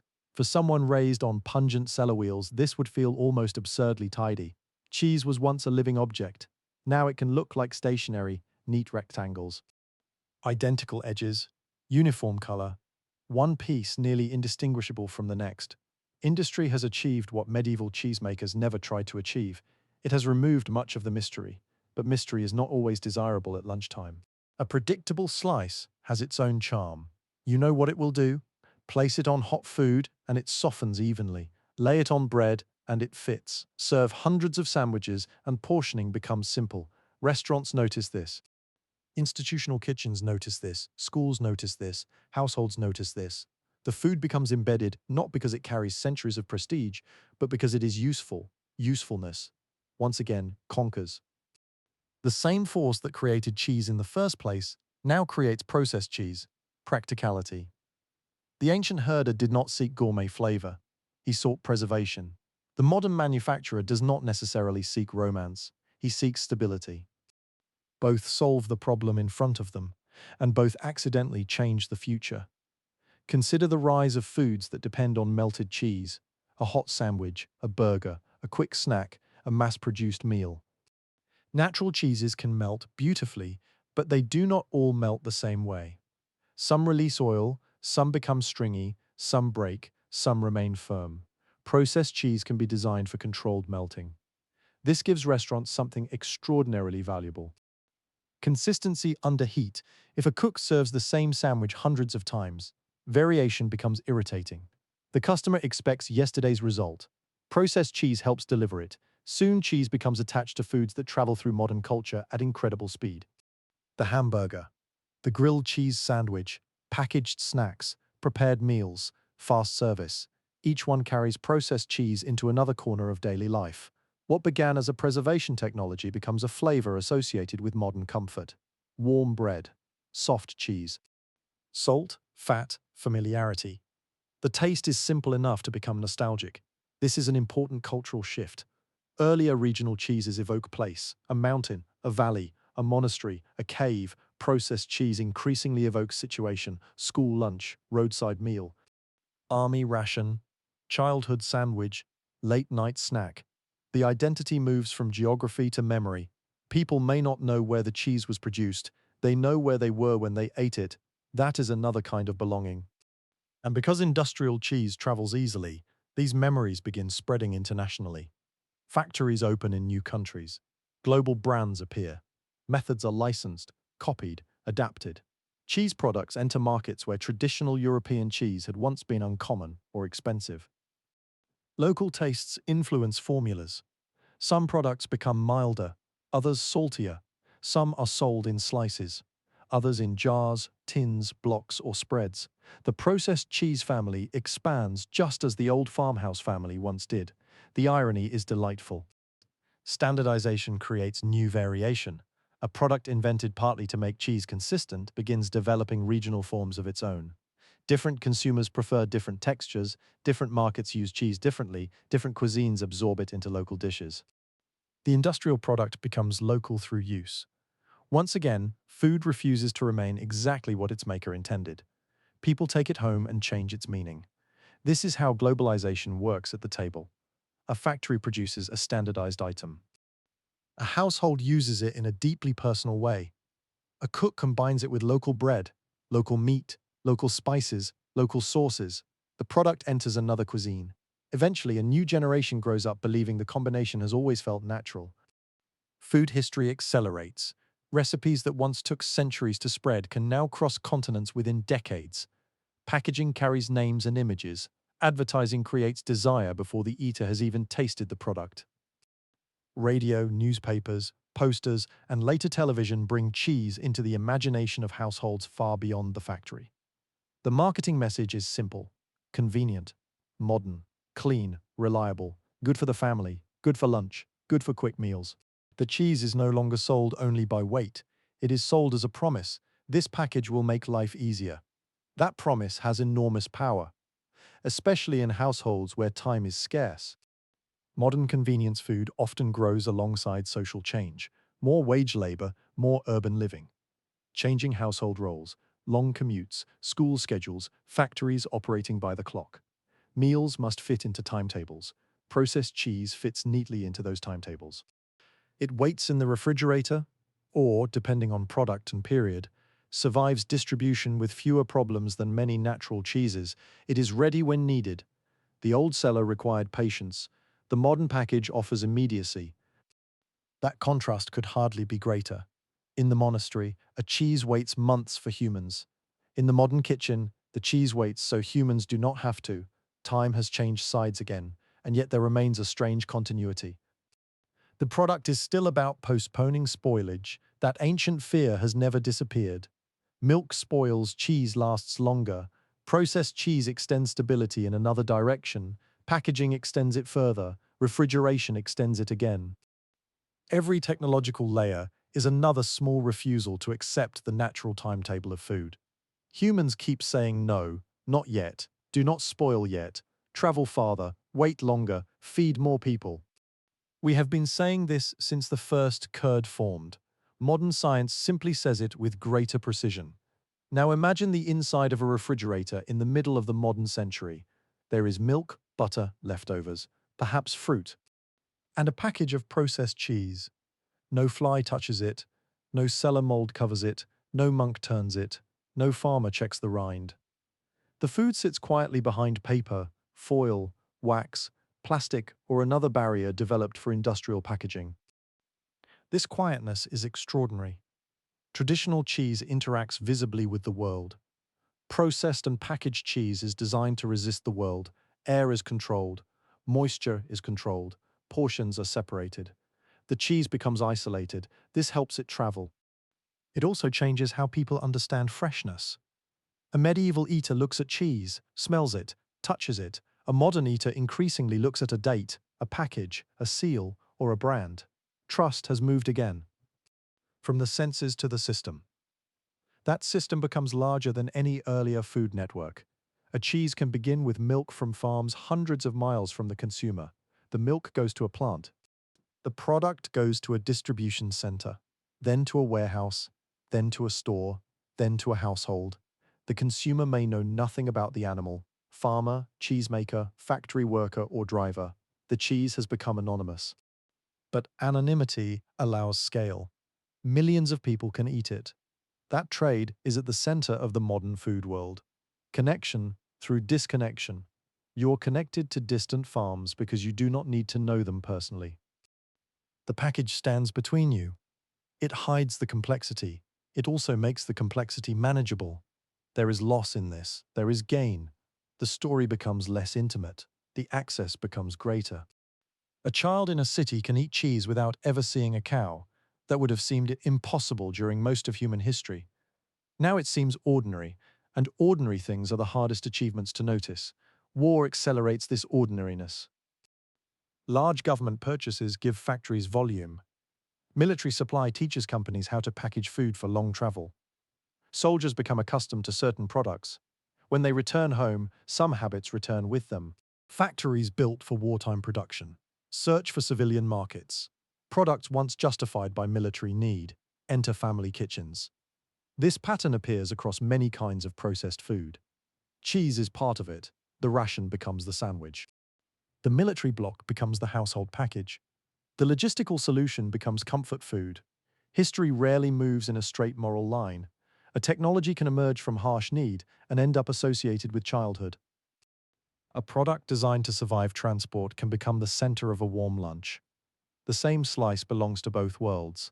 This is one reason processed cheese is culturally interesting, even when food lovers mock it. It tells a story. Not of pasture and cave, of industry and mobility, of war and packaging, of factories and families, of modern people who want food to fit into a crowded day. It is not less historical than a farmhouse wheel. It is historical in a different direction. The traditional wheel tells us where people lived. The processed slice tells us how people began living. Faster, farther apart, more dependent on systems, more accustomed to standard goods, more willing to trade local difference for convenience, and eventually, more capable of carrying the same food across the globe. By late evening, a diner somewhere closes. The grill cools. A stack of wrapped cheese remains ready for tomorrow. Elsewhere, a mother prepares lunches. A worker eats a sandwich during a short break. A soldier opens a ration. A child pulls apart warm bread and watches orange cheese stretch between the halves. None of these people are thinking about ancient herders. Why would they? History has succeeded too well. The connection has become invisible. But follow the line backward. The slice came from a factory. The factory used dairy. The dairy began with milk. The milk came from animals. And humans first learned to preserve that milk because it would not survive a journey. The same problem is still there, only the journey has become enormous. The first traveler may have crossed a dry valley. The processed slice can cross a continent. The old cheese survived days. The new system aims for weeks or months under controlled conditions, depending on the product and storage. The first curd was an accident. The modern one is specification. That difference contains nearly the whole history of technology. Accident becomes knowledge, knowledge becomes craft. Craft becomes industry, industry becomes design, and design becomes habit. Soon, however, cheese will face another transformation. It has conquered distance. It has entered war. It has entered sandwiches. It has become fast, neat, packaged, and global. Now it will become something even larger, a universal symbol of indulgence. Pizza will carry it, burgers will carry it, pasta will carry it, advertising will carry it, migration will carry it. Restaurants, supermarkets, television, tourism, and global food chains will carry it farther than any navy ever could. The strange lump in the skin bag is approaching the final stage of its conquest. Not merely survival, desire. People will no longer eat cheese only because it lasts. They will seek it because they crave what it does. The stretch, the melt, the salt, the browned surface, the smell, the comfort, the memory. And once desire becomes global, cheese will belong everywhere and nowhere at once. For now, though, the factory lights dim. The last shift ends. Packages move along a conveyor and disappear into boxes. Tomorrow they will travel by truck, train, or ship. Some will end up in homes, some in restaurants, some in institutions. The people eating them will never meet the people who made them. That distance would have horrified the first village cheesemaker. It might also have amazed him, because the food he once made to save milk from one hot afternoon has become something capable of surviving an entire modern world. And the world is about to discover that survival was only the beginning. We drift onward now from the factory lights into the modern world, where cheese no longer belongs to one valley, one monastery, one army, or one nation. It glows beneath the heat of restaurant ovens. It melts across bread in crowded kitchens. It is grated over pasta in quiet homes, folded into pastries, tucked into sandwiches, stirred into sauces, packed into school lunches, stacked on burgers, scattered across pizzas, and arranged with almost ceremonial care behind glass counters in old European markets. The ancient solution to spoiled milk has become something far stranger than preservation. It has become a global language of appetite. Begin with a city at night. Rain shines on the pavement. Cars move beneath streetlights. A delivery rider passes a restaurant window glowing orange from an oven. Inside, a cook pulls out a pizza. The crust is browned at the edges. Tomato sauce bubbles beneath a white layer of melted cheese. The surface stretches when the first slice is lifted. For many people today, this image feels so ordinary that it barely deserves thought. Cheese on pizza, of course, yet almost nothing about this meal is inevitable. The grain behind the dough has its own long migration. The tomato came from another part of the world. The oven is the descendant of technologies developed across centuries. And the cheese carries a history older than cities, older than empires, older than most written memory. All of these journeys meet on a round piece of dough. That is what global food does. It hides enormous distances inside ordinary bites. Pizza itself changes as it travels. Italian traditions cross borders with migrants. Local cooks adapt them. Different cheeses appear. Toppings multiply. Ovens change. Portions change. In one country, the pizza becomes thin and restrained. In another, thick and heavy. Some versions are folded. Some are eaten from paper on a street corner. Others arrive at tables beneath linen cloth. Still others come frozen from supermarkets. Yet cheese remains at the center of what many people imagine when they hear the word pizza. It melts, it browns, it stretches, it carries fat and salt into every bite. Its physical behavior becomes part of the food's identity. The ancient herder wanted milk to stop being liquid. The modern pizza maker wants cheese to become liquid again, but only for a moment. That is a delightful reversal. Thousands of years of preservation, only to place the cheese near fire and watch it soften. But this is what happens when survival becomes pleasure. Once, Cheese no longer has to justify itself merely by lasting longer than milk. People begin asking what else it can do. Melt, stretch, crisp, brown, blend, coat, fill. Cheese becomes a tool of texture as much as flavor. Move from the pizza shop toward another bright kitchen. A burger hits a hot surface. Fat crackles, bread waits nearby. Then comes a square of cheese. It softens over the meat. The edges collapse. The slice clings. Again, the scene feels completely modern, but look more closely and nearly every chapter of our story is present. The cattle descend from domesticated herds managed for thousands of years. The cheese reflects centuries of dairy knowledge. The processed slice carries the logic of industrial science. The standardized restaurant carries the logic of factories. The supply chain carries the logic of railways, ships, and global trade. The meal is fast, its history is slow. That contrast defines modern eating. We consume in minutes what took civilization ages to create. A cheeseburger can be prepared so quickly that the customer barely notices the cooking. Yet behind it stands pasture, breeding, agriculture, refrigeration, microbiology, transport, packaging, labor, and an ancient discovery involving milk that refused to remain milk. Convenience compresses time at the final moment. History remains hidden underneath. Now cross another street and enter a family kitchen. Water boils. Pasta is drained. Someone grates cheese over the top. The hard cheese falls in small pale curls. Steam carries its aroma upward. The grater itself is ordinary. The act is ordinary, but hard aged cheese is one of the clearest descendants of the old preservation problem. Remove moisture. Add salt. Wait. Let time turn milk into something concentrated enough to survive. A hard cheese can be grated because it was designed by generations of practical necessity to lose water and become dense. What once helped it survive winter now helps it disappear beautifully over hot pasta.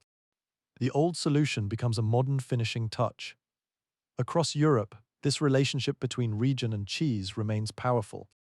Walk through a market in France, Italy, Spain, Britain, the Netherlands, Switzerland, or another part of the continent with strong dairy traditions, and the cheese counter can look almost like a geological display. White rinds, blue veins, orange surfaces. Hard wheels, soft rounds, tall cylinders, small discs. Cheeses wrapped in paper, wax, leaves, cloth, or nothing at all. Some smell mild. Others seem to have entered the market several minutes before you did. Behind each style is a historical argument between milk and place. Mountain cheese, island cheese, cave cheese, farmhouse cheese, monastery traditions, pastoral traditions, industrial traditions. The modern counter gathers all these old solutions together and presents them as choice. That is a luxury earlier generations rarely possessed. A medieval villager often ate what the local landscape could produce. A modern shopper can stand in one city and choose cheeses descended from dozens of distant regions. The valley comes to you, the mountain comes to you, the cave comes to you, the ship has completed its work, the railway has completed its work, refrigeration has completed its work, global distribution has completed its work. Distance is no longer a barrier between appetite and place, or at least far less of one. This changes the meaning of regional food. A cheese can remain deeply associated with one landscape while being eaten thousands of miles away. The eater may know the name of the village without knowing where the village is. The name becomes a flavor before it becomes geography. Perhaps you first hear of a famous cheese in a supermarket. Years later, you learn it comes from hills, caves, pastures, or a particular province. The food introduces you to the map. In earlier centuries, place created reputation. Now reputation can create curiosity about place. The direction is reversed. And cheese has become one of the easiest ways to taste a region you have never visited. But Europe is only part of the modern story. Once cheesemaking becomes global, local cultures stop being passive receivers. They adapt. A recipe enters a new country. The climate changes it, local milk changes it, local taste changes it. Religious customs may influence which animals or ingredients are preferred. Existing food traditions absorb cheese differently. A product brought by settlers or merchants becomes part of local cooking. Sometimes it remains foreign for generations. Sometimes it becomes so familiar that people forget it ever arrived from elsewhere. This is how cheese becomes global without becoming identical. In parts of the Americas, fresh cheeses become deeply woven into everyday cooking. They may be crumbled over beans, folded into bread, cooked into pastries, eaten beside corn-based foods, paired with chilies, or served fresh because the local style values moisture rather than long aging. In other regions, European-style hard cheeses develop alongside industrial dairy. Immigration brings new traditions. Italian, Swiss, Dutch, German, British, French, Spanish, and other cheese-making habits cross oceans with people who do not always agree about what proper cheese should be. The arguments travel too. This is useful because food cultures grow through disagreement. Too soft, too salty, too mild, too strong. This is not how we make it at home. Then home changes. A new generation grows up. The copied cheese becomes local. A name shifts pronunciation. A recipe uses a different milk. A new dish appears. Soon authenticity becomes difficult to untangle, but perhaps authenticity was never as simple as people imagine. Even in old European valleys, recipes changed over centuries. Animals changed, tools changed, salt sources changed, markets changed, borders changed. Cheese has always been a moving target pretending to stand still. The modern world merely speeds up the movement. Now travel farther. In parts of Asia, cheese historically plays a smaller role in many established culinary traditions than fermented soy, fish, grain, vegetables, or other preserved foods. But the modern era brings dairy through trade, colonial influence, migration, military presence, tourism, restaurants, and global food companies. Cheese enters new dishes, sometimes awkwardly, sometimes brilliantly. A local cook uses processed cheese in a snack that no European cheesemaker would recognize. A bakery folds cheese into sweet bread. A street vendor melts it over something spicy. A restaurant adds it to noodles. A home cook discovers that a salty processed slice works unexpectedly well with a familiar dish. Purists may complain. History continues anyway. This is how global food actually grows, not by receiving permission, by being eaten. Once enough people like a combination, the combination acquires a life of its own. The question of whether it is traditional matters less with every generation that repeats it. Tradition is repetition with memory attached. Give any food enough repetition and memory will eventually arrive. Cheese also moves through the Middle East and parts of Africa in ways both ancient and modern. Dairy traditions there are not merely imported from Europe. Many regions have their own long histories of fermented milk, strained dairy, salted cheeses, and pastoral foodways. The modern global cheese world, therefore, does not radiate from a single center. It overlaps with older local dairy histories. Fresh, salty cheeses. Brined cheeses. Goat and sheep milk traditions. Camel milk cultures in some places, though cheese making from such milk presents different technical challenges. Industrial cow milk products later join these older systems. Again, layers accumulate.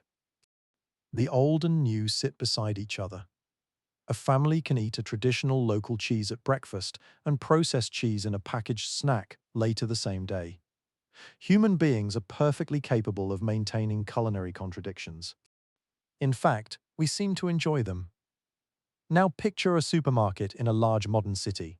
The refrigerated section stretches farther than an entire medieval dairy.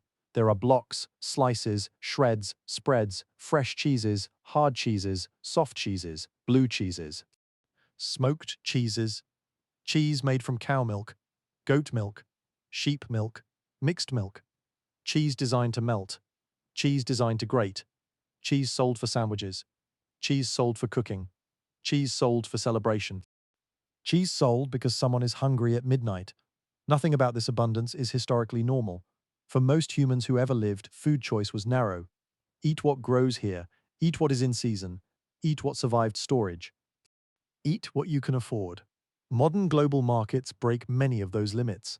A shopper can buy mountain cheese in summer near the sea, fresh mozzarella in a city with no nearby buffalo, a Dutch-style cheese thousands of miles from the Netherlands, a processed slice produced from milk collected across a vast agricultural network. The old geography of food has not disappeared. It has been folded into commerce. This creates abundance. It also creates vulnerability. Long supply chains depend on fuel, refrigeration, stable trade, labor infrastructure, animal health, and political systems. The village cheesemaker depended heavily on local weather. The modern eater depends on systems so large they are almost invisible. A storm in one region, a disease among cattle, a transport disruption, a trade restriction, a rise in feed cost, all can affect cheese far away. The product conquered distance. Distance now creates new dependencies. Every victory contains its own problem. Industrial dairy also brings environmental questions. Large cattle populations require land, water, feed, energy, and waste management. Methane emissions become part of modern climate debates. Refrigeration requires electricity. Packaging creates waste. Transport uses energy. A food once made because it reduced waste now sits inside systems that can generate other forms of waste. The irony is difficult to miss. The first cheesemaker is trying desperately not to lose milk. The modern world sometimes produces cheese in quantities so large that surplus itself becomes a policy problem. Abundance has become complicated, and yet the fundamental desire remains understandable. People like cheese. That may sound too simple after such a long history, but desire has become one of the strongest forces carrying cheese forward. The appeal is partly chemical and sensory. Fat carries flavor, salt creates intensity, aging develops savory compounds. Fermentation produces aromas and complexity. Melting changes texture. Browning creates new flavors at the surface. Cheese can be soft enough to spread or hard enough to grate. It can be mild enough for a child or strong enough to make an experienced adult stare silently at the ceiling for a moment. Few foods occupy such a wide range. That range allows cheese to enter almost every kind of eating situation: breakfast, lunch, dinner, street food, fine dining, snacks, celebrations, travel food, emergency food, comfort food. Cheese can be humble and prestigious without changing its basic identity. A piece on bread, a wedge behind glass, the same ancient trick: milk transformed. This flexibility makes cheese a kind of culinary language. Different cultures speak it with different accents. One uses it sparingly, another uses it generously. One prefers fresh cheese, another aged. One melts it, another eats it cold. One pairs it with wine, another with tea, another with bread, fruit, chili, honey, meat, grain, potatoes, or vegetables. The grammar changes, the basic word remains. And modern media spreads that language faster than ships ever did. Film shows people eating pizza, TV shows burgers, travel programs show European cheese markets. Advertising turns melted cheese into a visual promise. Social media later amplifies the stretch, the pull, the bubbling surface. Cheese becomes photogenic in a way the first curds certainly were not. A strand of melted cheese can sell a meal before anyone smells it. The image crosses borders instantly. Desire follows. Restaurants respond, factories respond, farmers respond. The chain stretches backward from screen to pasture. This is perhaps the strangest stage of the conquest. For most of history, cheese spreads because it survives travel. Now it spreads because images of cheese travel faster than cheese itself. A person sees a dish made in another country, wants it, finds a local version. A new market appears. The old preservation technology has entered the age of imagination, and yet somewhere far from the bright screens, the old method continues almost unchanged. A farmer milks animals before dawn, a cheesemaker touches warm curd, cloth drains whey. Salt is rubbed into a surface, a wheel is placed on wood, a cellar grows quiet. Traditional production survives because industrial cheese does not replace the desire for place. In fact, mass production can make local difference more valuable. When most food becomes standardized, irregularity begins to feel special. A cheese that changes slightly with the season becomes interesting precisely because factory cheese does not. A rind that smells of one cellar becomes desirable precisely because processed slices have no cellar. Modernity creates nostalgia for what it displaced, so farmhouse cheese returns to expensive shops. Old methods receive new attention. Consumers seek names connected to regions. Legal protections in some places defend geographical identities. Artisanal producers tell stories about pasture, breed, cave, and family tradition. The wheel becomes a form of resistance to anonymity. People want to know who made it, where, how. The relationship lost during industrialization is partly rebuilt through curiosity. Not everyone can afford or access such cheese. Mass-produced cheese remains enormously important, but both worlds now coexist. The anonymous slice, the named wheel, the convenience product, the farmstead treasure. Neither erases the other. Together they reveal how far cheese has traveled. It can belong to a vending machine and a monastery, a fast food counter and an alpine pasture, a school lunch and a tasting room. Few foods have learned to live in so many social worlds. Now let us slow the journey. The cities fade, the restaurants grow quiet, the supermarket lights dim. The trucks stop moving for a moment. The refrigerated cases hum behind closed doors. Somewhere, a last pizza comes from an oven. Somewhere else, a cheeseburger is wrapped. A family clears pasta dishes from a table. A cheesemonger covers the display for mourning. The modern world continues around all of them, but our story begins turning backward, past the factory, past the railway, past the steamship, past the sailing vessel, past the medieval market, past York and Flanders and Normandy, past the monastery cellar, past Roman roads, past Greek harbours, past the Nile, past the early herding villages. The roads disappear, the buildings disappear, writing disappears, metal tools become rarer, the world grows quieter. We are back beneath an ancient sky. There is grass, dust, animals, a traveller, and a bag. That is all. Perhaps this person is real. Perhaps the famous skin bag story combines several discoveries that happened independently in different places. We cannot know the face. We cannot know the name. We cannot know the exact afternoon. History gives us no witness. So imagine the traveler only as a symbol of countless unnamed people who discovered that milk could become something else. He has been walking for hours. The day is warm, the herd has moved ahead. He stops, unties the container. Looks inside, the milk has separated. Pale curds float or gather in thinner liquid. He may be annoyed. He may be confused.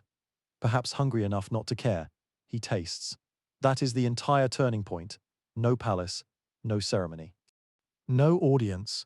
A human being tastes something strange and decides not to throw it away. We often imagine history through decisions made by rulers: declare war, build a city, sign a law, found an empire. But some of the longest-lasting changes begin with smaller decisions. Eat this, save that, try again tomorrow. The first people who made cheese deliberately were not thinking about the future. They were thinking about milk. It is worth remembering that. They did not know there would one day be pizza.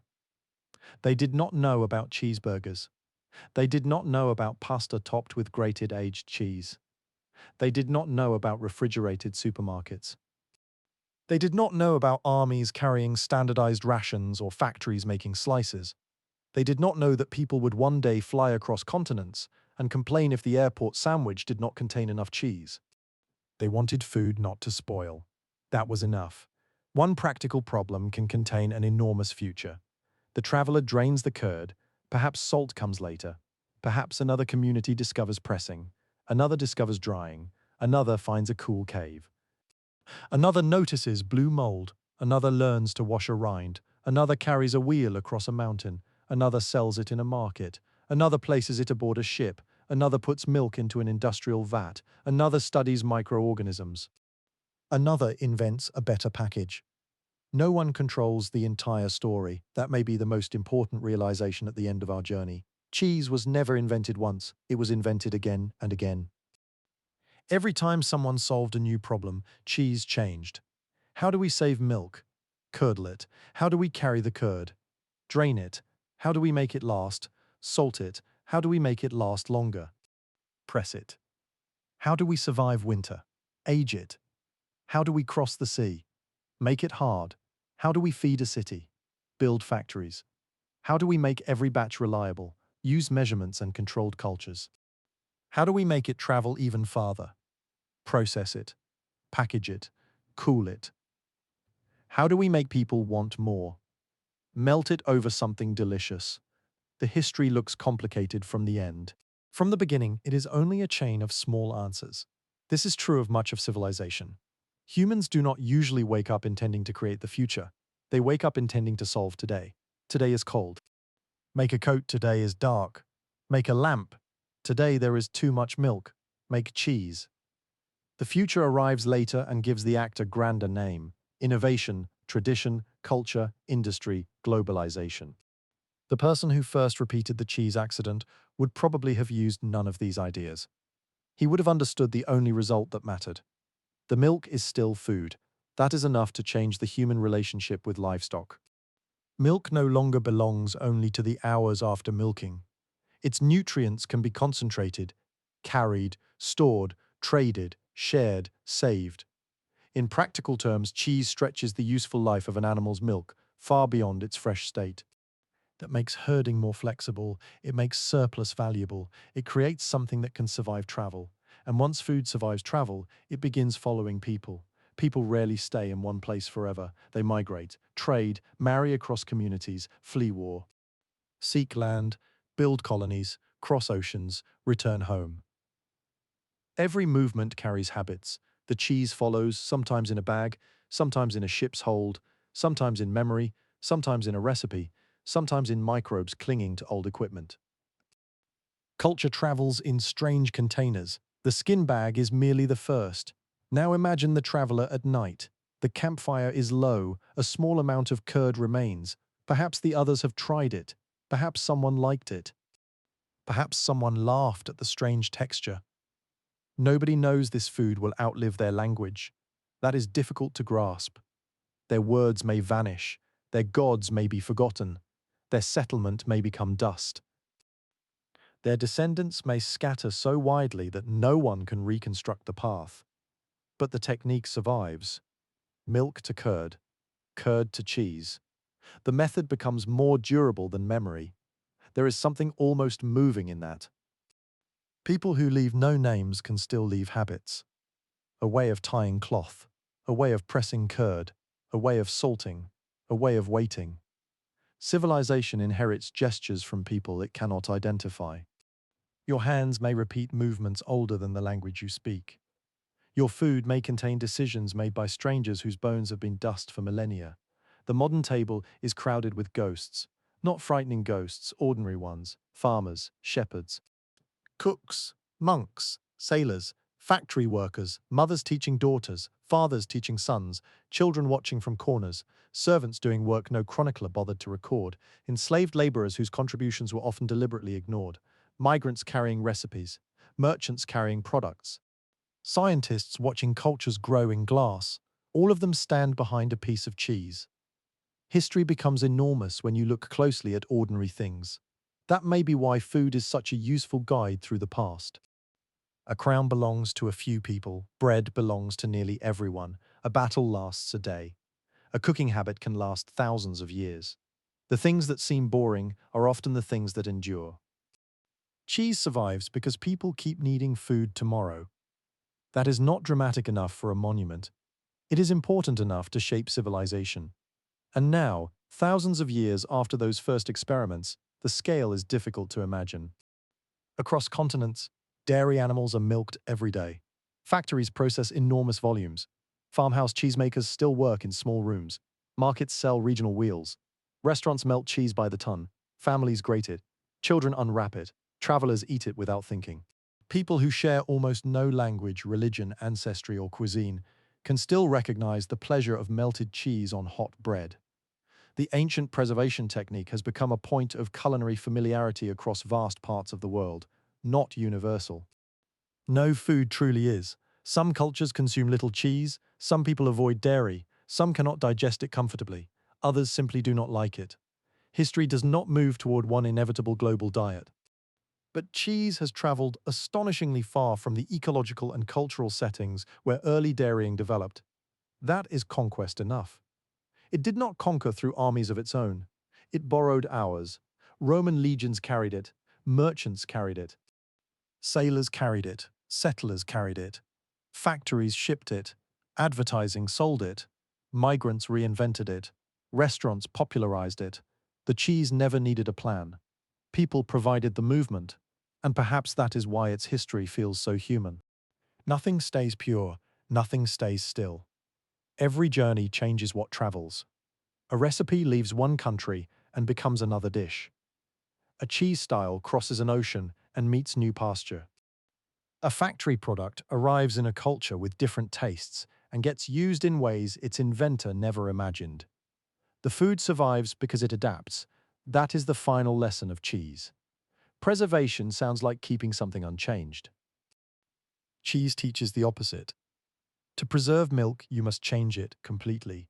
You cannot save fresh milk by demanding that it remain fresh forever.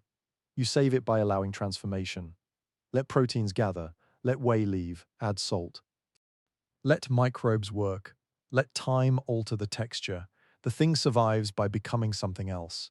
This is almost too poetic for a lump of curd, but history occasionally allows such things, survival through change. Every stage of the cheese story follows that principle. The pastoral curd survives by drying, the mountain wheel survives by hardening, the regional cheese survives by becoming tradition, the factory cheese survives by becoming standardized. Processed cheese survives by being rebuilt. Global cheese survives by adapting to local taste. Change is not the enemy of preservation. Change is the method. The campfire burns lower. You hold the curd in your hand. You have no idea what comes next. No one ever does. That is another uncomfortable truth hidden beneath history. The people living through it cannot see the chapter titles. The Roman soldier does not know Rome will fall. The monk does not know his cellar practices will interest people centuries later. The sailor does not know the colony he approaches will become a nation. The factory worker does not know how global food systems will develop.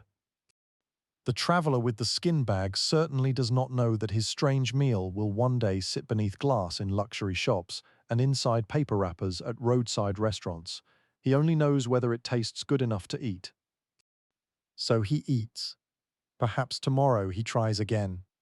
That repetition matters more than the first accident. Discovery is fragile. Practice makes it durable. Someone must remember. Someone must repeat. Someone must teach. The true inventor of cheese is not one person. It is human memory. A remembered accident becomes a method. A remembered method becomes craft. A remembered craft becomes tradition. And tradition gives every generation a place from which to experiment again. This is why the line from the skin bag to the supermarket is not straight. It branches. Thousands of cheeses exist because thousands of communities changed the inherited method. If everyone had copied the first curd perfectly, cheese would be very boring indeed. Instead, humans interfered. Fortunately, they pressed too hard, waited too long, added salt.